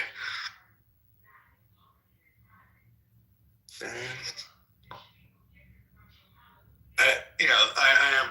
It's a little this would actually be the first fun thing I've done forever because I'm full-time dad. I'm like, she's not a terrible mom. She's not putting them in danger. I could totally leave them alone with her for a weekend. Okay.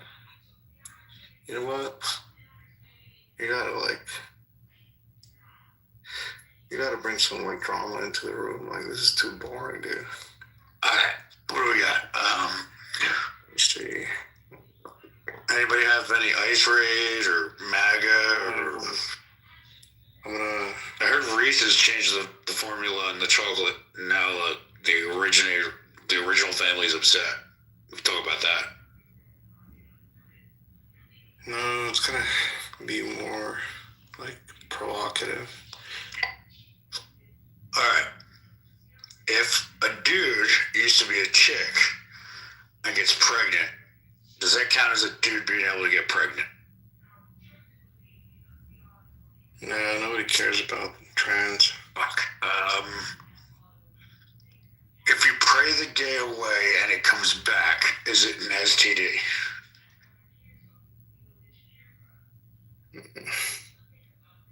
How about this?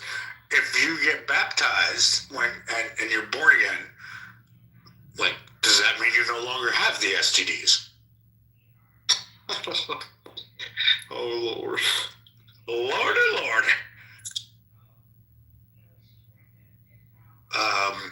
Should we go to a cancer ward and be like, hey, good job, Jesus loves you, he wants to see you sooner than me?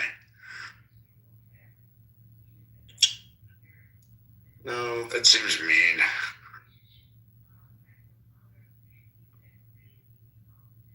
It would only be funny if we did that at a Jewish hospital or a Muslim hospital. Let's see.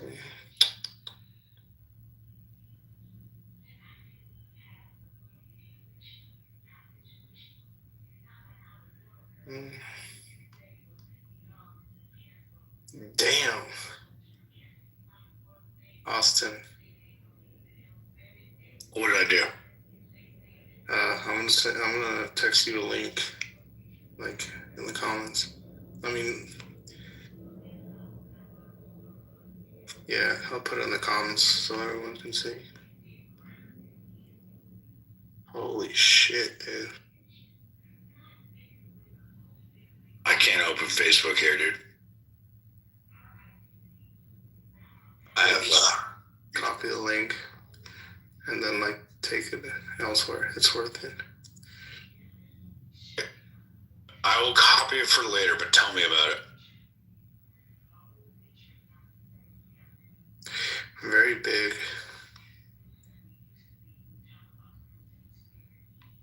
Very plump.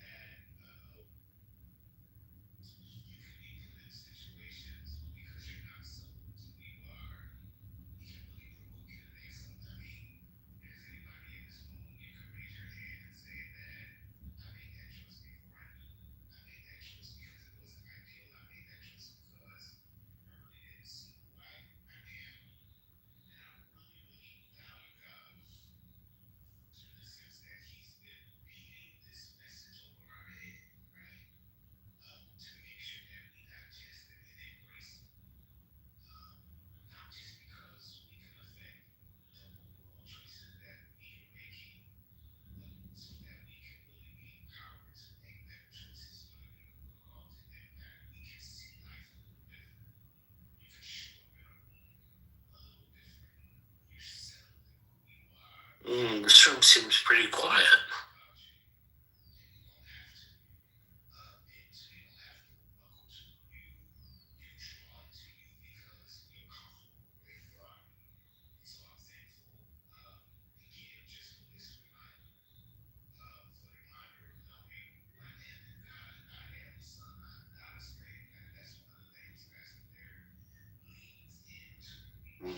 Very quiet.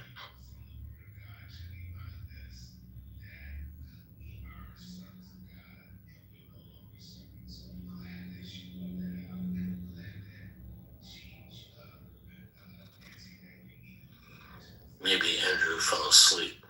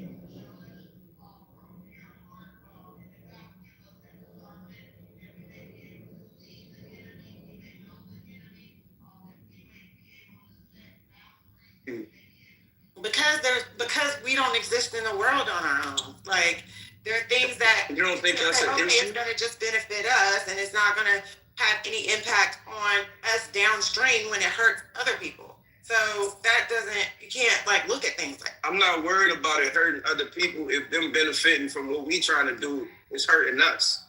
But in the long term, hurting other people is gonna hurt us. Like, not really. I've taught y'all that, but that's not true.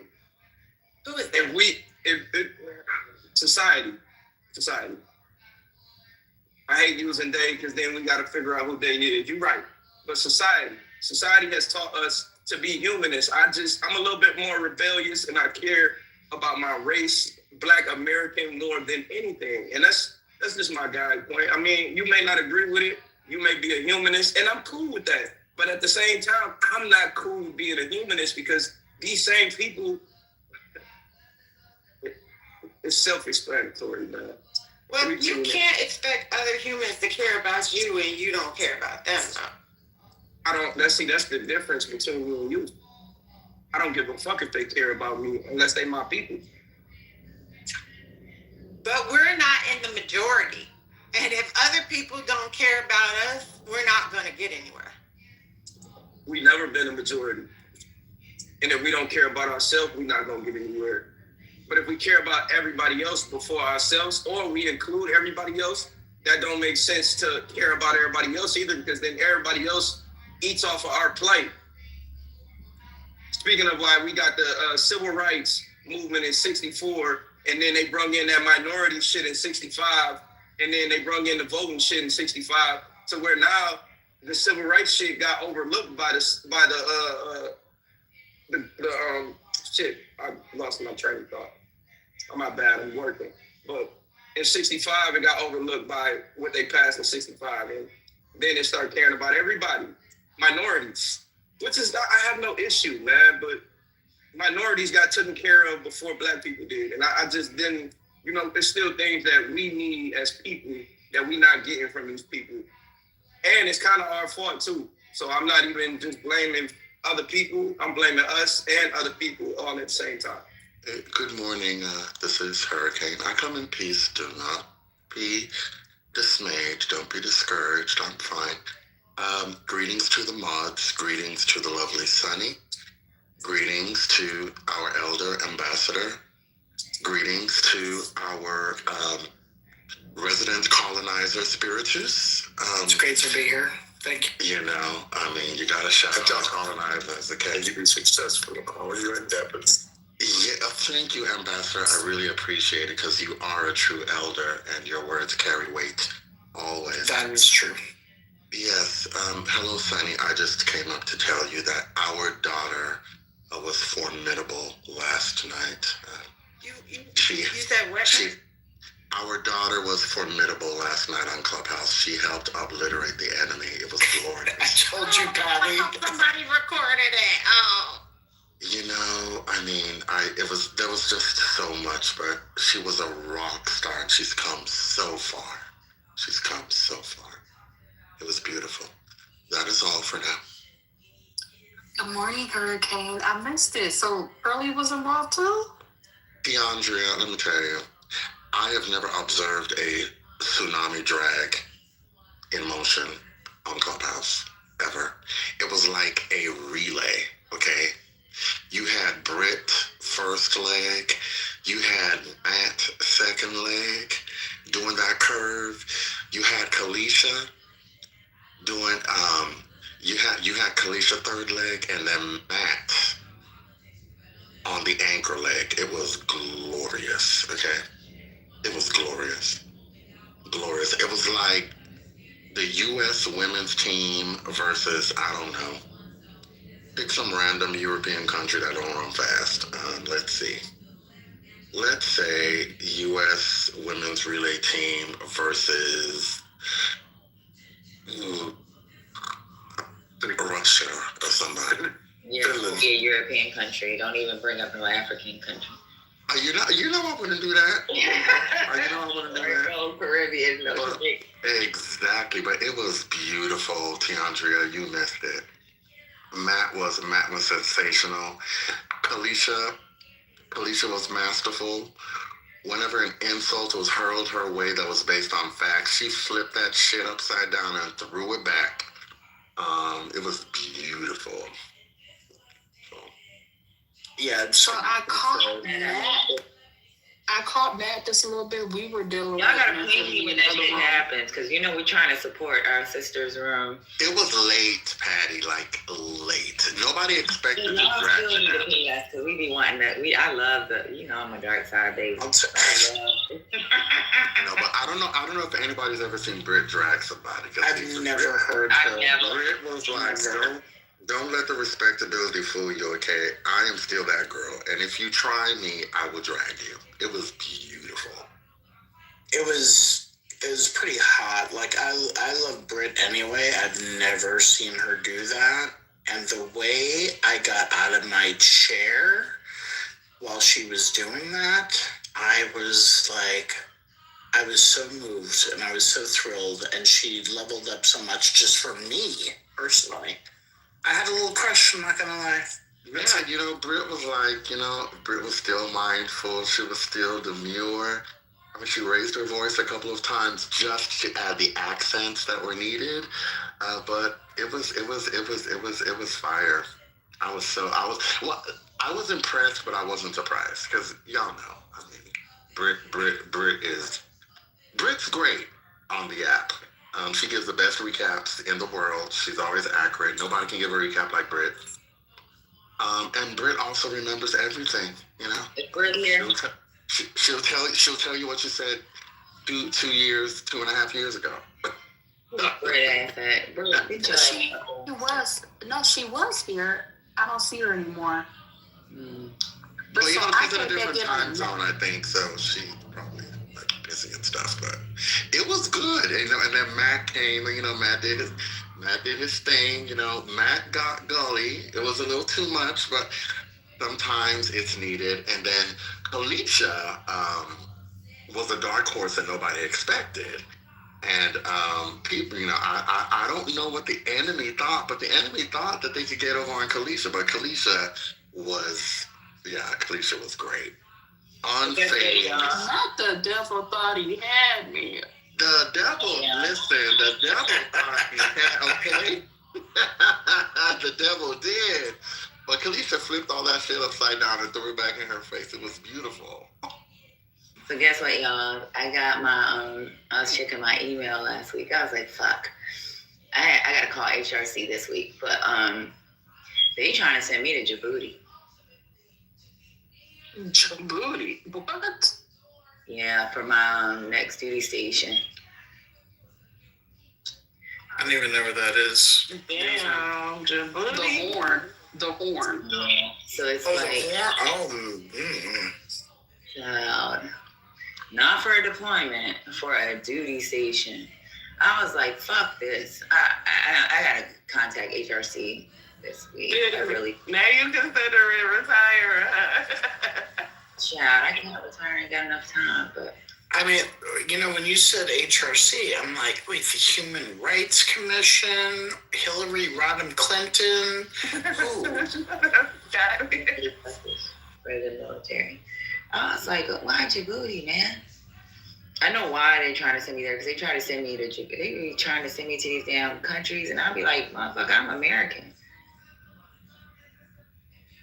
Like, they be trying to, think that you have, even with recruiting, at one time, they were trying to send me to New York City as a recruiting commander, and I was like, I can't, when I was come through.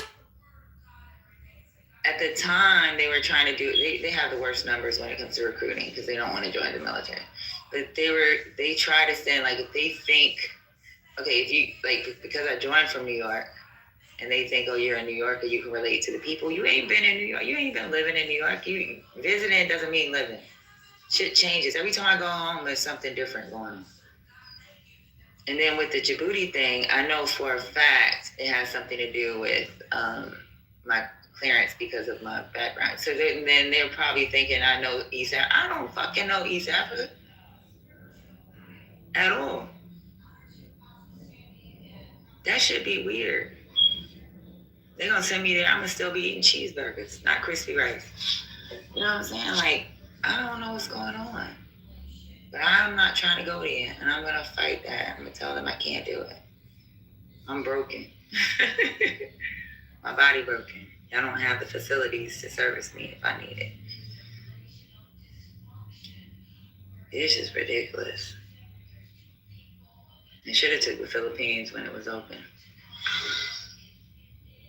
But this shit's ridiculous. I'm not trying to go there. I've been to Djibouti before, and it was just for TDY. I don't want to go there. It's probably one of the best bases in Africa to go to because you can drink. They let you, they have a lot of stuff going on there, but I don't want to be there because my daughter's in college. I need to be close to home.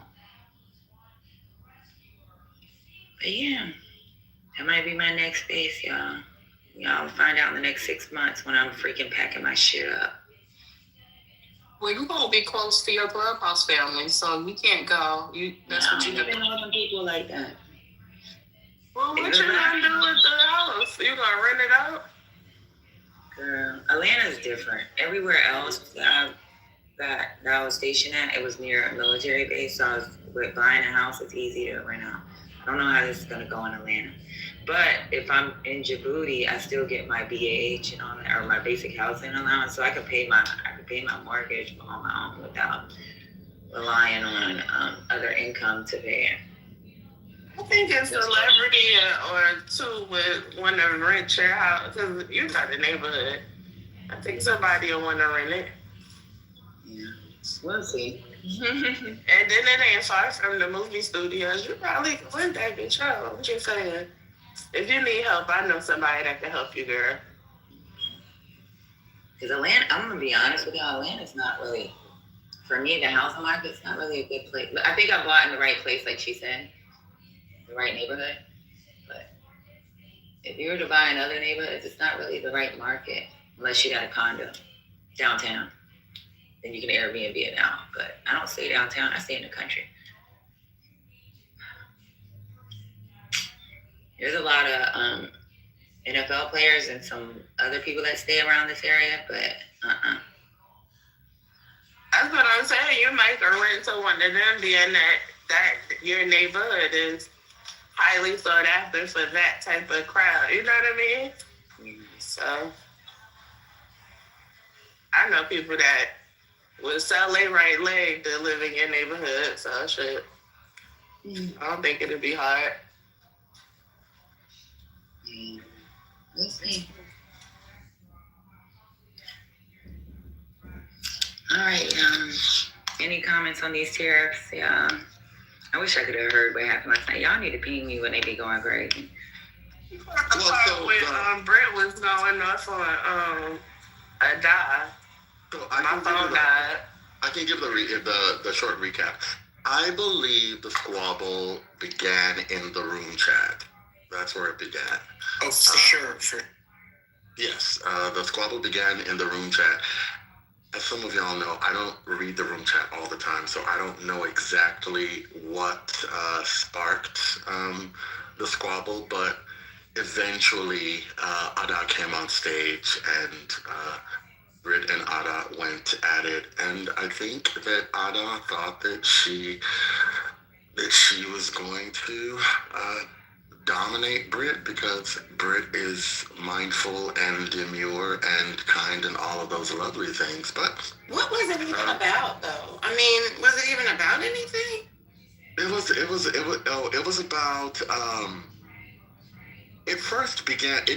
I think the first disagreement was about law school because Ada kept on saying that law school is this major accomplishment, and Brit was like, "Well, not really. You go to law school, sure, it's great, but you have to pass the bar first, and then you have to get a job." And one thing Britt didn't say, but everyone should have understood, is that the legal market right now is a shit show. So people who are graduating in the spring will need all the thoughts and all the prayers to find jobs. But y'all left out that you have to graduate too. Well, yeah, but we're just assuming that she's. So Britt was just like, listen. So it's not the accomplishment that you think it is. What the real accomplishment is passing the bar exam and securing employment. Britt didn't even mention that the bar passage rates for Black law school graduates are significantly lower than the bar passage rates for white law school graduates. That wasn't brought up, but it could have been, because it's an important stat to be aware of. But yeah, and Ada did her thing, and Britt handled her, and then Matt jumped in and did his thing, and then Alicia got on stage, and folks be underestimating the biracials, y'all. I don't understand. Like, people on this app seem to forget that even though Kalisha is biracial, she has 2 Black parents on this app. And I was a proud father last night, y'all. I was very proud. Very, very proud. I really do want the Ada versus everybody to end. Like, I'm not sure what's going to bring that to an end, but she needs to study. I mean, I think we need to do her like we did Kalisha when she needed to study for the bar, and just like not engage, and maybe she'll spend that energy doing something else. I don't know. That was our daughter, Sonny. It's different. Yeah. I was not my daughter, so I have nothing to say. She can do what she wants, but yes, y'all. When Kalisha was studying for the bar, her parents told her that she was forbidden to come to Clubhouse until she was done, and she listened. Oh, she didn't. She did. She did not. She would pop her butt in IGB because y'all two don't go in there. So see. No, she had an amount of time she could be on each day. She did. I promise you, she did. Yeah, she definitely did. What are you talking about? I monitored her. She wasn't on the app like that. And she was told, very little time. Don't let us catch you spending your nights on this damn app. You better study. And she studied and she passed. And the California bar is very hard. Guess who's never taken it? Hurricane. And Hurricane ain't about to take it because Hurricane is old. You said you ain't got time to be studying no more. I mean, I'm serious. Like, no, yeah, like, because you can't avoid the California bar. If you want to practice in California, you have to take the bar, even if you're 85 years old. You just have to take it. So, so no, we're not doing California. My bar exam days are over. We don't do that shit anymore. But yeah, anyway, it's not about Hurricane. It's about the lovely, lovely people yesterday who did a fantastic job. Y'all missed it. Y'all really did. I caught the tail end with Matt, so I missed Britt. I missed Early. I missed everybody. Oh, and shout out to the politically correct mods for staying out of the way and letting nature have its way. The politically correct mods, they set the stage, they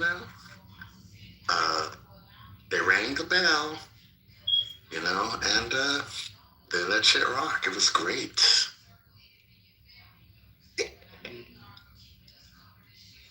That's when it'd be shit like that I'd be wanting to hear the replays.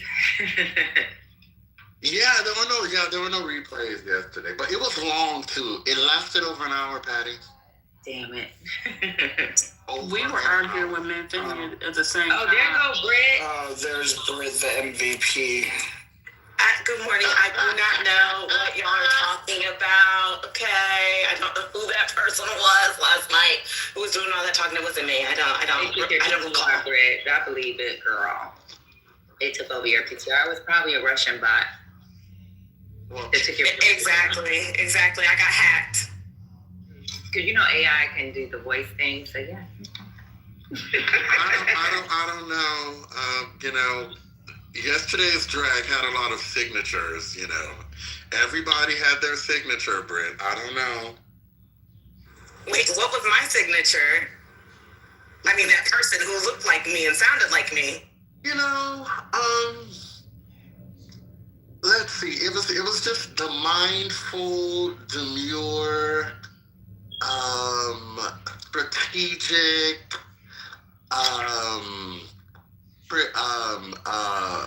laser focused drag. You didn't overdo anything. You did what needed to be done, and you stopped. You didn't go too far. You just went far enough. And so it was masterful. It was balanced. No cuss words.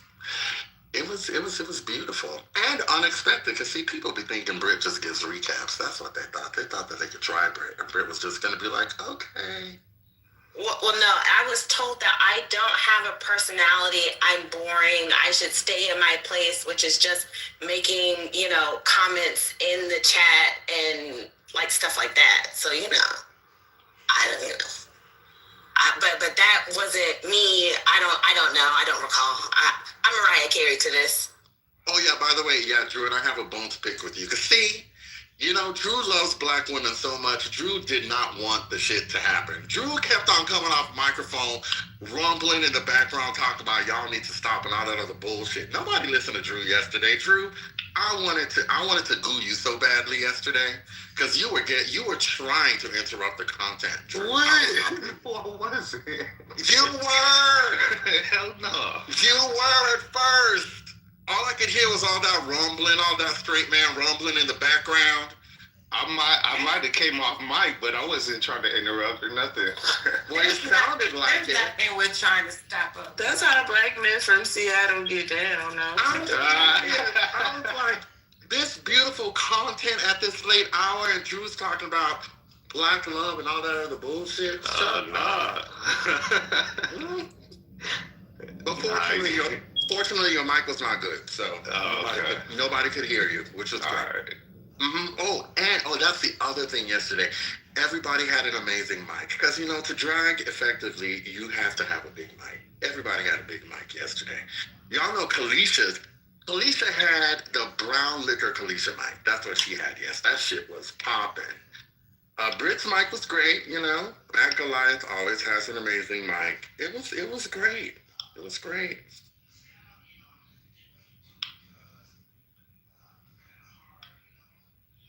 I swear, Matt had me fucking dying yesterday.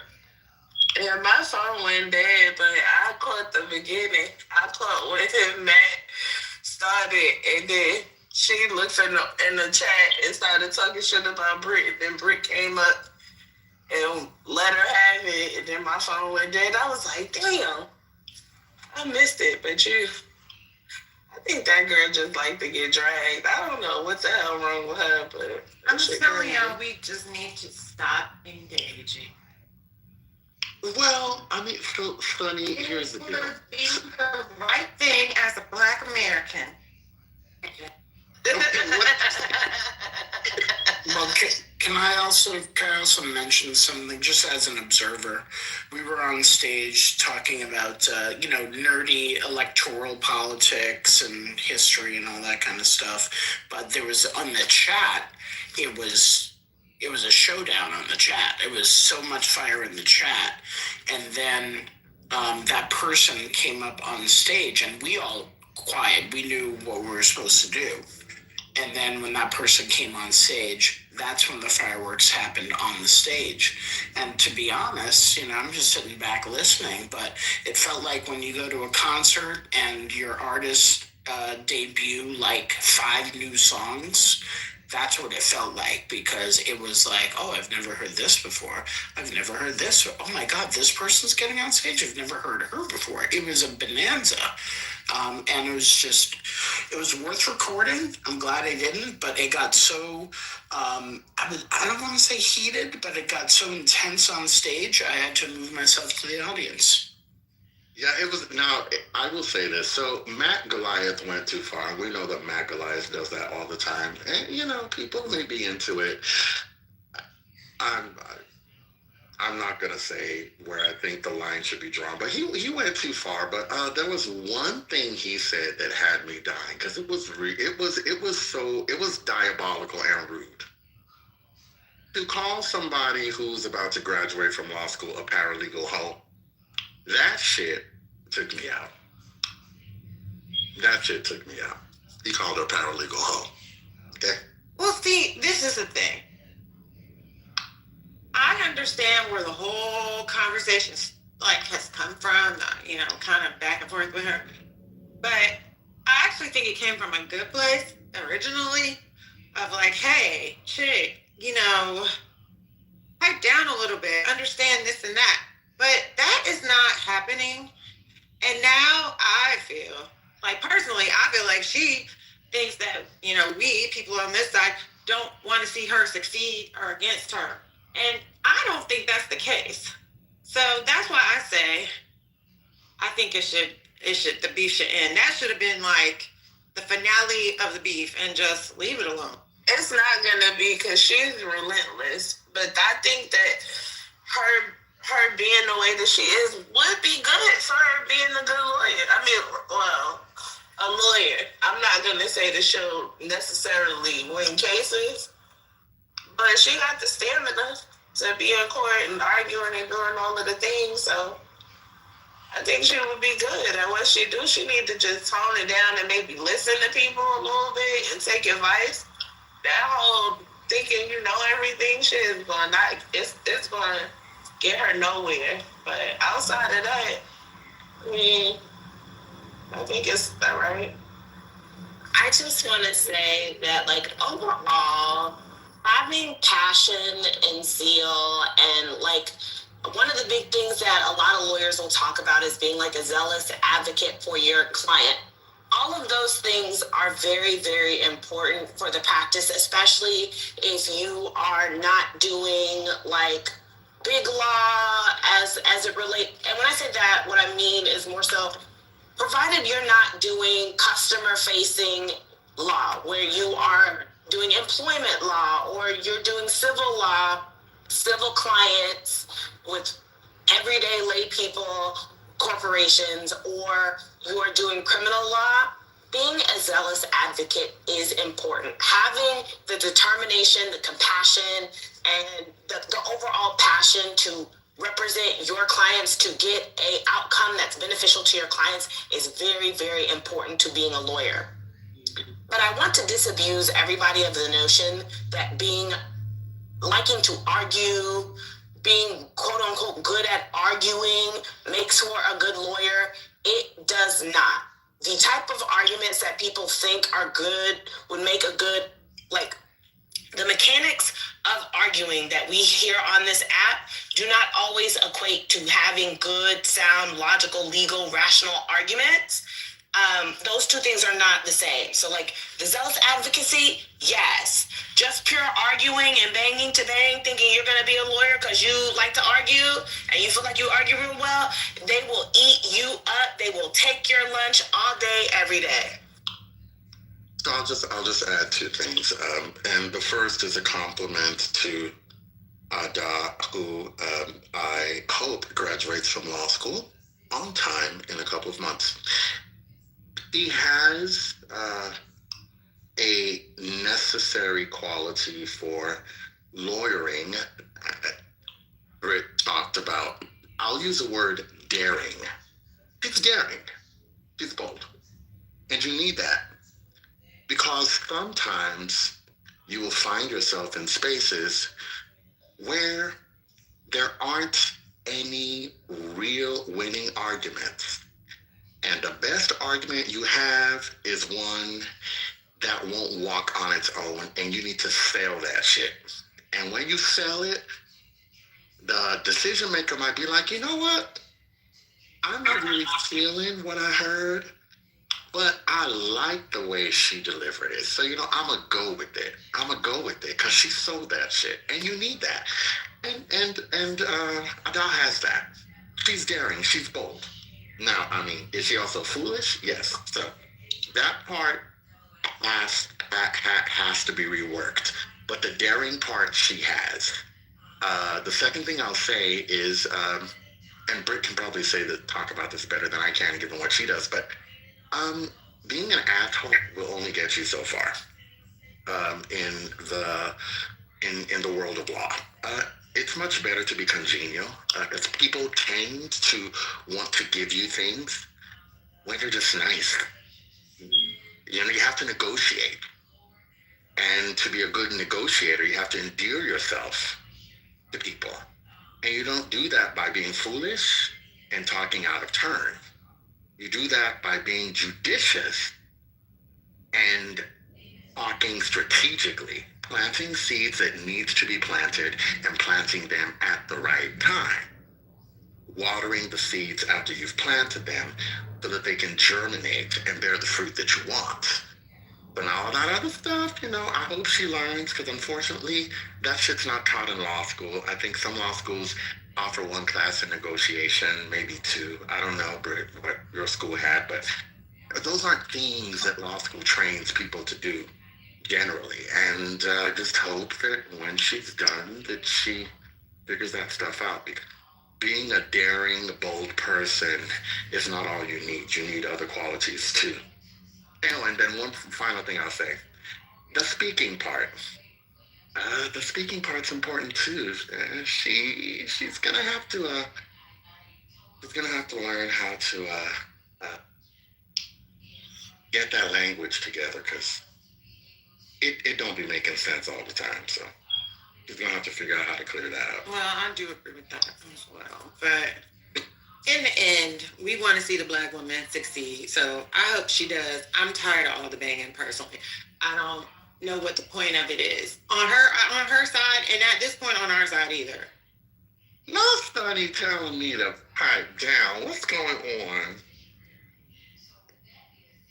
Let's say good morning really quick. I'll be in and out throughout the and I need to hire a lawyer right now to sue Mayor Mom Dummy. Yes, I coined it. He is now Mayor Mom Dummy. The city should be closed. Which is fucking ridiculous. You got these old ladies and these kids out here falling down, trying to talk about the city is open. We ain't ready yet. Mom Dummy. Carry on. You just gave him a compliment yesterday. Wait a minute.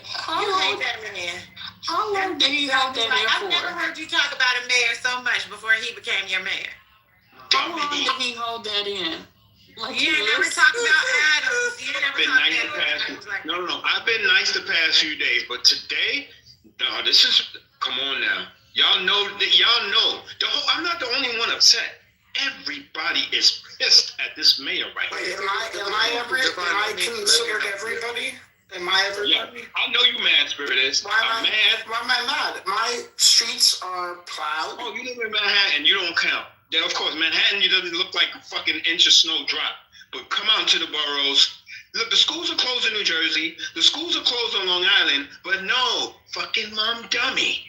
We're opening up the schools. And if you see me in the street, you can hit me with a snowball. To be fair, back in the 90s, we used to go to school and the snow would be hitting our chests. And they still send us to school. So, I mean, they had a day off to go to school. 11. Come on. I mean, I'm 5'2", number one, Sunny, so stop. At that time, I was actually, I've been this height since 10 years old. I've been this height. Oh, so you were tall when you were younger? I was very tall. I was very tall. Right in. That's how my daughter was. She was tall when she was in elementary school, and she just stopped growing. It ain't so bad, yo. I'm just venting. It could be worse. It ain't so bad. Make us go to school in the blizzard. They ain't give a fuck about none of that shit. You know what? I used to go to school with an umbrella sometimes. It would be snow. Umbrella? Flip inside out. Divine. Keep the sun off. Snow off me, and that shit would flip out inside out. So no, we wouldn't have full-on snowsuits going to school. Like wearing ski suits, like the snowsuits was a thing back in the day. They don't mean you don't see kids walking around with snowsuits on. They don't do that shit because they think, oh. Let me credit Mayor Mund, the great Mayor Mund, by saying that he canceled alternate side parking for the week, so I don't have to go to my car. It's beautiful. Of course, therapists love that part. That's his favorite part of it. Divine is fronting. He was all on his stories on Instagram showing off his beard that was, nice and cold outside. I saw you, Divine. I'm like, look at this Negro. I found a stash of beer looking for the show. Oh, good. Yeah. So yeah, I did my thing. You're damn right. You ain't mad at the snow. Hush. Yeah, I gotta come on here and troll. It could be worse. It's not so bad. Yeah, I saw there was a couple of people that I follow, and what is it? Is it Prospect Park? What is it called? I think we have a Prospect Park. That's a club. Brooklyn. I used to live by it. Okay, Prospect Park.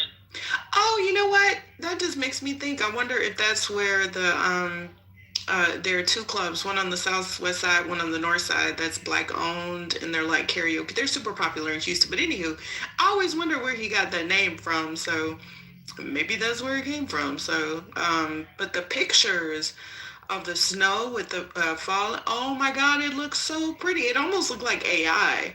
It was absolutely really pretty. Gorgeous. It was very, very pretty. Very, very, very pretty.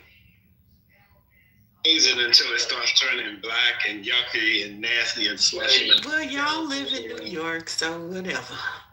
Yeah, we got this. I'm really talking shit about the mayor. He can only do what he can. People got to do what they got to do. You can't keep the kids home forever. And Brooklyn is right. We have to go to school. End of the year. I'm just glad I didn't plan a trip, because I mean, god dang, what do you do if it's like you're visiting and then I saw that damn snow? I was outside. It was outside. I was watching NY1 on stream because my daughter's there, so I was trying to my other daughter, my bonus baby, and I was watching NY1. They was outside. Them white folks was walking their dog. I know the dog was mad.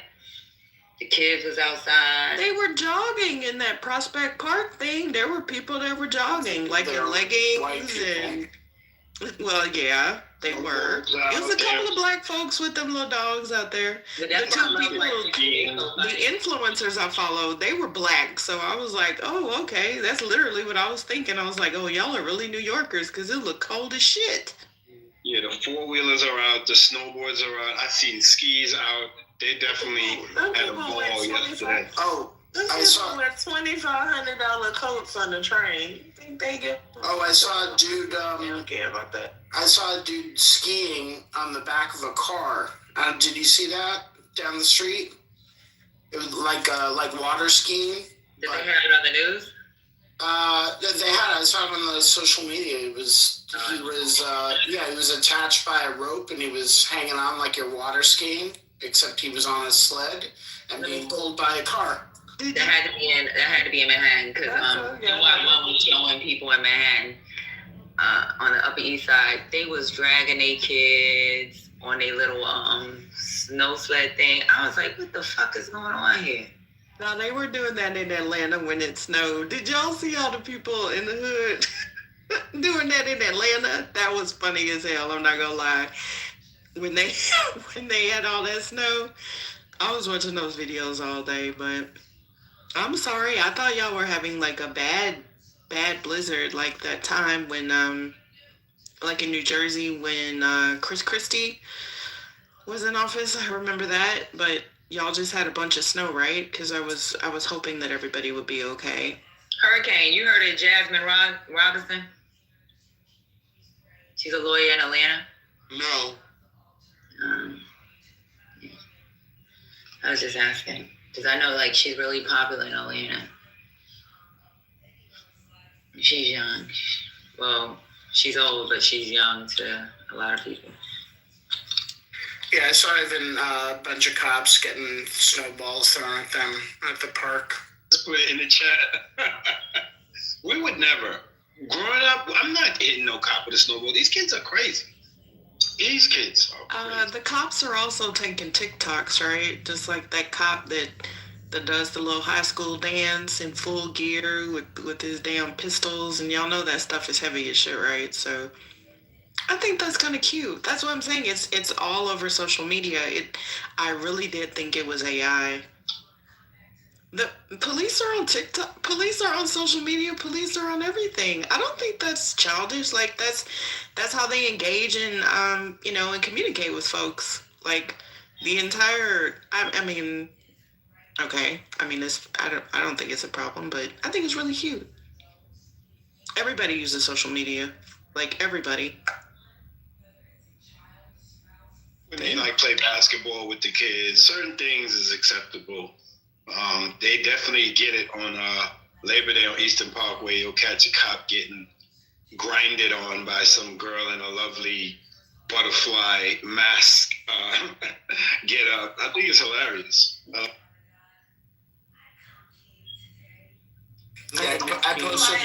I posted the link of the cops getting smoke. Yeah, all my life we harassed the police. That was the only thing about New York that was different from other places. Other places you gotta be scared of the police. You could curse the police out. You can do all kinds of shit with the police in New York. They don't. I mean, for the most part, they don't do much. But most of them are from the neighborhood too. Yeah, that's true. They're from that area, so they used to acting crazy. We used to curse the cops out on a daily basis. Just fuck you, policeman type shit. We just used to do all kinds of shit. Damn, Spiritus. That's in New York? Yeah. I'm just saying, they kind of fine, though. Oh, they not all just clear. No, I mean, when you have, what do you have, like 100,000 cops, a few of them are going to be fine. Yeah, they got some fine ones and they got some sloppy ones. That looks like the United Nations, though. Oh, now this really does look cute. Look at it. Look at everybody. Oh, this is so cute. I'm jealous. I want to have a snowball fight. My best friend's little brother just graduated from the police academy last year, 2 years ago. So he NYPD. That's reform. Those are new cops. When you're new, you hit the block. Veteran cops are not walking through the park like that. Those are the young ones, just fresh out. I see that. That looks fun as hell. I'm not gonna lie. That looks like it's like with the whole damn neighborhood. Oh, this is cute. Hey CEO, what's in my background? That's cute.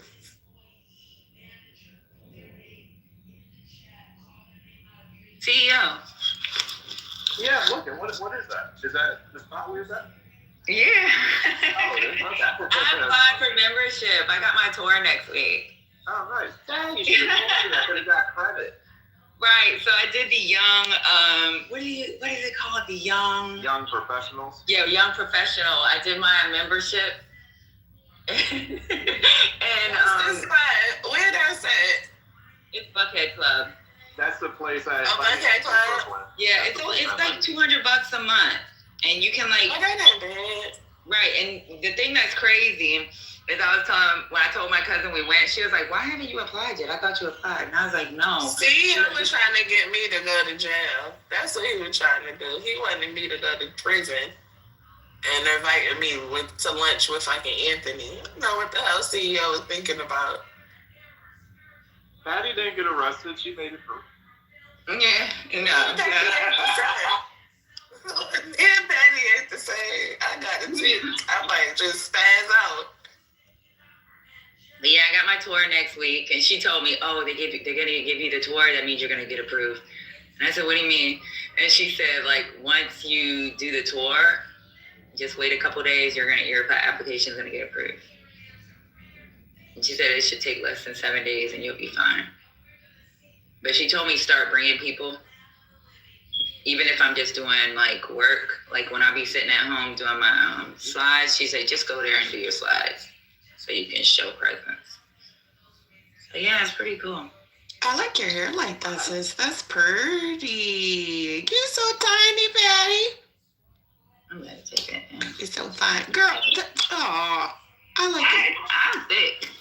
Girl, you're so pretty. But I love your hair like that, Patty. That is really pretty. In the pinky finger, that's what I like the curls, the waves. I like the waves. Did you hear CEO? What he you came say? for you, Patty. He came for you. What you say, CEO? You ain't even sent for him. What do you think?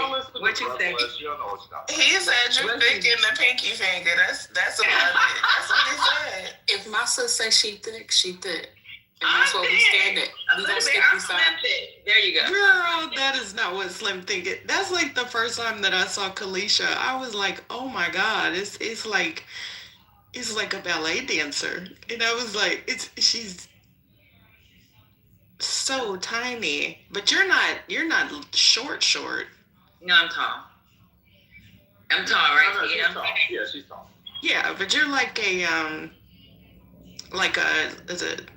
a model type. I didn't know that you were like model tall. But anywho. Yeah. Well, I like that picture. That's gorgeous. I'm 5'7". She model tall. And I will wear heels on heels. We know you one of God's favorites, child. It's all right. You lucky you so nice. Otherwise, I wouldn't be able to stand your ass. But yo, I do like that color. Princess and girl, you think I'm big.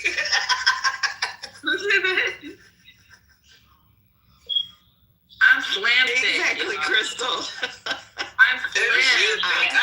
I would say something else. But I know Patty does not like comments about that kind of attention, so I was sending it to her in the back channel. My thighs are thick. Yeah. For what? For my body. Okay, that's what we calling it now. Because if that's the case, then I definitely need to be on my 600-pound life. No. Because I don't know what the fuck is going on here. I can't tell if people are tall. I can't even tell if men are tall. My thighs, so stop it. Girl, what does thick in the thighs mean? Lord Jesus. Just be glad I wasn't that obsessed with your thighs to notice.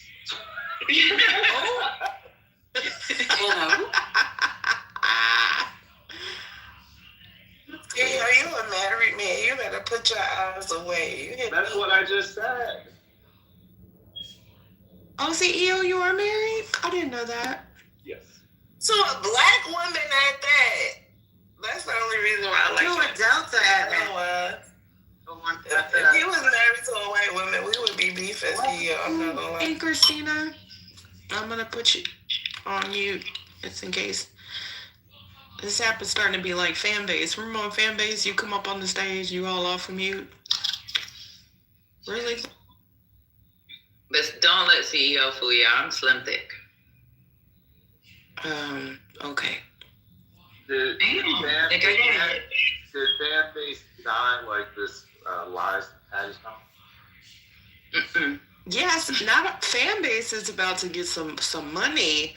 Did y'all see that he settled his lawsuit with Donald Trump for his father's estate over using that song? Of course, Isaac put out a whole press release about it. Isaac got to get some money. Mm-hmm. Yeah, I think he's probably gonna. Oh, Christina, I can pop you down. Oh, you're already down. You're welcome. I mean, he uses a lot of his funds for it, but yeah, I saw that. I didn't read his statement, but I just wanted to be nosy, and I wondered like if there was a dollar amount that they settled for, whatever.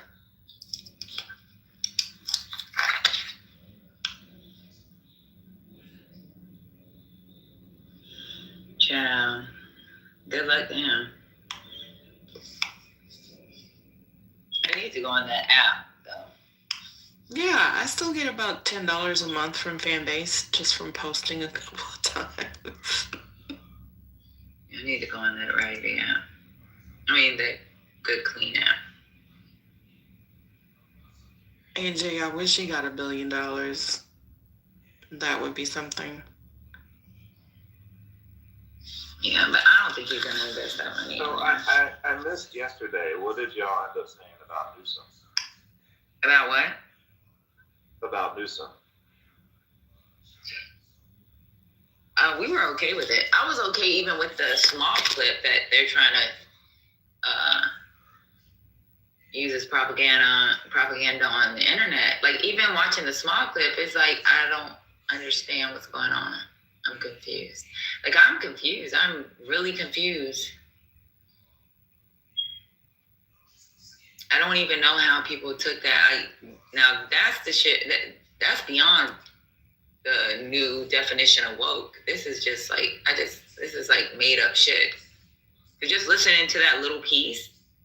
I don't understand what's going on here. I can explain, or at least my opinion, anyway.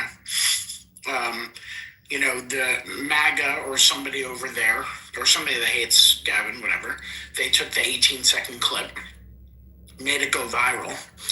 And I saw a lot of left. So MAGA did this to, because they want to point out and drive a wedge between everybody on the left and everybody in the Democratic Party. But the people on the left took it, confirmed their, belief that Gavin's racist, yada, yada. And now he has the mask is off so he can show us who we are, that kind of shit. And what we saw actually over real time, I think it took about 6 to 8 hours, how when the full context came out, when there was video out there panning the audience where it wasn't a predominantly black audience and all of that, I saw some progressive sites and bloggers and influencers kind of correct themselves or some way, or correct other people about the full context and what was actually happening. So it's interesting to witness how the story came out in a certain way, and how over time, just over those few hours, it totally shifted and the narrative did shift. But it was interesting. Yeah, but even listening to like just the clip, right? As soon as I seen the clip is what made me want to watch, because I was like, what are they talking about? I don't see it. Maybe there's more to the story that I'm not hearing on this video. Because just watching that clip, I was like, what did he say racist? Yeah, the initial clip wasn't, a thing for me either. It was like, whatever, but I want to know more. But it's just interesting to see the evolution of how a story goes from one thing to another thing and how it can be manipulated. So, Patty, take a quick look at the clip. I just dropped in the chat. That's from someone who runs a progressive organization. Can you just say what it says? Because a lot of us don't have X. I'll play it real quick. Let me go ahead and go in music mode. Damn it. Y'all made me come out and meet the press, huh? We cannot let DNC insiders unilaterally pick who our presidential candidate is going to be 2 years before the election and long before they've been tried in a primary process. If you missed it, Newsom was speaking to a mostly black crowd in Atlanta when he made pretty offensive comments saying, "Don't worry guys, I'm really just like you. I also did really badly on my SATs and I can't read." Watching the video back again, it's also not just what he said, but how he said it. He spoke in a very slow tone, as if he was talking down they would understand it. His comments and this approach overall weren't just in poor taste, this was flat out racist. And aside from the racism, this just goes to show what happens when you try to run a true elitist as someone who can represent working class people. It's been so long since they've spoken to non-insider one percenters that they do not know what is truly relatable, and they think that stupidity is the bridge. These are the faults that the pressures of a primary will inevitably expose. And it's also disappointing how many people are surprised. Remember, we're talking about the guy who shut the state down for everyone during COVID and then threw himself a massive birthday party at the Michelin-starred French Laundry. So please believe us and believe him now before it's too late that he genuinely believes he is better than normal people and that will not resonate with the country. He will not win a presidential election. Okay. That's such a great example. And then there were other progressives literally coming at that type of reporting. Yeah, I didn't hear it. As soon as I freaking heard it the first time, it was like, I don't understand. So I kept reading the comments. I was like, what's going on? But that shit was all over X. Yeah, I had to comment. I followed this one blogger who, or vlogger, that is like more of a middle of the road moderate type, allegedly. And he basically said the same thing. He was white. He was saying the same thing, and I just couldn't take it. I don't usually comment because, then people fucking pile on because whatever the vlogger says, everyone has to agree, and then they pile on. So I just went in and just, wrote a whole paragraph about here's what's going on and whatever. I don't think I got any pushback, but we'll see what happens. But it's kind of crazy how it was reported just like that, and it was just not true. Well, I did think the part that was interesting was talking about the speech pattern and how he slowed down his talk, because he definitely did that part. I agree with you, but I don't think the content was, something to jump up and down about. But did you see that he changed his tone and how he speaks? Did you see the video of the audience? Well, no, I'm saying it more so from a Southern perspective. Like he did like a Southern kind of slower, that's what I'm saying. I'm saying he tried to do it from that perspective, not the race thing. But do you believe that the premise of the predominantly black audience was factual? Oh, I didn't see the audience. Oh, you should try to take a look. For real.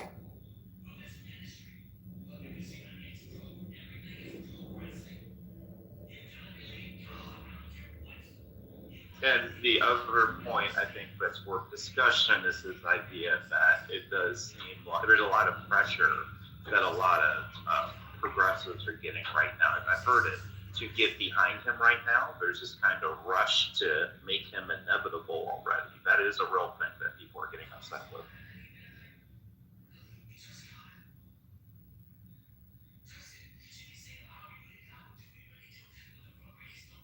I'll see if I can find something for you, CEO.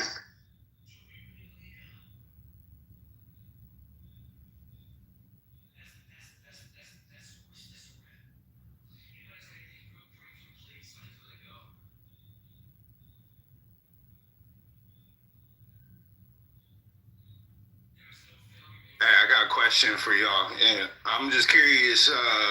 What do y'all think about the Midas touch?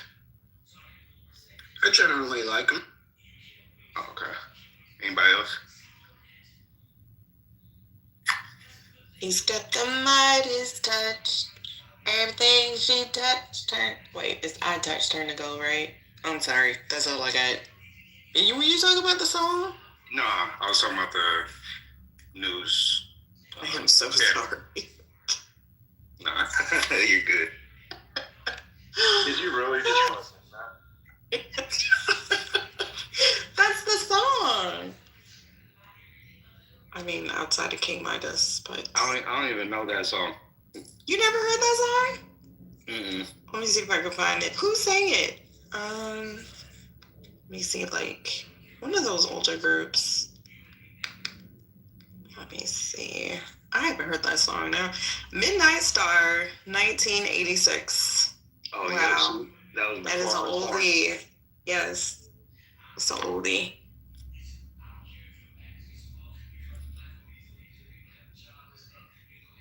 Well, anyways, I just thought it was. I don't have any take on them. I mean, I actually appreciate them because they are just on top of every story, regardless of what their opinion is. But I was watching this video earlier, and it was pretty interesting. They were talking about basically they were, because I didn't get all the way through it, but they were alluding to the idea that Trump is like compromised by his own cabinet now. Just because and obviously I think it was a stretch, but they were talking about Kash Patel going over there and celebrating with the U.S. hockey team, and they were like saying that initially he was going over there for business, and then later on he's in the locker room with them chugging beers and shit. First of all, that was like a weird look, but I'm not gonna try to castrate him for that. It's whatever, but they're just saying that Kash Patel's basically in a position right now where he's untouchable. Like he can do whatever he wants because, he's got the scoop on. He's seen everything, so he's got the scoop on Trump. What do y'all think about that idea? I don't agree, only because they could if he decides to leak information or whatever, they would throw him under the bus. He'd have to spend the rest of his life in prison. So I don't agree. You think even now, when it comes to like the Epstein files? Yeah, I mean, like, that's a big gamble he'd be making. So is it worth his freedom? What? But wouldn't he be protected by the law when it comes to the Epstein Act? If he ends up releasing something himself without the authorization of the chain of command, he's in violation of the law. But isn't the chain of command in violation of the law currently? Because they were already supposed to release everything. Yeah, but that's supposed to be through the Attorney General, not the FBI director just randomly releasing something. I guess that's fair. Yeah, I ain't gonna pretend like I know how it works, so I just I don't know. I thought that was an interesting take, though. I think you just no, I wasn't to Bob and Monica. No, I wasn't. I didn't say anything about it. I was just saying that that's what they were insinuating. You know, I didn't think that there was necessarily anything wrong. They didn't really say that there was anything wrong with it. You know, but you got to admit, like, it does look weird. I mean, when have you ever seen, you know, the head of the FBI, you know, doing something like that? But I mean, it's a new time, so, you know, all kinds of new shit happens. But yeah, just to me, it just looked weird, you know, but it's whatever. It did look weird. He looked coked out of his damn mind. He was like, what? Like, you didn't do anything, boo-boo. Like, yeah, he what in looked the like world? a frat boy. So that was the part that was the issue. I don't think it was that he was celebrating. It was that he looked like a frat boy. You thought he would have made the winning puck or whatever you call it. I was like, sweetheart, why are you not in the background clapping like a dignitary should? He up there whooping and hollering, you know, like his kid just won, you know, junior league basketball tournament or something. He is such a freaking embarrassment. Not near a single person in the Trump administration ever holds themselves up to their highest accord. Even Scott Bessent like displays this foolishness that is not even becoming his stature and his resume. Like, whatever. Yeah, y'all just be making excuses for everything. That's a learned foolishness for Scott Bessent. But why was he so exuberant and jubilant, Monica? He oversees the FBI. Why was he there in the locker room with the team? Why do y'all just try to normalize everything that these people do? Are y'all okay? Are y'all okay? The shit was weird, which is why it was trending, because the world laughs at us once again, and y'all are like, it's okay, he was celebrating. What was he doing there? He runs the FBI. I thought y'all were worried about all the terrorists crossing the southern border. Shouldn't he be here doing his damn job? What is he even doing at the Olympics anyway? I think it was fine. He was in the locker room. I don't think it was fine. Anywho, I'm sorry, y'all. I haven't had my breakfast. I'm good. Where is Patty? Are we supposed to be playing Meet the Press and she's gone or something? You know, I haven't been over here in a while since I earned $6 on TikTok. CEO, I'm gonna have enough to afford you one day. I know, right? Take me out to dinner. Shit. Hey. Wait, dinner for, hold on. Okay, so let's walk through this. Where can you get dinner for $6? Are you doing like can you get too many burgers from White Castle? Can you do that or not? I can get 2 tacos from Jack in the Box for $1.99. I think 99 cents. So I can actually afford to feed the stage right now if y'all all just have 1 taco. It's pretty darn good. And I got $35 from Chatter, and I got $5 from Fanbase. So I could probably treat y'all to like 1 big super meal at McDonald's. So okay, 5 fishes and 2 loaves. Okay. You gotta start somewhere. That's a Roth IRA contribution. I'm a small business owner. I'll take it. It's income. Goddamn. Hey, what up, y'all? Peace to space. Good morning. What up, Reef? Long time. Tiana, what's good? CEO, what's good? Drew, what's good? And good morning to everybody in the cool. Coming in hot this morning. Well, cool down. Nah. Wait, I don't have to cool down. I have to pace myself. That's the term I'm using, pace. So yeah, I'm gonna use some pace today.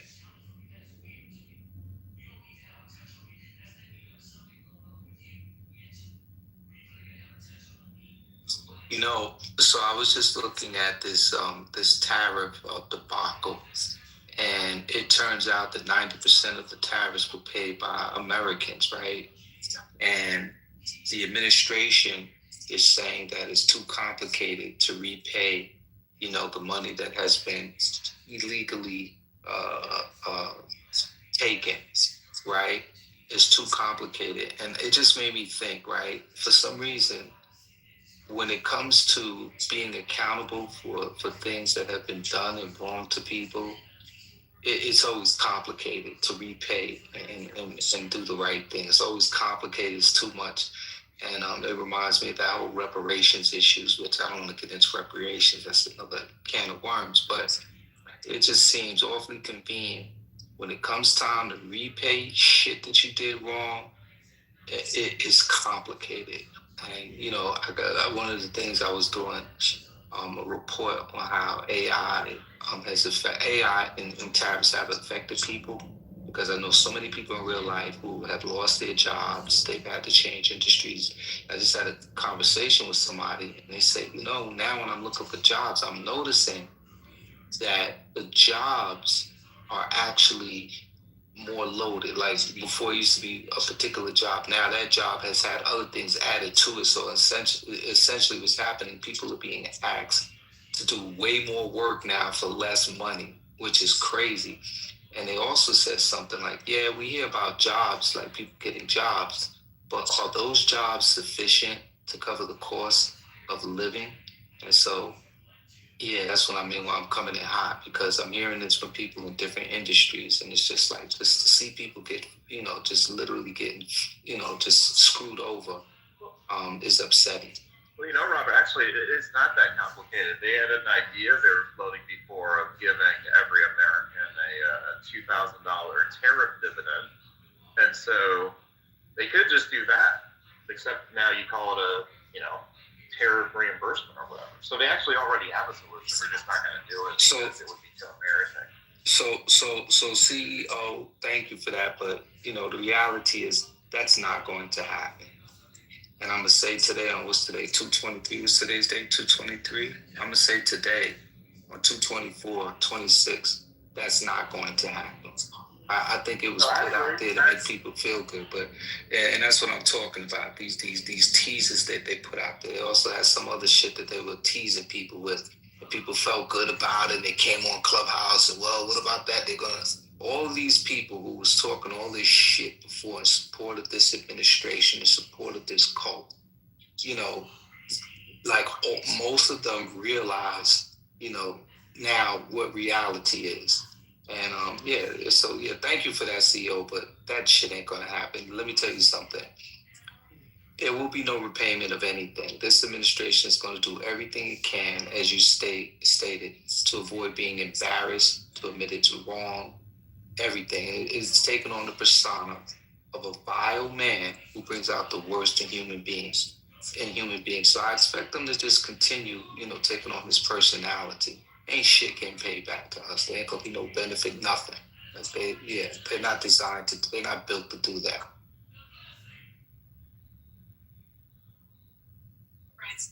Patty. Well, I still want to know the 1,500 companies. We know that Costco was one of the first to file that lawsuit. And of course, this could take years, right? I'm well aware of that fact. And did y'all talk about, because I see neoliberal is in the chat, did y'all talk about Cantor Fitzgerald, and is it Cantor Fitzgerald that did the basically bought like the redemptions on like for pennies on the dollar, and so they're set to make billions of dollars. Let me see if I can find an article. Probably not explaining that right, but And does anybody have a list of the 1,000? You said it was 1,500. I didn't know it was. I thought it was 1,000 cover the 1,500. nope, it's 1,500, and these were preemptive court filings. So so they were actually filed prior to the ruling. So I'm trying to find a list, a reference, something, but I have not been that successful. Granted, I have not really tried that hard as well, but yeah. So I'm looking for a list of the companies that were part of that suit that was brought between the case that was brought between the Supreme Court and that 6-3 ruling. I gotta look. I gotta at least. Well, I don't know. If we're gonna get 1,000, but I'm gonna try to get a couple of hundred. No, those were two small companies. Actually, shout out to them because those were two small. Right, but the Supreme Court did not represent all of those companies. The Supreme Court case was, I think, if I'm not, I don't know. It was Learning Resources. They're an educational company. But there was another one. There was another one in conjunction with that because I think the court ruled on a couple of different things. But the other one was also a small business. But yes, it was Learning Resources, and there was another one. But all of the 1,500 is not affiliated with that. So those are going to be separate cases or separate lawsuits. I don't know if it's like a collection of them, but we know that Costco did it because Costco was actually the first, or at least the first that we heard about, if I'm not mistaken. They were the first. Thank you. So Pat is saying FedEx just sued. Oh, it's going to be monstrous. Like, this is going to be huge because that's what everybody was waiting for, is to see if the tariffs were going to be illegal. So yeah, I imagine there's going to be a lot more. Because think about it, it's not even just the publicly traded corporations. You have small business owners that were impacted. Like, imagine if there was a class action lawsuit and you bought any goods and services from one of those impacted countries, and they're like, yeah, you can basically get your money back.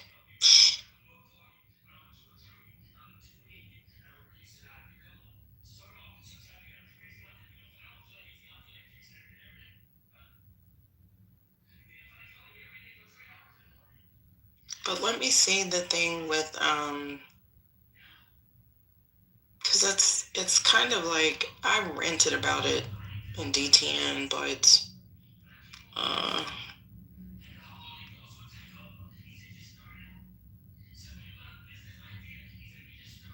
okay, here it is. So now Howard Lutnick's ex-firm is saying that they may not profit off of the tariff ruling. So it is Cantor Fitzgerald. If you're not familiar with Cantor Fitzgerald, they're pretty. When you say his ex-firm, you're being a bit generous. Well, I mean, because his two sons run it now. Yes, so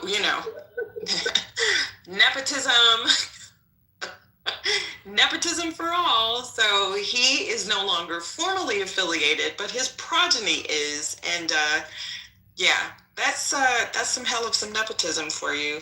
So if you're not familiar with Cantor Fitzgerald, they're pretty well known for. So this is not the first time that he's actually been accused of some form of, I guess this would not be market manipulation, but he's been accused of some shit because of his influence. So I'll put the article in the chat. But this is a problem, y'all, for me, because now there are conspiracy theories that are like, oh, did Trump do this whole bullshit with the tariffs, knowing that they would be struck down? Because I'm pretty sure that he was advised heavily that this was not legal, right? That there was a huge chance that the Supreme Court would say no. The answer to that is no. I mean, he has had a wet dream about doing this for like 40 years, right? So no, this has been the only policy that he actually has conviction about. He's been talking about this for. Right. So Cantor Fitzgerald is walking this down and basically saying that it's not true.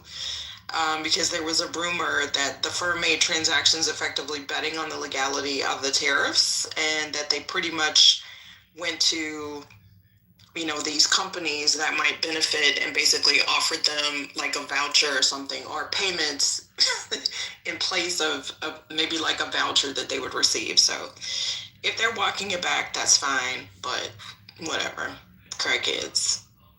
Oh, you're welcome, Fish Belly.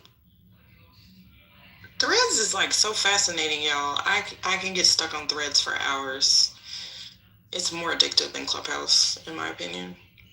But I don't know. Hey, sis, do we have any other news?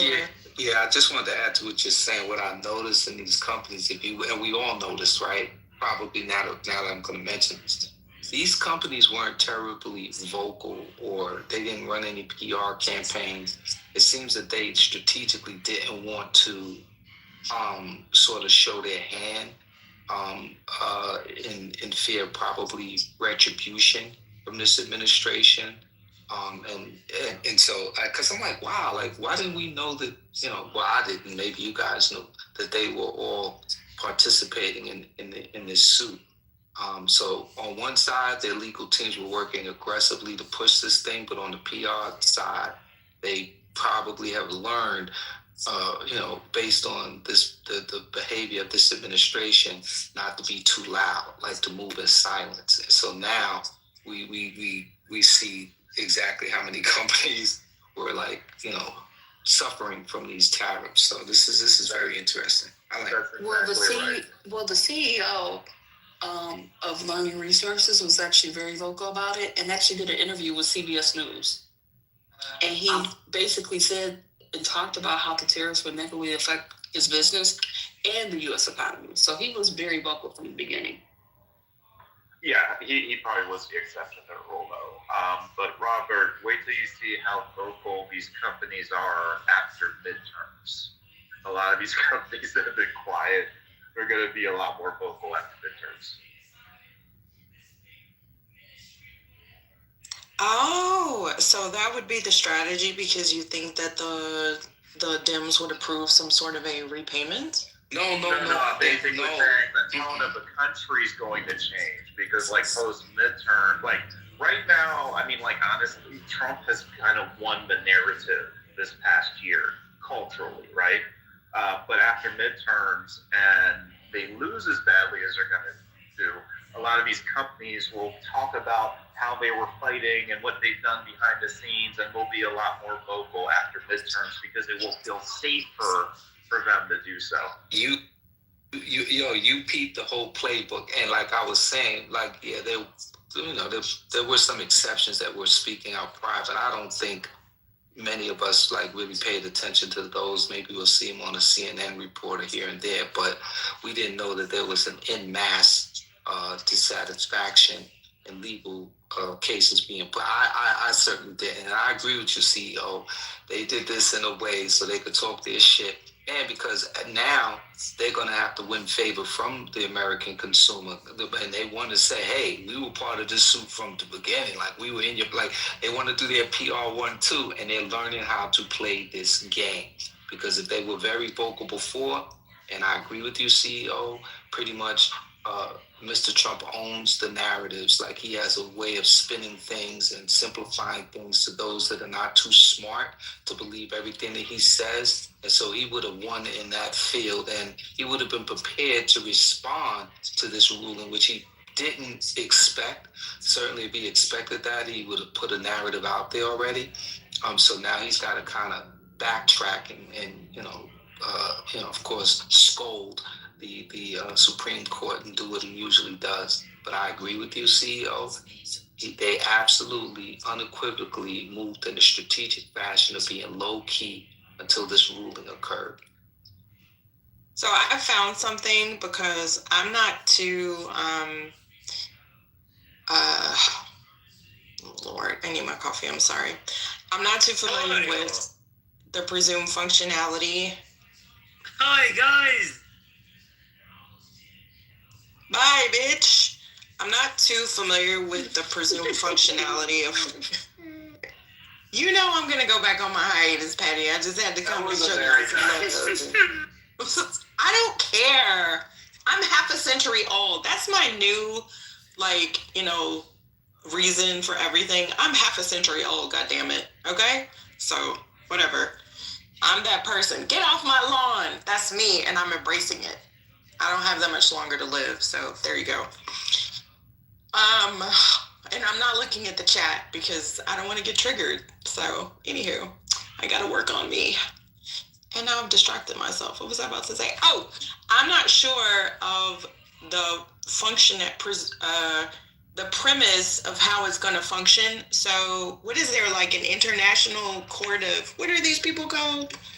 The International Emergency Economic, no, not that. That's it. What's the? Bad bitch. Your mama hoe. What is the group that's going to oversee the tariffs? Like, I'm sorry, the tariff refund distribution. Is it the international? Where is neoliberal? What is it called, y'all? The international. Shoot. But anywho, I have a clip if y'all want to play it. Mm-hmm. It's the Court of International Trade. I'm like the court of. I don't even know. I didn't even know that we had a Court of International Trade. But anywho, I have a clip if y'all want to listen to it. Okay, no, this is too long for y'all. It's 28 minutes. But I'm going to put it in the chat if anybody wants to listen to it later, because it's going to break down how they think how it's going to play out. Oh, I already put it in the chat. I think you should play it because we just had we were getting to a lull in the conversation just a second ago. So unless somebody else got something else to talk about. Well, it's 30 minutes long. We don't need to play it. You have to break it up if you do play it. Well, I'll just read this part because I think it's a lot of conjecture. So this is a primer on the legal and procedural hurdles to recovering money unlawfully collected pursuant to IEEPA tariffs. So this is an interview with Matthew Seligman, a fellow at the Stanford Constitutional Law Center, about the remedial consequences of the Supreme Court's decision invalidating tariffs imposed under the IEEPA. So they walk through how tariff collection works, why repayment is not automatic, and the procedural hurdles importers face in trying to recover what they paid, including major barriers to class-wide or aggregate relief. So it may be a little bit too high level, but I just put it in the chat if anybody wants to listen to it. I think I'm going to listen to it later.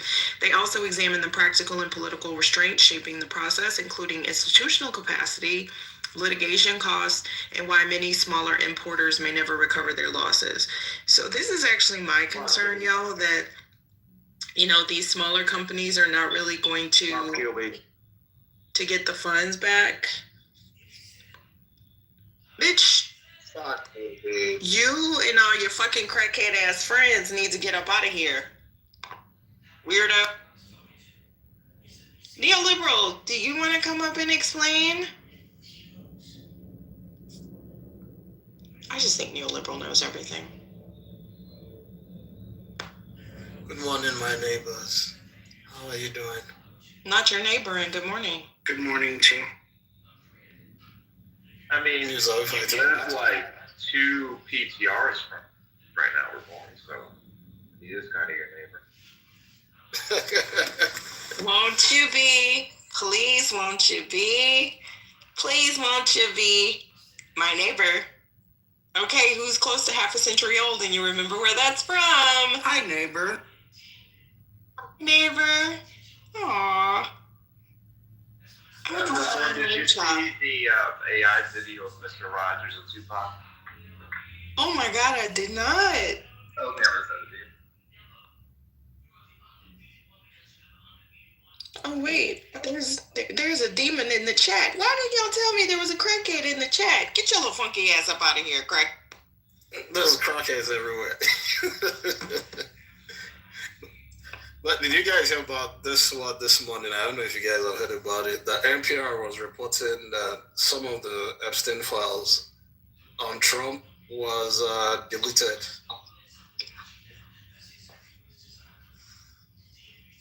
So they said the public one that they made public, the parts they made public, they deleted some things that had to do with Trump from those pages. And they talked about one lady that was trigger alert sexually harassed by Trump or abused her, what's the word? But yeah, Trump did some stuff to her, according to her, and the FBI interviewed her, but they cut some of those parts. They cut some of it out from the files they released to the public. Yes, I saw that. It's supposed to be the 14-year-old that accused. Let me do the trigger warning. 5, 4, 3, 2, 1. It's the young lady that said that she was raped, I believe, in during a party by Donald Trump. This is also the young lady that was going to file the lawsuit, if anybody remembers, during his when he was running for the first administration. And I believe that she was threatened so much to the point that she actually decided not to pursue it, if y'all remember that story. And there's actually some documents that they found, and that's been going around. I screenshotted it. The Krasenstein brothers, I kind of like them, right? I don't know their background, but I follow them on social media. So yes, that has been coming out and making the rounds that they completely scrubbed that information, and that she actually did testify, she did give information or was interviewed by the FBI a few times. And I believe that that's... I'm not sure about the lady's name, but I put the link in the chat. It was like 3 minutes if you guys want to play it, but yeah. Okay, do y'all want to hear that? Wait, what's the setup again? So this is a link. Thank you, neighbor, for providing this. Oh wait, I'm back on the Terraform links. My bad. Justice Department withheld and removed some Epstein files related to Trump. I think we kind of knew that they removed a lot related to Trump. Oh yeah, I heard that. But this is a 3-minute, 46-second clip. It says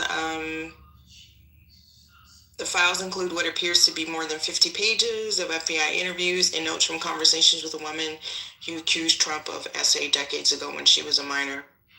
I think that is the same young lady that was going to, that was looking to file the lawsuit when he was running for office, his first term. So I'll go ahead and play this since I don't have any other news right now. How long is this clip? Less than 4 minutes. Copy. Okay, let me cue it up. Wrong one. Sorry, grandma here. Back to the article.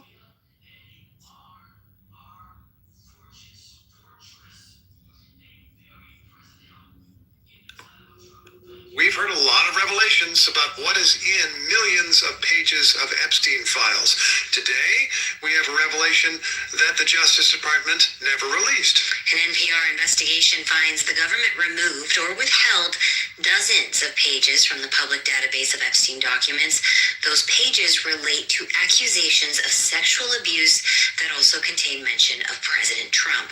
It is the latest example of ways the Trump administration has not been transparent in its handling of the release of the Epstein files. NPR Stephen Fowler broke the story and is here. Stephen, good morning. Good morning. Okay, so let's figure this out. Of course, it's well documented that President Trump's name is in the Epstein files thousands of times. They had a long friendship and then a falling out. But what is different about what you found that seems not to have been there? When we were looking in the files, we found this email from the FBI dated last July and released last month. It listed all of the claims and tips that they'd received about Trump and what the disposition was. There were plenty of things there that were unverifiable, fantastical, you had non-credible reports, except one. That one, to paraphrase, accused Trump of sexually abusing a minor around 1983 when she was also being abused by Epstein, and it was sent to a field office to investigate further. Okay, so what did that investigation find? We don't know, other than it was notable enough to include on a Justice Department slideshow from last fall, also released last month, that summarizes the investigations into Jeffrey Epstein and Ghislaine Maxwell. There's a slide of, quote, prominent names. At the top is Trump with 2 allegations, including this one about sexual abuse. What's unusual is that it's the only place you can find mention of this accusation. But wait a minute, why is it unusual that that's the only place you can find it? Well, it's more what other documents have shown us about these particular missing pages. There's records showing the FBI interviewed this accuser 4 times. Only one of those interviews is in the public Epstein database, and it does not mention Trump at all. And the Justice Department's own tracking indicates there's at least 50 pages that exist but were not made public. Okay, so when you begin putting these documents together, it's like a jigsaw puzzle. It becomes clear that some pieces are missing. Did you find some kind of list or table of contents that outlines what is supposed to be there? Sort of. There are 3 sets of what's called Bates stamps on that interview. Think of it like serial numbers for these documents that go up sequentially. At the end of this interview document, the last page, the bottom tracking number for the Epstein Files Transparency Act goes up by 1 to go to the next file. There's a top number tracking documents related to this person interviewed that went up by 6, and a third serial number jumped by 53, showing that there's likely something out there beyond what the DOJ is sharing. How does the Justice Department explain that? They didn't give an on-record answer to detailed questions, instead pointing back to the work they're doing to fix redaction errors and address victim concerns. Implying there might be just some error here, but what is the White House saying? Well, the White House and the Trump administration have consistently said that there is nothing incriminating the president in the files. They point to a Justice Department statement when the last batch was released that say, quote, untrue and sensationalist claims about Trump are in the files.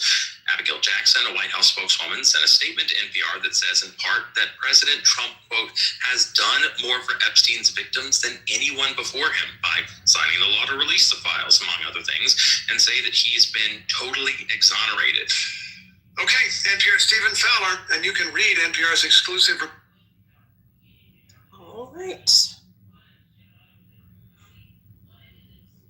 I think we knew that he was from those files, but I'm glad that they're at least acknowledging it, or that people are finding that out.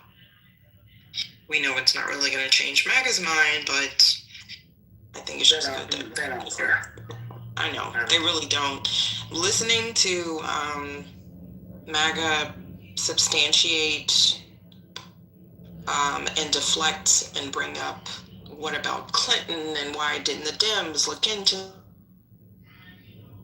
and, you know, what about Michael Jackson? Did y'all even see, like, on X, like, even Michael Jackson's nephews, family members are basically calling out a lot of reporters, which I'm happy that they're doing it, because they're also trying to, you know, deflect and charge Michael Jackson, and not charge him, but like, you know, publicly try him in the court of our opinions. And so it's just awful and disgusting, but we know this, but I think it's still just good to get the information out.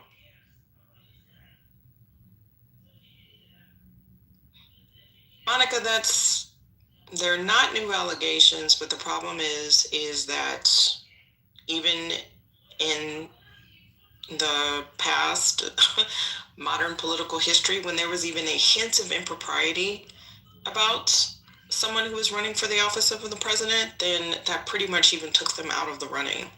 And I'm not really sure, right? The good old days when our CEOs didn't tweet all day about race science like Elon Musk does, the wealthiest man in the world, has time to talk about how the straight attack, but, you know, whatever. You know, because his life is one of attacks. I'm not telling you, come on. Bill Clinton has already said release all the files. Like, I'm not, see that you're literally doing that. Don't engage with her. Seriously. Y'all get on my fucking nerves. I do think it's worth noting that Nancy Mace came out and said that she does not trust the Department of Justice any longer. I thought that was very revealing. You mean the Department of Justice that Donald Trump put the big Hitler-like banners? That Department of Justice? Really? That Department of Justice?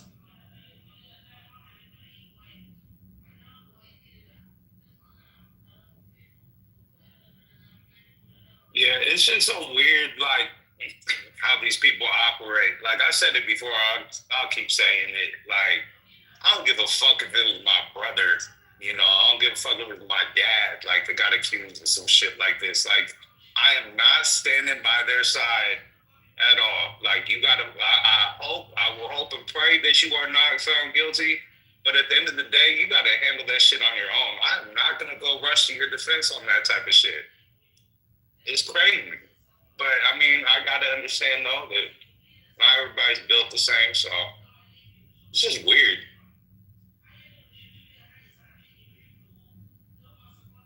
Yeah, I think it's definitely weird.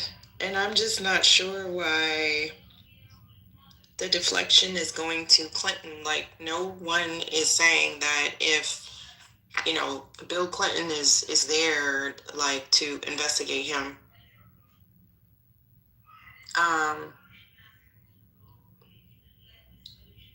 So I'm not sure why we would not want Donald Trump held accountable, even if he is, you know, an octogenarian, right? Like, the president should not be above the law. I would think that's like a basic sacredness of democracy, but I just don't understand, especially when it comes to allegations of such a heinous crime, and for someone, especially a young woman, to say, well, that's old, right? It's not new, so does that mean you shouldn't be concerned about it and it actually shouldn't be investigated? I'm not, but you know what? The devil is a lie and Satan get behind me, so. Yeah, have y'all ever seen anybody jump on here and rush to the defense of Bill Clinton? Because I have. Not a one. Absolutely not. If he, I think we've all been consistent. Like, if he's guilty of this shit, then let him hang. Like, at the end of the day, like, I think that, you know, what these people try to, like, fucking disregard is the fact that, you know, the person who's at the head of this, who's being scrutinized the most, is the person who's in power. And at the end of the day, like, it should be something that every American can get on board with, that we don't want pedophiles with power in this country. And Bill Clinton doesn't have power anymore.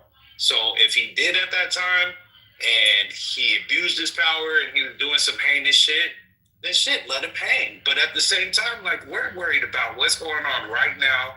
We're worried about who's in charge right now, who's calling the shots, who's protecting who at this point in time.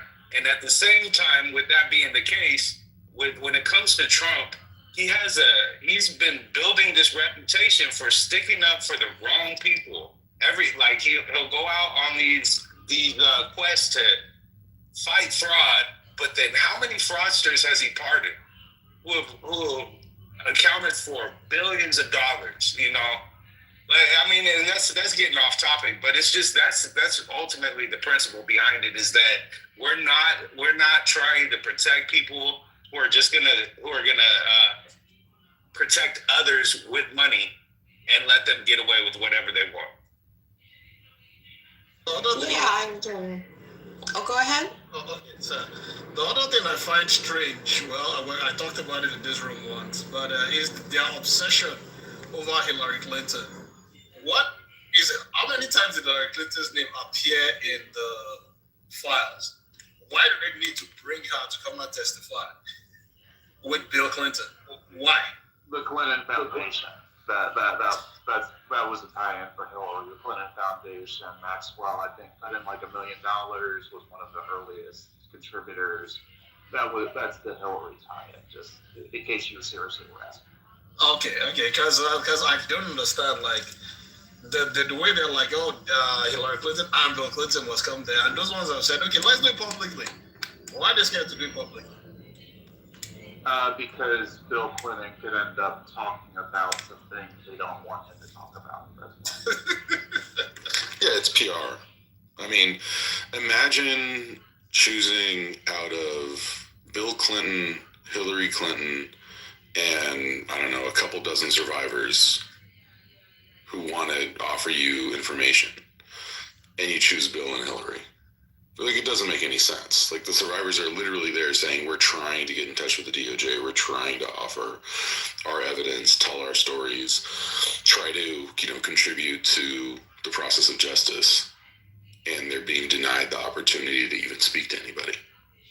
Like, they're not serious, right? Like, this shouldn't be taken seriously. Like, there's no way that Monica or any, MAGA troll or MAGA pundit can explain why the DOJ isn't speaking to those survivors. Because it's the only way to explain it is really, really ugly. And, it's clear they don't want the truth. What they want is spin. They want PR. That's what they're going for. Yeah, and I mean, these people in the chat talking about they want evidence. Like, I get it. You don't want to go and crucify somebody over an allegation. I've seen people be crucified and tried and convicted over shit that was actually false. So I understand that. But at the same time, like, understanding these circumstances of these cases, like any type of case regarding these allegations, like, what kind of evidence are you hoping to find? And at the end of the day, if you can't take testimony, then what are you going to take? Like, what is going to be the smoking gun in the case? I mean, if 15 people come out with the same allegation against a person, I'd be more willing to, I'd be inclined to believe it, And of course, I'm not a legal expert or anything, but in many of these types of cases, there's not always a rape kit, And outside of that, and I've asked this before, like, if you're looking for physical evidence, what is it that you're looking? What example? Give me an example of what it is that you're hoping to find.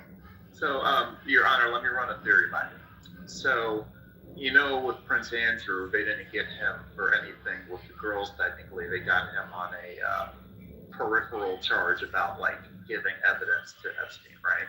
Mm-hmm. Why can't this DOJ or a future DOJ, instead of just focusing on what happened with the girls, look at wire fraud and all the things that would have been around facilitating that? Wouldn't that be an easier charge to go after people with? I mean, it could be.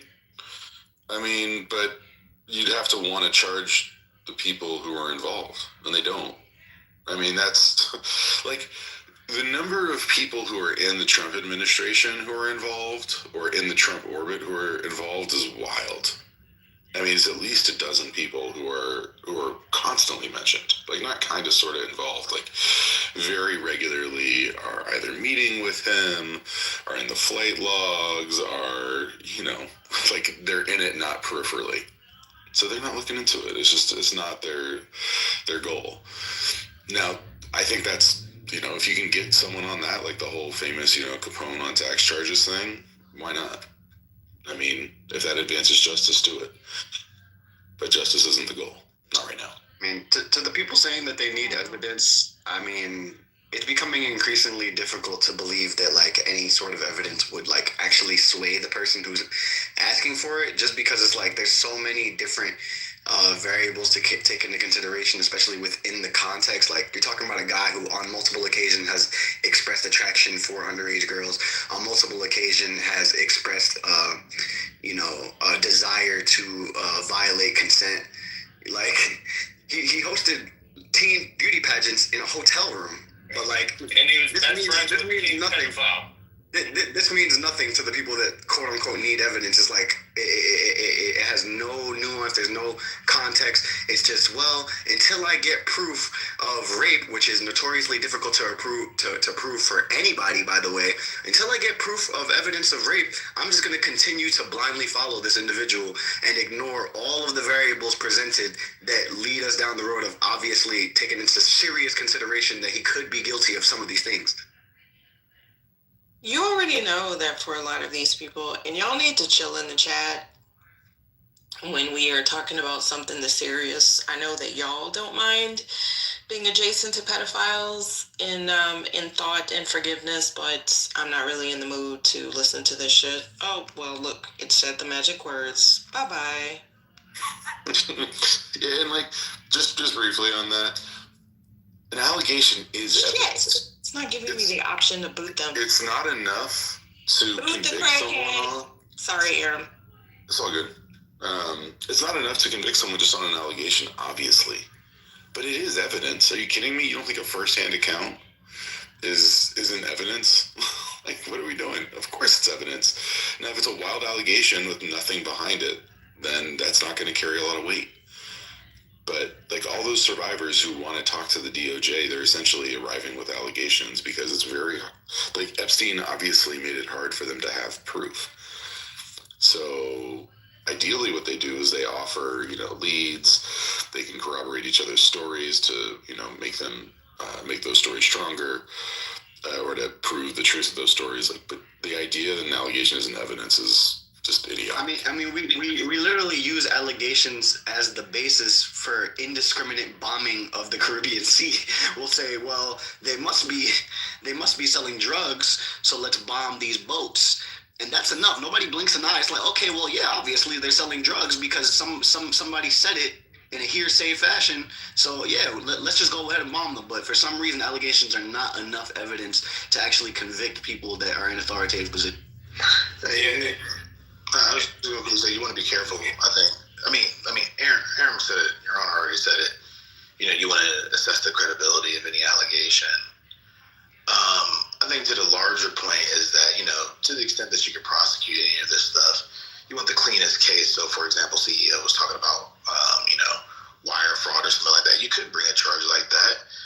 But those things are kind of notoriously difficult to actually prosecute someone on. And it doesn't necessarily, and when you're a prosecutor, when you're an attorney in general, you're thinking about what this looks like in terms of an appeal, like how does this land with a jury, these different things. And so you want the cleanest case possible that you could bring to a jury that can survive an appeal. So you want something stronger than just, for example, something like wire fraud. You want to do your best to get a smoking gun so you can then follow it, the proverbial smoking gun. Yeah. But wouldn't the wire fraud get you the opportunity to then see if you can cut deals with somebody who then is going to give you some more information you can actually use? So wouldn't that be a good door opener? I mean, it's just like somebody said earlier, it's assuming that you actually have the desire to pursue somebody in the court of law. Like, I don't know if like FedEx cooperating and deleting like recent shipping accounts of Jeffrey Epstein is like indicative of like people in these positions cooperating with investigation. It very much so seems like there's an illegal cover-up happening, and that's kind of what makes me curious about all the people that decided to make this a campaign issue, and all these people just suddenly just like not even caring that one of the main things that they campaigned on is having a shoddy investigation. Like currently, like the investigation that they made their whole presidential campaign about is now like being so mishandled. Literally the fucking director of the FBI saying shit like, well, there's no evidence that he trafficked anybody to anybody. And it's like, all the people that campaign for this shit, like, this sits right with y'all? Like, you know what I mean? Like, this is not suspicious at all to y'all? This is kind of the deciding factor for me that determines if you're a part of the cult or not. Because it's like, people position themselves as critical thinkers, free thinkers, or whatever have you, but then we'll turn a blind eye to very blatant and obvious corruption. So it's just like, I'm over it, you know what I mean? Like, I'm over it. I'm over assuming that these people are engaging this argument with good faith. I mean, not only do they not care, they are actually incensed and defensive at the mere thought that anyone else would have the utter temerity and the gall to accuse Donald Trump of anything even associated with that. So I think it's even beyond just not caring. They are, upset and angry. How dare you? There's no evidence. He's a good man, even though we keep saying it. Ivanka accused him of rape in their divorce, and then she walked it down. He's a good man, even though he's been on tape. Y'all know the litany, right? Like that right here on a golf course. Right, and looking at it, his After infant daughter. suspicious death. Yes, very suspicious. And didn't he want to bury her in a particular place, or, and that's just the first wife. And then, of course, this is the man that was doing an interview with the publication and remarks on the size of his daughter's breasts and how they were going to grow. Because doesn't every good dad look at his infant child and make such remarks? Isn't that normal? Wrong there, right? This is also the man who has looked at his adult daughter and said, perhaps if she was not my daughter, I would date her, right? While he was on The View. There's nothing wrong with that. And when that same man, during the same interview, by the way, was asked, what do you have in common with your daughter? And she said, a love of golf. He said, what? Sex. There's nothing wrong with that. Disgusting. Yeah, but that's what he said. He said it. He said this on The View. Like, he said it.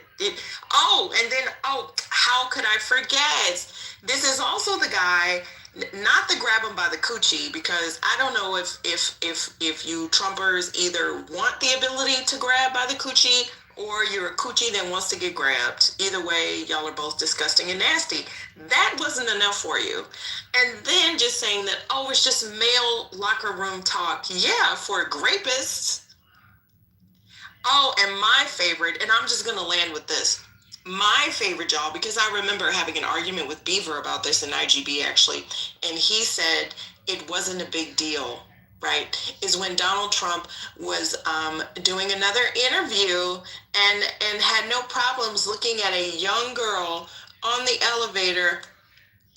escalator, who looked like Ivanka too, by the way, and she was 10 years old. Of course, he was married at the time, right? He was married, but that doesn't matter, Jesus and all that.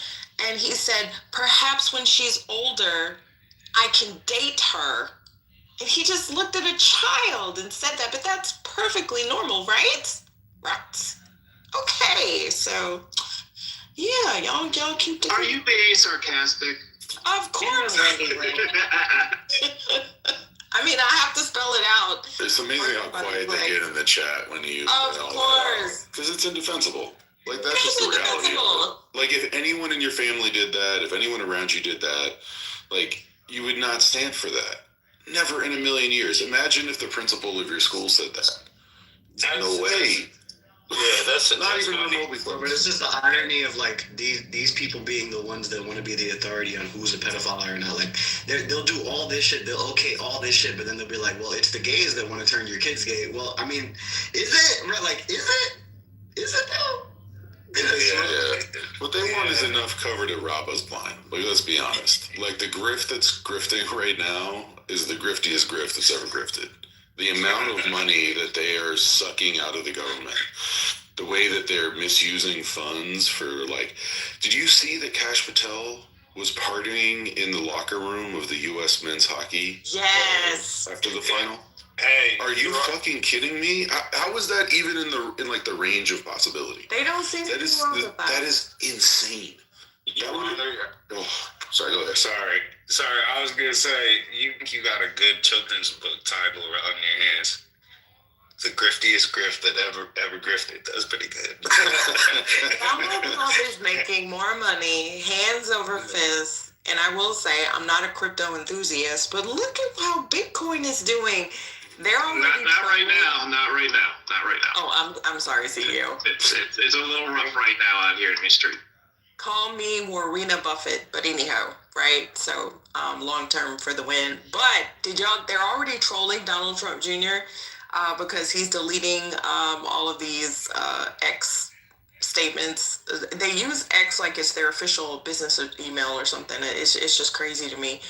He's already deleting tweets about the crypto firm, and I'm just gonna keep reminding people, right? Because there was another notable person that was killed in a suspicious manner. That was I'm gonna Google it and find out, right? That was another authority in this fusion space, which I'm gonna keep reminding people. Donald Trump has a publicly traded company that owns True Social. if any of you were in any of my rooms, you know what this next part means. The majority of those shares that Donald Trump owns are in a revocable trust. Those are his shares, y'all. They're his shares. They're taxed under his social security number. Didn't they just sell half of them? They Or 49%. They leveraged. Yeah, I think that's how much he owns, and the rest are like just on the market. But they put that. So first of all, the company is not profitable. It never has been.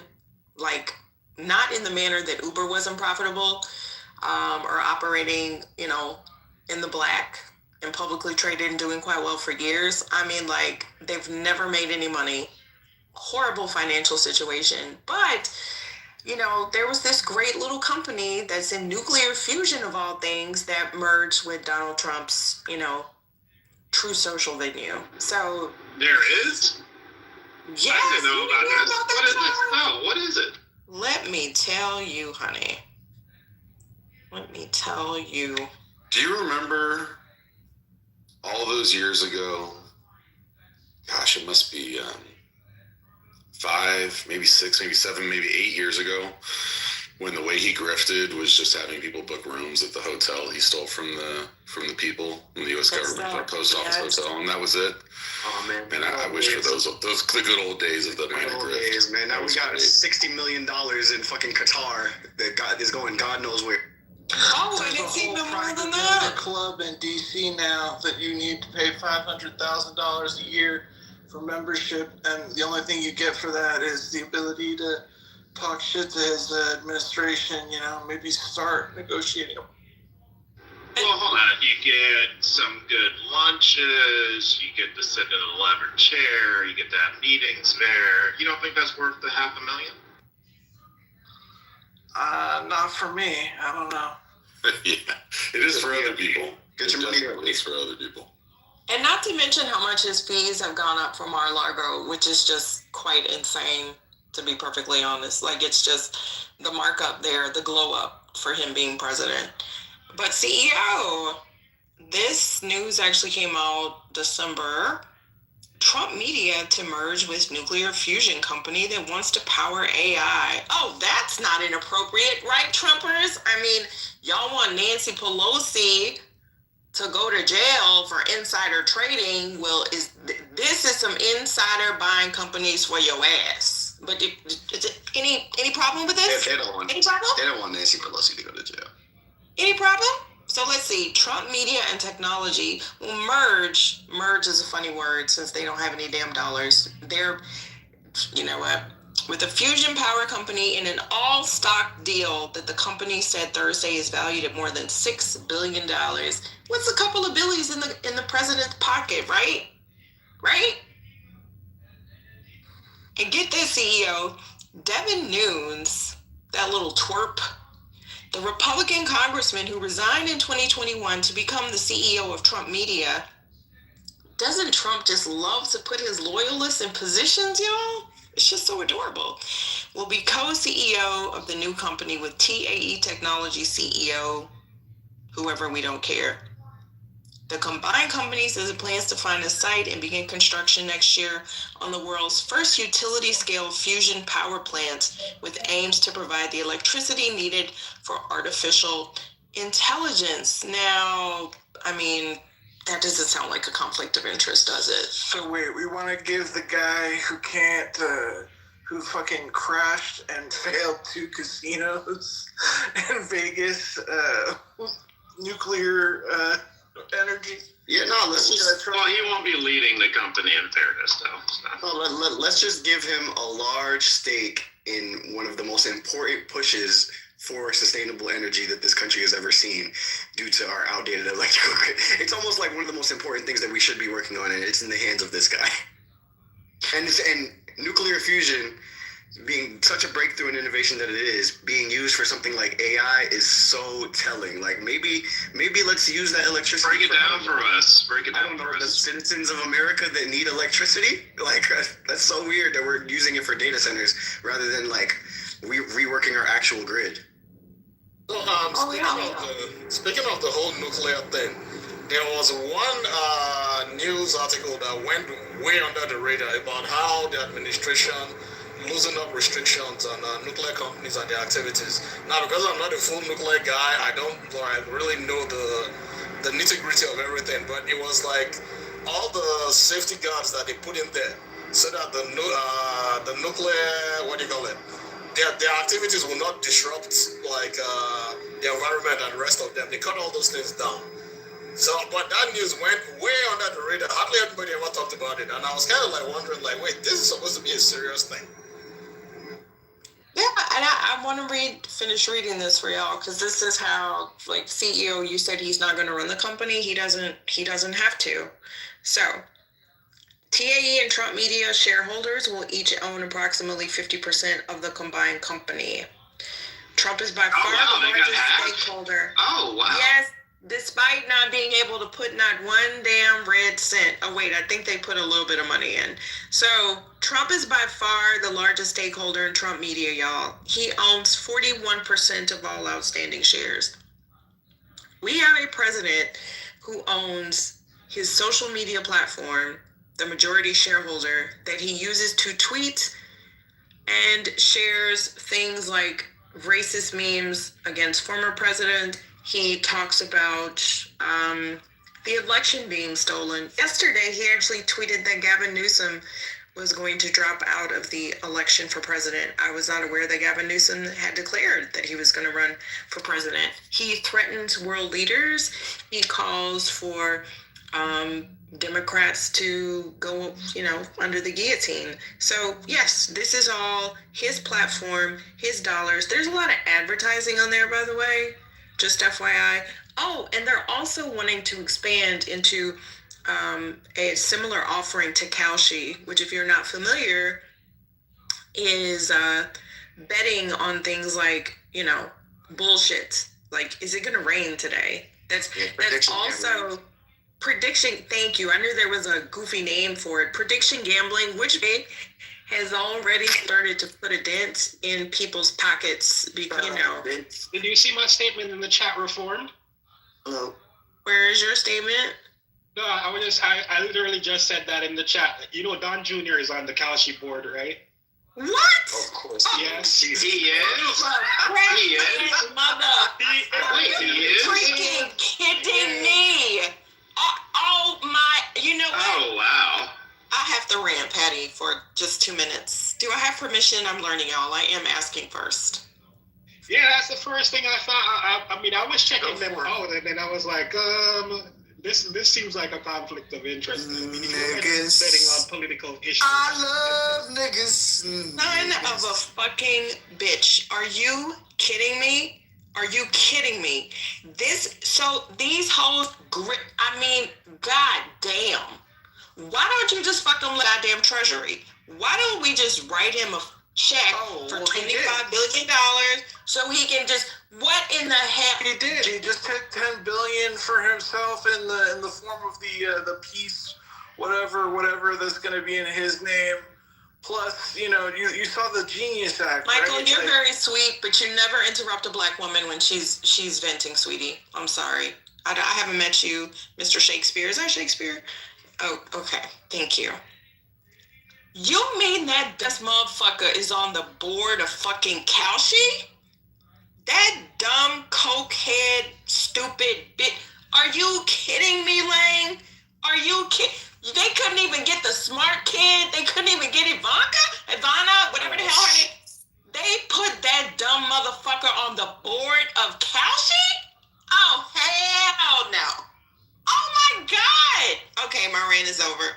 Son of a crackhead bitch. I cannot stand these grifting idiots. If you support them, you a dumb asshole. And I said it. Damn. Thank you for listening. I'm laughing at Hunter Biden's voice. You get that out? Did you get it all out? Spirit is, Kalshi is already targeting young minorities with this idea that you can bet your way to generational wealth. And it just pisses me off. So now you have the president using his damn influence, putting his little stupid on all over the goddamn place in these positions of power, and it just really pisses me off. And Andreessen Horowitz, which is it's so difficult to even get in at TZ, and they're just plucking off little blondies that are murderizing people on fucking. I'm just tired of these people. The oh my god. Okay, I got it out. Thank you. Okay, very good, very good. Go ahead, Michael. I interrupted. I'm sorry. Go ahead. Oh no, you're fine. I'm just get that ADHD wiring where sometimes you just jump in to enhance. Oh, you're and good. add to the point. I wasn't trying to step on your point. You weren't. I'm fine. I'm just like, oh my god, the significance of that is just like. But go right ahead. I did want to admit reformed. I was too tempted to not put a wager on Jasmine Crockett. So $100, I went like 380 at Wait, what are the odds? Yeah, they only gave her like 28%. And she's leading in the hole right now. I was like, I can't not do that. So.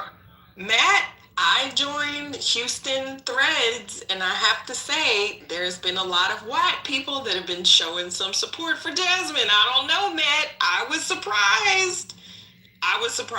She has a lot of people. I saw like a grandpa. Don't make him crash out, please. Okay, Matt, it's all right. It's true. We've had a lot over the last 24 hours. Don't crash out. I mean, the only way to really know you're going to win with gambling is doing the shit that him and his cronies been doing, where you're basically gambling, you're taking a position based on something that's directly under your control. Like when he, takes a position against the market and then crashes the market, with stupid tariffs, and then he like moves back from that, or, that when they made that massive long on crypto right before they announced the strategic crypto reserve, and then suddenly and incredibly predictably, if you knew that was going to happen, Bitcoin of course spikes, and they made a shit ton of dollars, but it would have been an incredibly risky play, the amount that they had done. Like, we're talking about an amount that very few people on the planet have in the first place, but then to bet it on things going so crazy, you had to know, and clearly they did.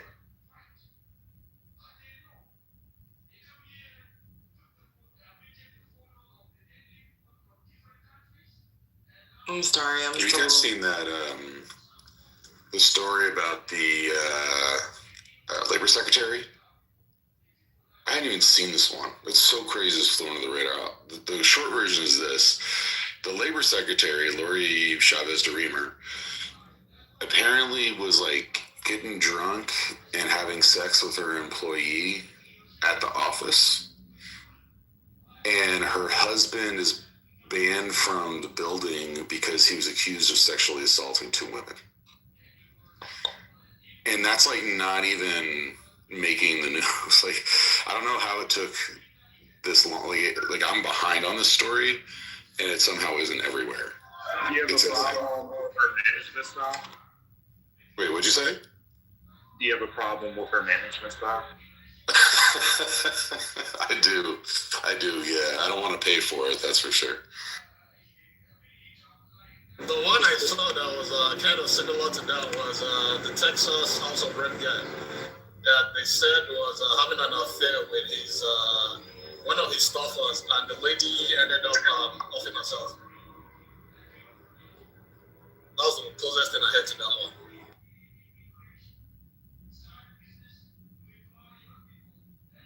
That's kind of like when old girl was getting down with her staffer that happened to be a female. And I really hate that too, because wasn't she like a rising star in the Democratic Party? Yeah, I remember that one, yeah. And she ended up resigning, yeah. She did. She should have stayed in office, because look at what's going on now. She could have run as a Republican. Honestly, I don't really care who's fucking who. I'm more concerned about how they're fucking us all up. Real quick, I don't know if you missed it. Mukunde, shout out to Mukunde. He put it in the chat earlier. Savannah Guthrie is now offering a milli for information. Hopefully you guys spoke about it. I have not been keeping up with that case. I'm very sorry that their mother was taken, but I haven't been keeping up with the case. I just pray for everybody who gets harmed and stolen, kidnapped. No, I've been trying to follow it. I'm not gonna lie. Oh, sorry, Divine, go ahead. Yeah, real quick. Also, people in the community are getting frustrated, and they're going out and trying to help authorities. I guess they're in that. What is that? The desert? It looks real shrubby and cactusy. I saw that on the news this morning. That's all. Thanks, guys. Yeah, it's in Arizona. I've been trying to follow it, but I haven't heard anything as of today. But like that, they're not working together. The FBI and the county authorities, they're not working well together. That's part of the problem. But personally, I doubt that woman is still alive. I just doubt. I doubt it.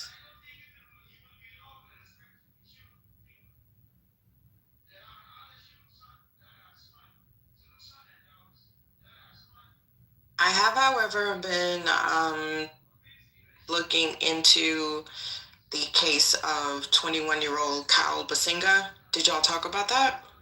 Yeah, that is another one I have been following too, because I used to live in that area before when he was found. So yeah, I've been following that one. But they're still saying it's suicide. That's what they say. Which is just awful, and I don't think that is getting a lot of attention, but I'm putting an article in the chat, even Googling it. You would think that articles will come up, but it's the Facebook shares, the social media shares. Shout out to Black Twitter for getting the word out. So the body of 21-year-old man was discovered in a wooded area of Fair Oaks Park in Marietta, Georgia. In the Cobb County Police Department confirmed that investigators found no evidence of foul play. Of course they didn't. And have determined the death is being investigated as a suicide. The victim has been identified as Kyle Basinga, a Black man. And just still happening, 2026. Of course, his family is saying that it was not a suicide, and he recorded a transaction with some police officers that appeared that they were harassing him shortly before he went missing and was found dead. So hope they put as much attention into this as Ms. Guthrie, but I do pray that she is okay and safe will be returned home. And I pray that the individuals who harmed this young man will burn in hell for the rest of their lives. Yeah, Black men, I don't know the stats on suicide, but I highly doubt if he wanted to kill himself that he would hang himself. It doesn't add up. I think as Black men, we know if we kill ourselves and we hang ourselves, I can't even say it. It doesn't make sense. It makes absolutely zero sense that this young man hung himself. And this is not the first case, right? There was one a few months back, and they said the same thing. He broke up with his girlfriend. He was destroyed. Get them. No, I agree with you, and that's what everybody is saying, really, that Black people are not, like, hanging themselves. I hate to say this, but if a Black person was wanted to commit suicide, it's probably likely to shoot himself in the head and end it dead. It's at least most of the cases that I know that people committed suicide, they all shot themselves. So this hanging thing, I'm not buying it. And the other young man, and I'll just say this and we can go on to another topic because it's just really just a lot. Doc. The young man that was found rolled up in the mats, his mother is still very active on social media, and she is calling people out. She shares pictures of how his body was found, and y'all, they cut that baby up so bad. I don't know what the hell they were doing, but shout out to his mom. It kind of reminded me of Emmett Till. Like, I don't know if they were experimenting on him if they definitely organs were removed. So it's just, and shout out to his mom, because that was quite some time ago. She is still doing that work to make sure that justice is hopefully found for her son. So yeah, I don't trust any of them. None of them. And they still didn't find out what happened to those two brothers. Remember, y'all, the two brothers that went to visit and were supposed to be on the plane, the two young black men? The twins. The twins. In Gwinnett County, yeah. I remember that one. Didn't they try to say that they did the same thing, that they committed suicide? So anywho, just, bringing attention. They are savages, Alexandria. Absolutely. Just, But, I mean, may they all rest in power. I know y'all are about tired of my little, so I am going to hush, and I don't know what other news is going on, so I'm going to give it back to this.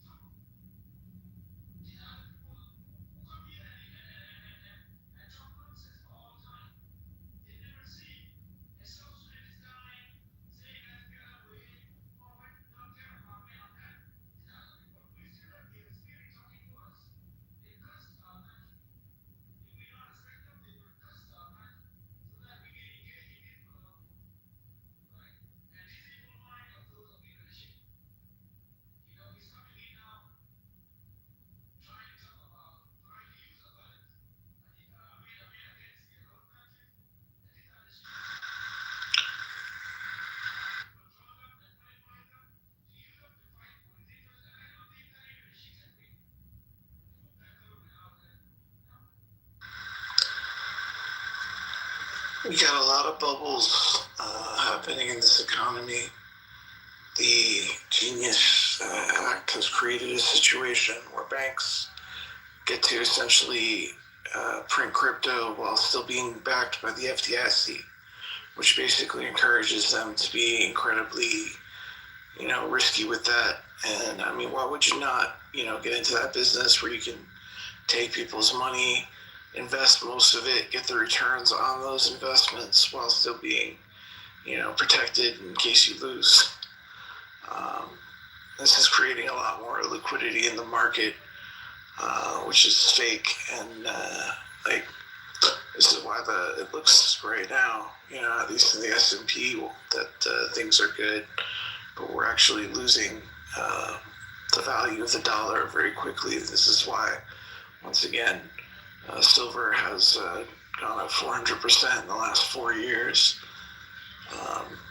and it's barely started. So I don't know what to tell you other than now's a good time to borrow money, because the money you'll be paying it back with is going to be worth far less than the money you borrow now. If you can put it to to good use, you probably don't want to be holding on to a large amount of your value in dollar-denominated amounts.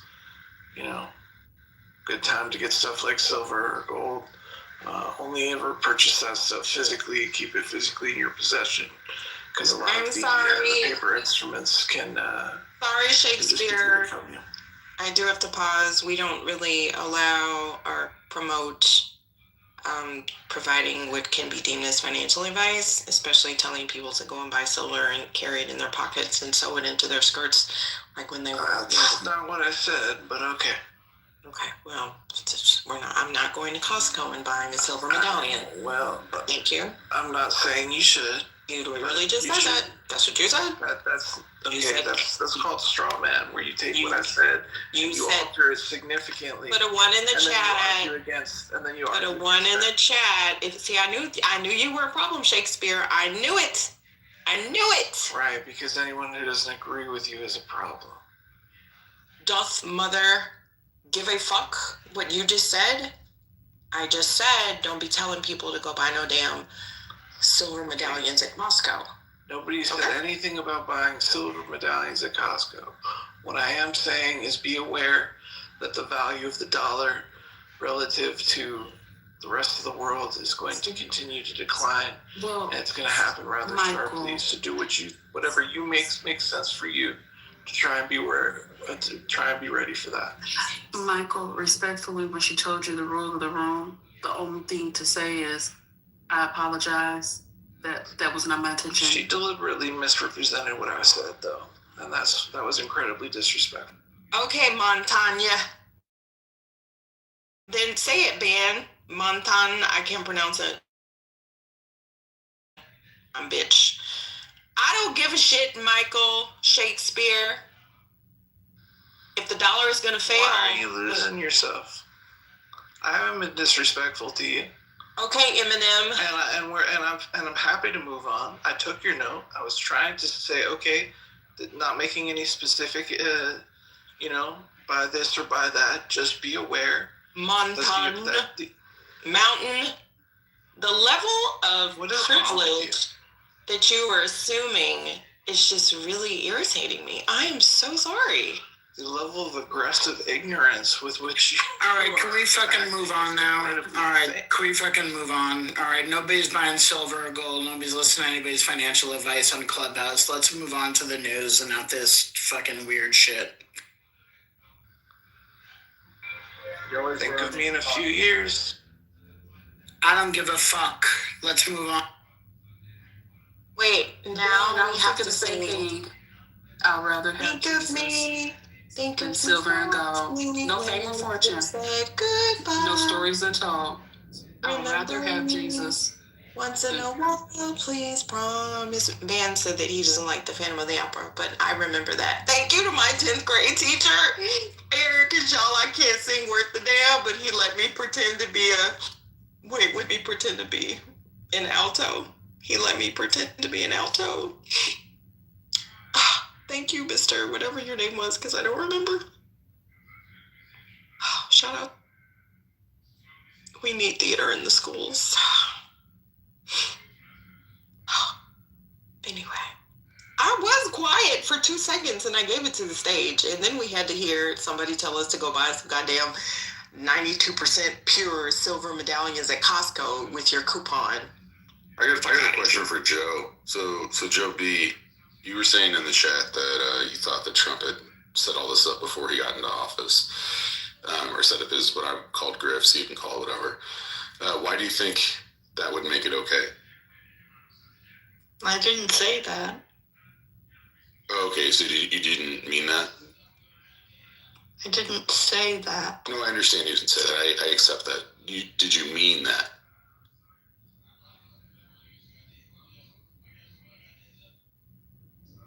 Maybe. Oh, God. Wait, what? Could you give me some kind of riddle, maybe, that I could try to uncover? That could be fun. What?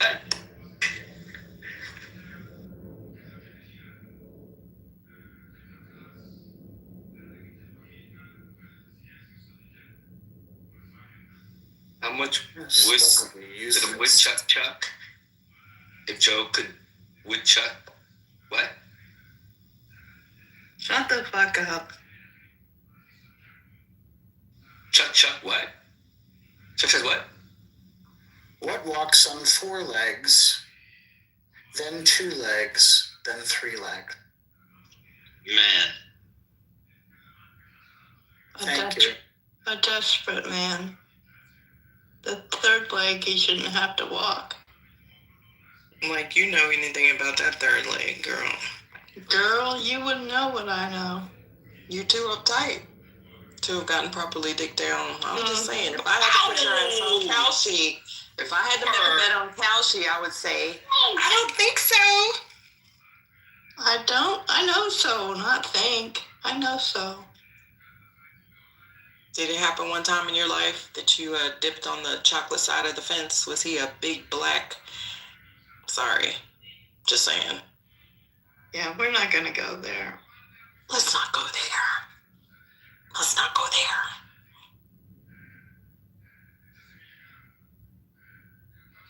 there. What? I have to be problematic enough to where y'all want me to go away, and then you miss me when I come back in about 3 weeks. That's the arrangement that I have with Patty. So I'm just making my appearance. Think of me as Marshawn, just eating my Skittles, okay?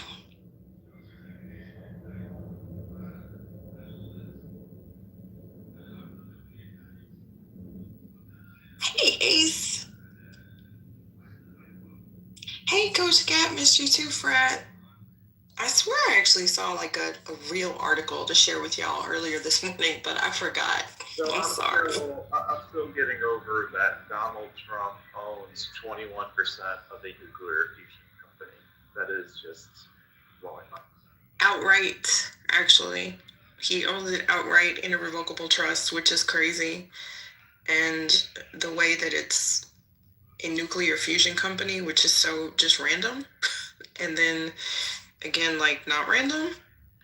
That's why I'm Did you like, say that Devin Nunes was running it for him? Did I hear that? Yes. Right? Oh my God. That is correct. The irony of that man running a nuclear fusion company. It's that's amazing. Yeah.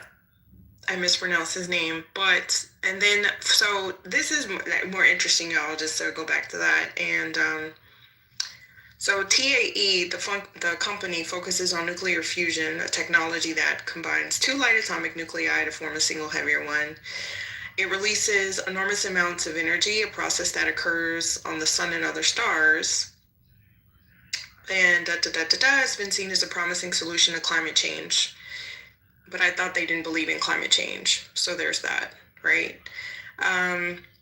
So in October, this was last year, the U.S. Department of Energy released what it called a roadmap for fusion technology with the aim of fostering, quote unquote, a burgeoning fusion private sector industry. We know what that means, in the U.S. toward maturity on the most rapid timeline. So get this, y'all. A number of tech companies, including Google, Microsoft, and OpenAI CEO Sam Altman, have shown interest in fusion technology as a way of powering the energy-hungry data centers needed to build and run their AI products. So, Truth Media and Technology Group will be the holding company for Truth Social and TAE. Shout out to corporate structure. Along with its subsidiaries, TAE Power Solutions and TAE Life Sciences. Donald Trump is positioning himself to grift off of the federal government for generations to come. The Trumps are going to be like the new Rockefellers, bro. Like, this is just cheap. And y'all said he wasn't smart. Here he is owning a nuclear fusion company. You know what? I have to walk that back because I definitely was just clever in the way that like only a truly inherited wealth old white privilege could be, but I'm just saying.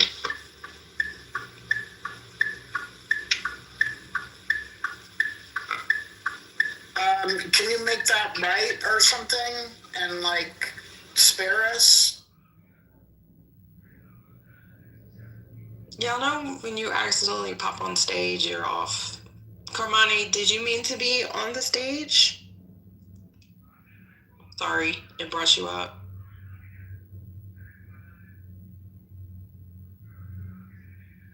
It's okay, I'll move you. Oh, yes, so speak.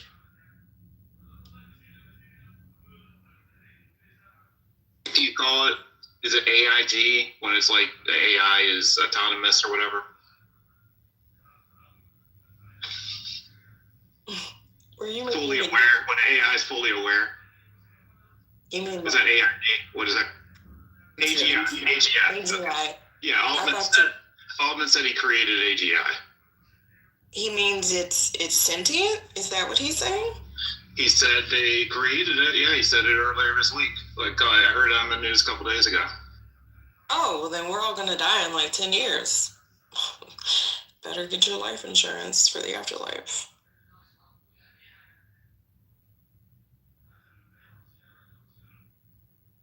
Did y'all also see were there any tech heads in here that NVIDIA has like decreased their to OpenAI, which is kind of interesting. So I don't know if all these are going against Sam Altman, but and the lawsuits against OpenAI. This is not funny, but I'm gonna laugh anyway. So did y'all read about how the older versions of ChatGPT were basically telling a lot of individuals that they were lovers from a time ago and that they could tell from people's energy that they here for 42,000 years? Did y'all read about that? It's There's not a lot of crazy funny. stuff like that going on. That's Yeah, I heard about it on NPR because I listened to there was this lady that she went to, where was it? She went to one beach hoping to meet her lover from the past life. That's the article, yes.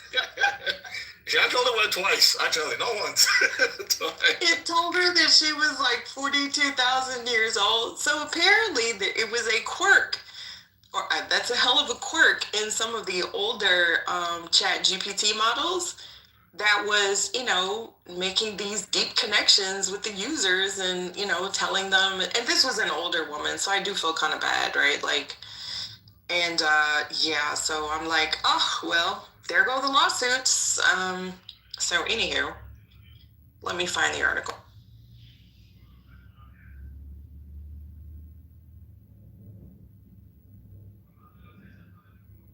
He also said the other day, someone asked him, I think, about the environmental cost of training AI. And his response was, well, do you know how much it takes to train a human? All the education and the food and the yada, yada, yada. It's just, that man is absolutely insane. Like, he's stripped himself of his humanity completely. It's the craziest thing. And I do think that company's in a lot of trouble long term because they don't have a lot of advantages, and I think they're probably going to have to sell to like one of the bigger players like a Microsoft or a Google to survive. Well, remember, Microsoft had already made a major investment in them. And the only reason that I think it's interesting is because, we know that the market is pretty much being held up by AI. The Mag 7 is not even making they're making the majority of the dollars. They're not driving the market returns right now, which is problematic. And they're all doing is basically sharing the same dollar, right? It'll go from Microsoft, NVIDIA to Palantir to Oracle to whatever. So there's major concerns that if there is a pullback of foreign investments, foreign dollars, because your president is basically antagonizing the entire world, then market go crash. Yeah. Plus, did y'all talk about Canada allowing BYD? Wait, slow down before you jump all the way away from that one. Because one of the things that's about to happen is that DeepSeek's about to drop their latest model, and I think that one of the things it's going to show is basically that these closed source AI companies in the US really don't offer anything special versus the open source, aka free to use Chinese models. And I think that's going to probably undermine the market when it comes to AI pretty significantly. It's a really big deal if that comes out the way that it's being rumored to come out. I have DeepSeek. Does anybody else use it? I always feel like a bad American when I do it, but I know there's a lot of utility there, but I'm just too lazy to learn any other AI. I learned ChatGPT, so I'm not going to do Claude or any of the other stuff. I'm good. CEO, you would love Claude, though. You would love Claude. I call it elegant professional. I love Claude. Yeah, you would really love it for certain things. Okay, so y'all want to talk about politics? Go right ahead. Dang, I'm coming in on Claude was, just to tie it, Claude probably, I'm sorry, not Claude, Anthropic, the company that produces Claude, is upset that that Claude was used for deposing Maduro. I don't know exactly how it was used. I haven't looked into the story enough to see that, but they've been complaining that they have a policy against offensive military use. And of course, this is a company that partnered with Palantir, which the idea that it wasn't in the Department of War, like, what do you think is going to happen? But that's a big fight that's going on with them and the government right now. There's just a lot going on with them. Like, these AI CEOs are kind of spicy. Did you see? I can't remember where they were, but Sam Altman and the head of Anthropic didn't want to hold hands. And these guys are so young. It kind of reminds me of like the Google founders, right? And maybe like a young PayPal mafia. But they have history, though. Anthropic basically emerged from OpenAI. So basically, there was two camps at OpenAI who were basically deciding what safety looks like, and the Anthropic is essentially the people who thought that OpenAI wasn't ethical enough. Now, I don't think that makes Anthropic ethical, but that's essentially what that split was, and there's a lot of hard feelings between them over that. Well, thank you for the background. The last thing I was going to say is, did y'all read about that Canada is considering allowing China to sell the BYD vehicles, which would be great for them, really, really, really bad for us. Just Donald Trump continues to... Good for them. I know, and the cars are nice too, but, you know, he's pretty much just beating up on the dollar and, you know, so this will be interesting. But, all right. Well, allow me to chime in on 30-year fixed mortgages are down to the lowest level since 2022. And yeah, and I was even spotting 5% 7-year ARMs. So it's out there. Inventory's at a record low, well, at least here in New York. And that's it. I did see a stat that said that there's actually more sellers than buyers, although I don't really think that that is of any great significance. A lot of the boomers are downsizing, and you said that the mortgage rates were starting to go down. The Trump administration is trying... Oh, Luis. Hey, Luis. It's one of my favorite real estate guys.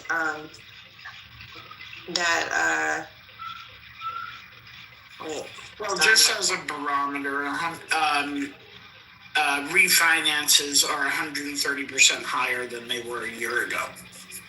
So that's a good sign too. Or at least people are on top of it and trying to take advantage of this.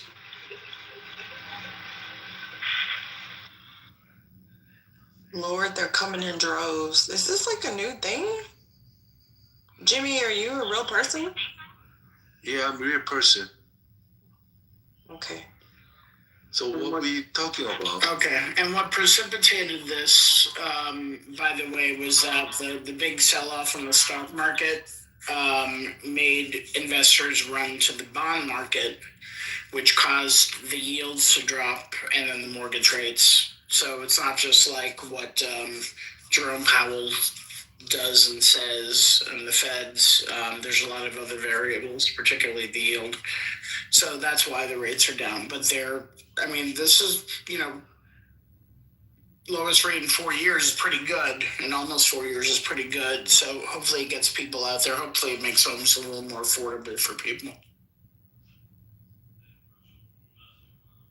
Do you think that that's really gonna happen, Scotty? Like when they... Oh, Matt is up here. So I wanted to have a discussion about inventory. So, hey, Matt, over to you for back to call. I'm dead. No, the only thing I was going to say is that we can't speak broadly about the market when there's, thousands of micro markets going on. What's going on in Austin is different from what's going on in here.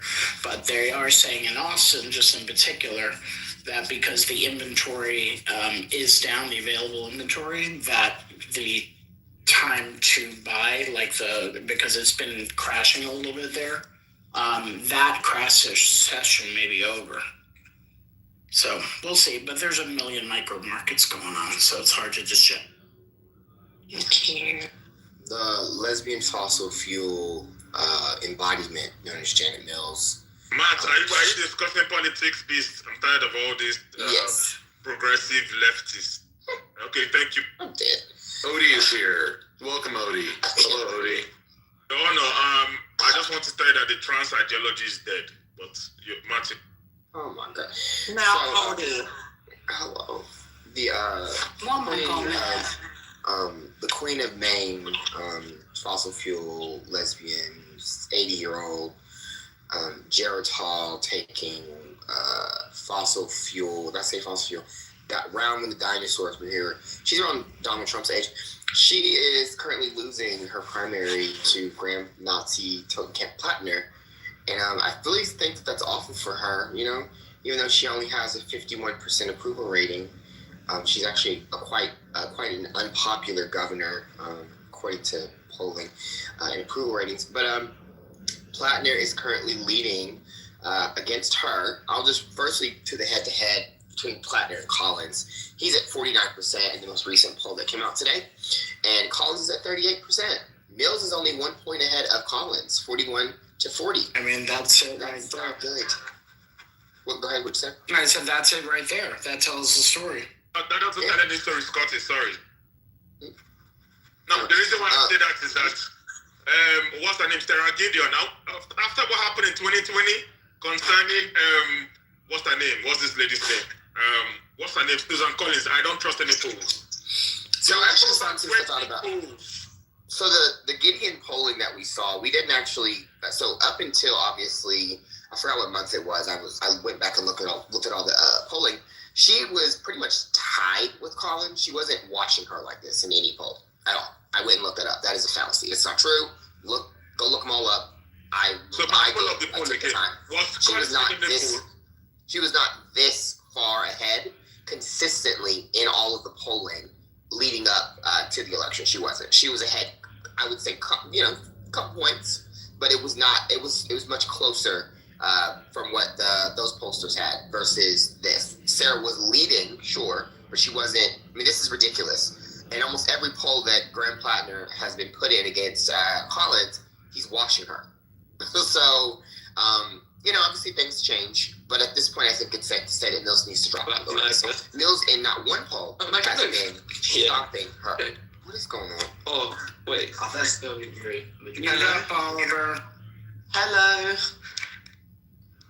Can you please get back down? Mute up. Thank you. We'd love to have the mute button. Thank you.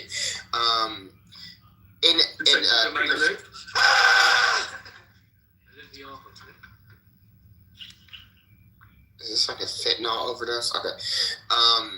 When it comes to when it comes to Mills, she has not beaten Collins in any significant polling, maybe by a point, or she's been tied. I would rather risk it with Plattner. I think that Mills just needs to drop out, and I think her age is hurting her. She's 80 years old. She's barely above water when it comes to approval rating, and she's also no shade. She also supported a couple of referendums that her state actually didn't support in last year's special that they had. So I don't know if y'all know much about Maine. I know Mahamadou does. He lives there. His presence on stage, but I would rather risk it with Plattner at this point versus trying to jump in with Mills. I know she's Schumer's candidate. I get it. But it, at this point, feels like literally all the momentum is with Plattner. What is Mills doing aside from these fireside chats where she's going around the state, not really many places in the state, talking to a room full of 10 people? Okay, but let me ask you a strategic political question, if I may, in regards to this race. I know you say Jan Mills should drop out, whatever.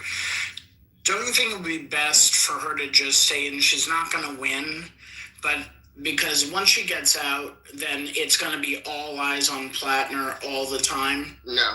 And he could be vulnerable to just whatever. Like sometimes if you're just in there as the candidate, floating, solo for the next few months before you get to the primary and then into the general, that it could expose you to just a little more scrutiny than you would if you're just going head to head with Janet Mills, and there's maybe a slight 1% uncertainty if you're going to win or not, and that becomes a healthier situation.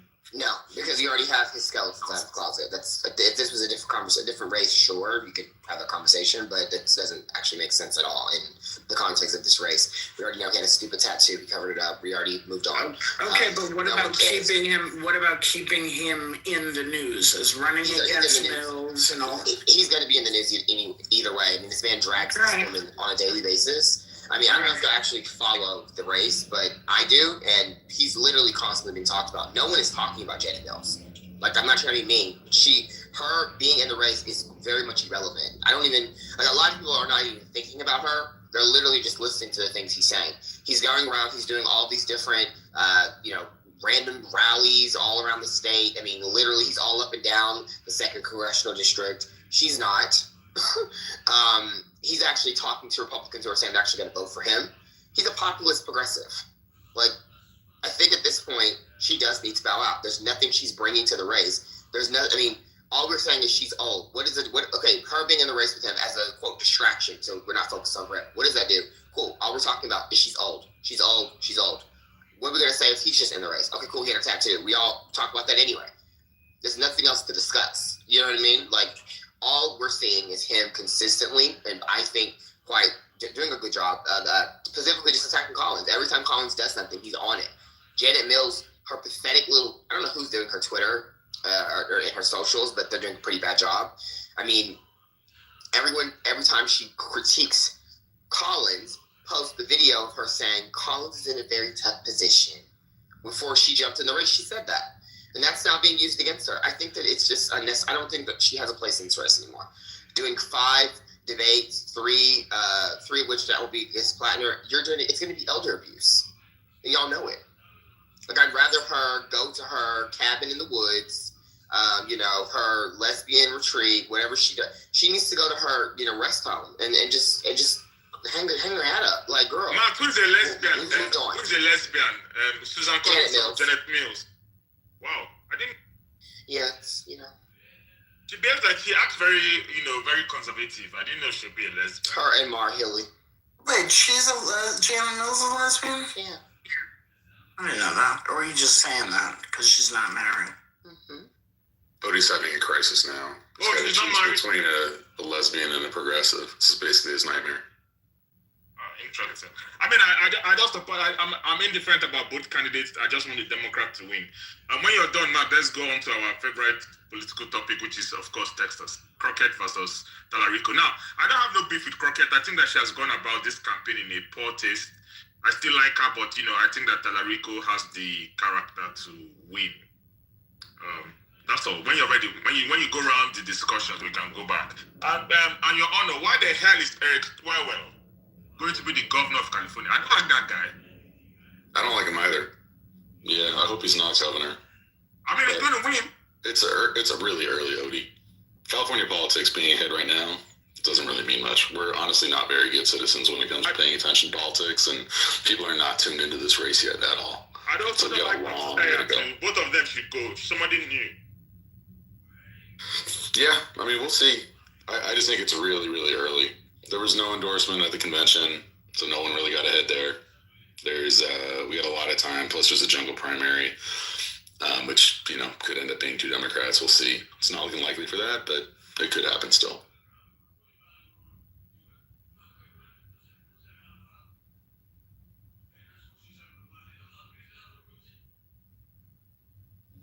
But yeah, I mean, I can't imagine Janet Mills actually dropping out, whether she should or shouldn't. I mean, I just think she's going to have people around her telling her that if she just waits it out, she's the better candidate. And, when people pay more attention, they're going to like her more or something. Like, there's always that chorus around them who's saying that kind of thing. And honestly, a lot of people's livelihoods depend on that. So her whole campaign team isn't about to say, oh yeah, drop out now. Like, they're on a senatorial race. Like, they've got good jobs for, people who are in that game. It's a headline Senate race. And if they get dropped right now, like, where are they about to go? Like, so they always get the advice to stay in. She needs to drop out. She's wasting Senate money. She's wasting Senate committee money. She needs to, it's just, to me, stupid. Like, she doesn't make any sense to be in the race. He clearly is going to wash her. I mean, every single poll shows him ahead of her. Polymarket, I know no one cares. He's literally, isn't he like 80% now? That's like, with that poll, he must be. That's a huge poll. Is it someone reputable? The pollster? Yes. There's an independent pollster too. So I'm kind of like, this is kind of interesting that that people still think she should, stay in the race. But yeah, her little tired ass team can stay and have their job. She's also still governor too, right? So, I mean, is she doing that much on the campaign side of it? She is. She's doing fireside chats with rooms of 10 people. I mean, Maine's pretty small, especially for where the population is. Is it like fundraising stuff? He has rallies where there are fucking 250, 300, 500 people where they can't even they have to all stand in the room in towns with populations that should not make sense for that. Like in rural ass towns in the second question. Y'all need to just actually go look up all of his photos, all of his videos, all of his speeches, and get an understanding of how this makes no sense for her to stay in the race. She's a retarded old dumbass to stay in the race. She's wasting my time arguing about her right now, and everyone else's time arguing for her. She needs to get her ass back in that rest home. Get back in the governors until the end of the year, and then in January she can be sworn out. And then man that's leading in polling can get his ass in the mansion. She can move, like Dan said, she can move into the cabin in the middle of the woods like Hillary Clinton and live off the rest of her days as a lesbian and do her thing. We are over it. Move on. Wait, who's running for governor there? This Indian man. I don't know him. I didn't even know who the hell he was. I've been focused on Shanna Bellows. I've been focused on Bellows. I've been focused on Angus King's son. And I'm focused on Troy Jackson. I didn't even know who this man was, and he's leading in the polls. And I said, "Oh, let me go look to see who this motherfucker is." He's some attorney. I've never heard of him. So yeah, some random ass attorney, and he's leading. And they have a big ass primary. Who's that? In Maine, yeah, we're talking about Maine. I don't like Maine as a state, so. I have to fight him because I didn't know anything about this man, and I looked him up, and it said he's an attorney, and I think he's a progressive. So it's kind of interesting. Let me find his name. Hold on.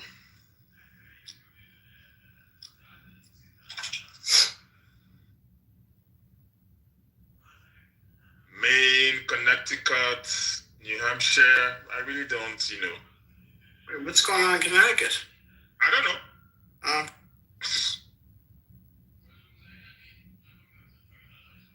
Oh no. Oh no. No. What? Lauren Underwood just endorsed Haley Marge Simpson Stevens for U.S. Senate in Michigan. Lauren, what the fuck are you doing? Yuck. I love Lauren Underwood too. That's terrible. Fuck. She endorsed the lady in Illinois. Yeah, she's in Illinois. I mean, she gets shit done. I mean, she gets literal. She gets billed. Who does she endorse now? Haley Stevens, the one that looks like a despicable me villain. Speaking of Michigan, that woman's like she's like a scarecrow. She's gonna lose though, don't worry, Jack. Murray's gonna win in that. I hope you're not supporting Abu Said, your honor. I know you support all those leftists. It better be McMurrow, because this is ridiculous at this point. That just pissed me off. Sorry, I just saw that. What am I looking for? Oh yeah, Nirav Shah. That's who's leading right now. Same poll that just put out Plattner and all that shit has him at 25%, and Shanna Bellows at 19%, and Troy Jackson at 16%, and Hannah Pingree at 10%, Angus King's at, and the rest of them are irrelevant.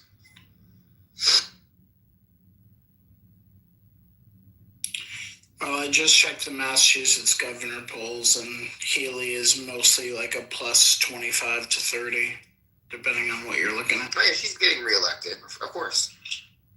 Do you have term limits there? I believe so, yeah.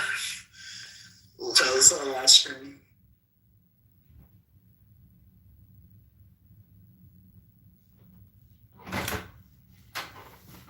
I mean, I know that no one cares about Kansas except me. Even Is Sherry running for Senate? You should just know. It's Charisse Joseph, so that's her name, Charisse, right? Wait, who are you saying? Charisse? Yeah. She's not running yet. She says that she's keeping her options open until she knows for sure that